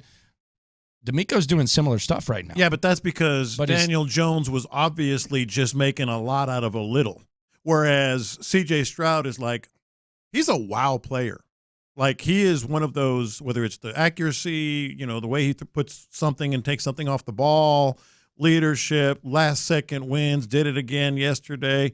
Like, it's like they can't multitask. They can't say C.J. Stroud is in the MVP conversation and D'Amico Ryans is in the Coach of the Year conversation. Yeah, well, they better start doing that because it's a hell of a duo, and it's definitely a duo. And Nick Caserio deserves his flowers as well because you can call it a trio as well. And I know that him and D'Amico get together, but yesterday the guys that they brought in, and this is that churning of the roster. Mm-hmm. I don't want the Texans to get in a situation where they fall in love with their players and say, "Oh, we got to lock this guy up." I don't want I agree. That. You've heard me say that. Roster. Yeah. Churn the roster, evaluate, keep it fresh, keep it safe. Like, you don't have to watch this and say, "Oh man, we really got to lock up this core of guys." Nah, keep churning. Like, keep churning the roster. You brought in Devin Singletary on a short-term deal. Good job. You brought in, now you might want to lock up Dalton Schultz probably. Yeah. You brought in Noah Brown on a 1-year deal. Good job. You brought in Sheldon Rankins, 1-year deal. Good job. Shaq Griffin, 1-year deal. Good job. These guys are all making plays. Nick Caserio deserves a lot of credit for that. D'Amico Ryans deserves a lot of credit for that. So, we started this off talking about one guy, turned it into a duo, turned it into a trio. Mm-hmm. I heard John McClain today saying he's going to write a column making a case for Nick Caserio for Executive of the Year. Okay, go ahead and do that. But nobody around here is going to be like, "Oh no." Yeah, I don't even know who would be in the discussion. If you look at what's going on right now and the moves that were made, especially the most important one with C.J. Stroud. But I think that trio deserves a lot of credit. Absolutely. And let me say one more thing, because there was one of the passing thoughts that I didn't get to. I think it was the only one. Gerard Johnson and what he has done with C.J. Stroud, he's going to start getting some looks. Quarterback coach for the Texans. Yes, I'm sorry. He's going to start getting some looks as a coordinator. If Bobby Slowick is getting these head coach looks, he is. No, there's no doubt about it. It's special what's happening with this quarterback. Yeah, it's no doubt about it. And you got to do what San Francisco does. You got to keep developing the guys underneath. That's just as important as the players. And who knows how long Bobby Slowick's going to be with us. Mm-hmm. Goodness gracious. I mean, keep an eye on that. We don't have to. We'll just enjoy what we got, although not always great. Get into that in a second with Bobby. What were you doing? I don't want to fight you today. What were you doing, Bobby? Really? What? Sometimes I want to fight you. Today I don't want to fight you. What were we doing? Let's hear from CJ, though, first. Here is CJ Stroud talking about the interception at the end of the game, overcoming that interception and his belief in this ball club. Here's CJ Stroud on Reaction Monday. of my Lord and Savior Jesus Christ. This is a great opportunity and a hard-fought game. And these type of games come down to the last minute. I mean, it's hard to win in the NFL. It's a great Bengals team over there. They proved it week in and week out. But I think we came in with a mindset that we won't be denied. And that was huge for us. We fought until the end. It wasn't easy, and it wasn't how we would draw it out. But I mean, that's what this league is about, those tough wins. So all glory goes to God, man. And I'm super blessed to be able on this Texas team and play with my teammates. Man, I love my teammates to death. We had no doubt that everything was in our favor going into that last drive. We knew that we can go down and get a field goal or score. So it was a blessing to pull out the dub. DJ, at what point, you said at some point you came to him and said, hey, we got you, we have this. When did you say it to him, and where does that level of belief come from? Because like you said, it's hard to do this. Yeah, man, it was after I threw the interception, I think they had scored. And I let them know, man, I got your back. Like, I know I made a mistake, but that one play doesn't define me, and I'm gonna go prove myself again. And I think we had a great day offensively, ran the ball really well, threw the ball really well. But those last 4-minute drills, man, I got to be better. I can't turn the ball over right there, but it's all about toughness in this league. How tough you are. I took a lot of big hits this game and things like that, but my O-line, they fought the tail off. I think that's where we won the game, was our O-line. We handled 91. That was on our keys of victory. He's a heck of a player. LT was sitting on that guy and had a great game. And then our receivers ran great routes. The rest of my O-line blocked their tail off. And Motor, man, like Motor and I'm tripping, and MB, man, they were the focus point of this game, man. We needed them big time, and they've been in tough games like this. Motor being with the Bills, and then MB being with the Cowboys. They know how hard it is to win in an environment like that. So we lean on them guys, and they make plays. What happened with the interception, and then how long did it take you to snap back in? Cam made a hell of a play. I've been playing against him since college and have a lot of respect for that guy. He's really smart. We ran that play the drive before we got a big completion. So he told me too. I talked to him and he was like, "Man, I knew it was coming." So we undercut it. Their defensive end played upfield, and I had to step up in the pocket and I didn't want to take a sack. So I tried to lay it over him. And he looked up right when I threw it and he picked it. And it was a heck of a play. Tank probably almost saved the day right there, with just giving our defense a blade of grass to stand on. But I mean, it's something I can't do in the future, but it's a great learning experience, especially to come out with a dub with that. And then did you just immediately were like, I mean, I was a little upset and dang, but at the end of the day, what is that going to do? I mean, it's not going to do anything for me. I have to move on to the next play. And I mean, I had such a great game at that point. I had a lot of great plays instead of that negative play. I can't just harp on that one negative play and go back to what I was doing. And the next drive, Bobby put the ball in my hands and we made plays. I think around training camp, right before training camp, and we're going to shock the world. You guys really believe in your roster. What were you seeing from the team that made you really believe that you guys are going to be able to? I would say, I mean, just the confidence off rip. And it wasn't built overnight. This thing took a minute, a lot of moving parts. And, I mean, you see, we've been injured too, which hasn't been helpful. So these have been the last couple of games we've actually been able to play at a capacity. We're still missing a couple pieces. Missed Nico today. Can't wait to get him back. But I think you can see, no matter who's up, man, we're next player mentality. That's what you have to do in this league. So, and I think Michael Dieter has stepped in and done an amazing job. And I really appreciate him just being not only a ball player, but being really, really vocal. Because coming into that point where JP was playing really well, it's hard to come in and that, So I think this team from when OTA started, we built confidence. All right, there you go. It's CJ Stroud here on In the Loop Sports Radio 610, overcoming the interceptions. We'll get to in a sec. I want to talk about the 4 biggest takeaways for me here on Reaction Monday. And give us yours on Twitch, YouTube, text line 713-572-4610, however you want to. I don't want to argue today. I didn't think I would have to. I'm actually kind of disappointed in John. But kind of is what it is. Takeaway number 1, CJ is the only constant. And this, when you're going to start having these MVP talks, and I see Football Morning in America is doing this now, our guy Peter Schrager. Look, there's no chicken or egg argument with CJ Stroud. A lot of times when you're comparing guys and you're having MVP discussions, it comes down to, well, he has this around him, so of course he's doing that. Well, he has this guy, so the other guy doesn't have that guy, so he's able to do that. With CJ Stroud, he's won a game without basically every offensive lineman. He's won a game without Tank Dell. He had to play 4 games without Noah Brown. He had to go 2 games without Robert Woods. Yesterday, he won a game without Nico Collins. And more guys on the defense have missed games than played. So if you do want to partake in such discussions as MVP and Rookie of the Year, let's just stop. It's going to be a lot of times like people say stop. Like, here pretty soon. Yeah, I mean, what are we doing? Yeah. But he is the straw that stirs the drink, and he is the only constant. The thing about what you just mentioned, that only helps his MVP discussion because everybody knows what the weapons are elsewhere versus what the weapons are here. And so, look, he's doing everything better than every other quarterback in the MVP discussion, except for running the ball like Lamar Jackson. Next biggest takeaway here on Reaction Monday. If Sheldon Rankins is going to play like that, Malik Collins is going to do what he does. Jonathan Grenard is going to continue to play the way he does. And Will Anderson, by the way, I know there's not as many sacks as we'd like to see. Will Anderson is a big part of what they do as well. And he is, we roll our eyes at the advanced stats sometimes. He's doing his thing. If that's going to happen, those 4 guys on the front are going to play that way, and you're still a little bit soft at linebackers, specifically when they pass.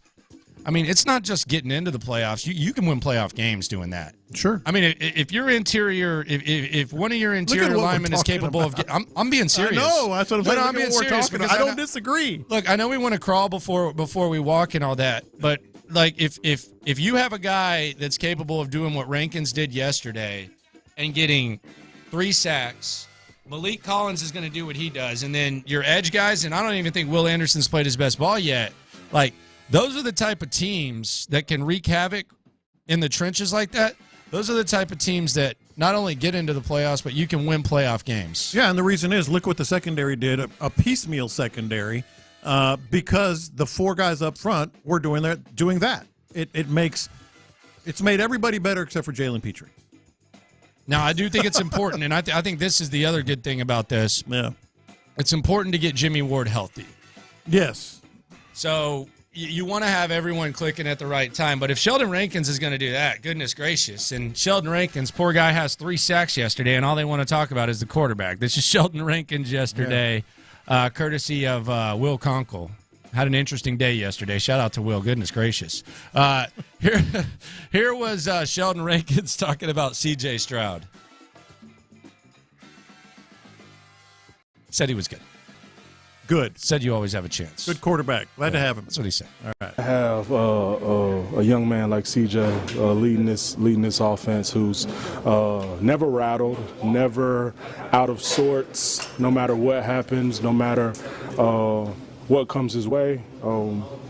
He sees all he sees is himself making plays. All right. So that's thought number 2. Thought number 3. Singletary is running back 1. Let's fill in the committee accordingly. We're going to be wrong about a lot of things. We saw this coming. Like we were talking about committee in the offseason.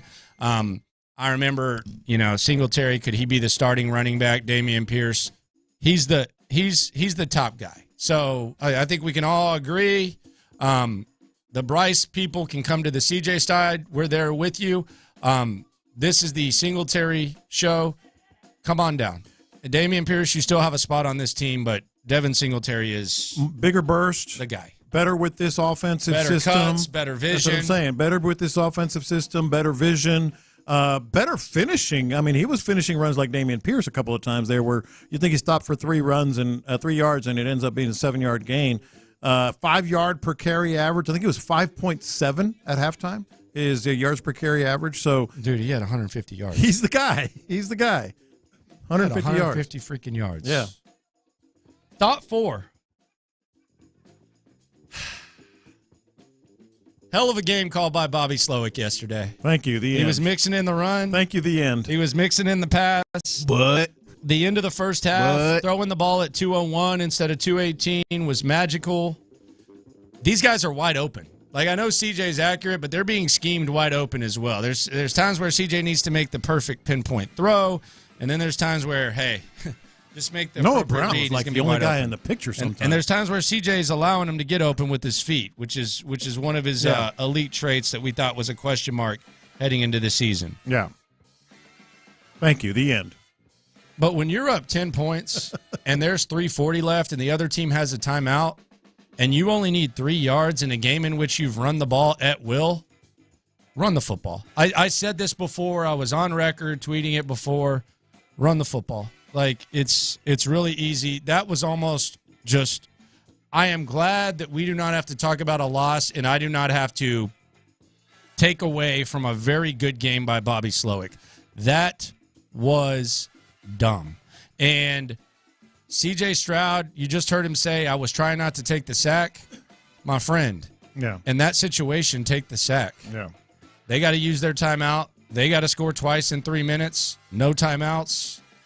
That was almost an epic blunder that would have been one of the biggest buzzkills that we've seen. Bobby, come on. Here's why I disagree with you. Now, let me just preface this by saying I know I am in the minority here. Keep your smart-ass comments to yourself. I know I'm in the minority here.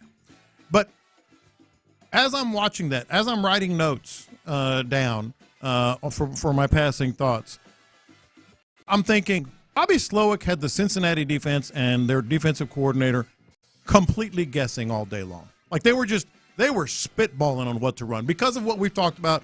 Are they going to pass first? Are they going to run first? It was a good mix. What's coming next? Is it going to be an edge run? Is it going to be Noah Brown? Is it going to be Tank Dell? I mean, the Cincy defense was guessing. Well, I think they were getting their ass kicked too. Yeah, they were getting their butt kicked, but they were guessing. So that's point number one. And the bigger point to me is, how did you get in that situation? By keeping them guessing and by being able to mix in the runs and the pass. For 150 and with run. One guy, that's part of it. With one guy. No, that's part of it as well. So why are you not going to dance with the one that brung you? And this is you don't overthink it. And this is the key thing. It was a 10-point lead. You could afford to make a mistake at that point and just keep running the ball or passing the ball, just keeping them guessing, keeping them on their feet. And then the last thing for me was could afford a mistake. 10-point lead is a 2-score game. So why don't you just push it in and stick a fork in them? Man. You know what I mean? Kill the clock. Damn. A lot of coaches do that. Damn. They just stick a fork in them, man. They run the ball, get 3 yards, game over. I'm not saying make them use the timeout. I'm not saying don't run the ball. I'm saying keep dance with the one that brung you, as Darrell Royal said. Keep doing what you're Devin doing. Singletary. Keep just Devin Singletary. You passed for 356 yards, and also their defense. I could see it on their face. They were just completely confused. And then this is the last thing. The guy who intercepted it said he knew it was coming.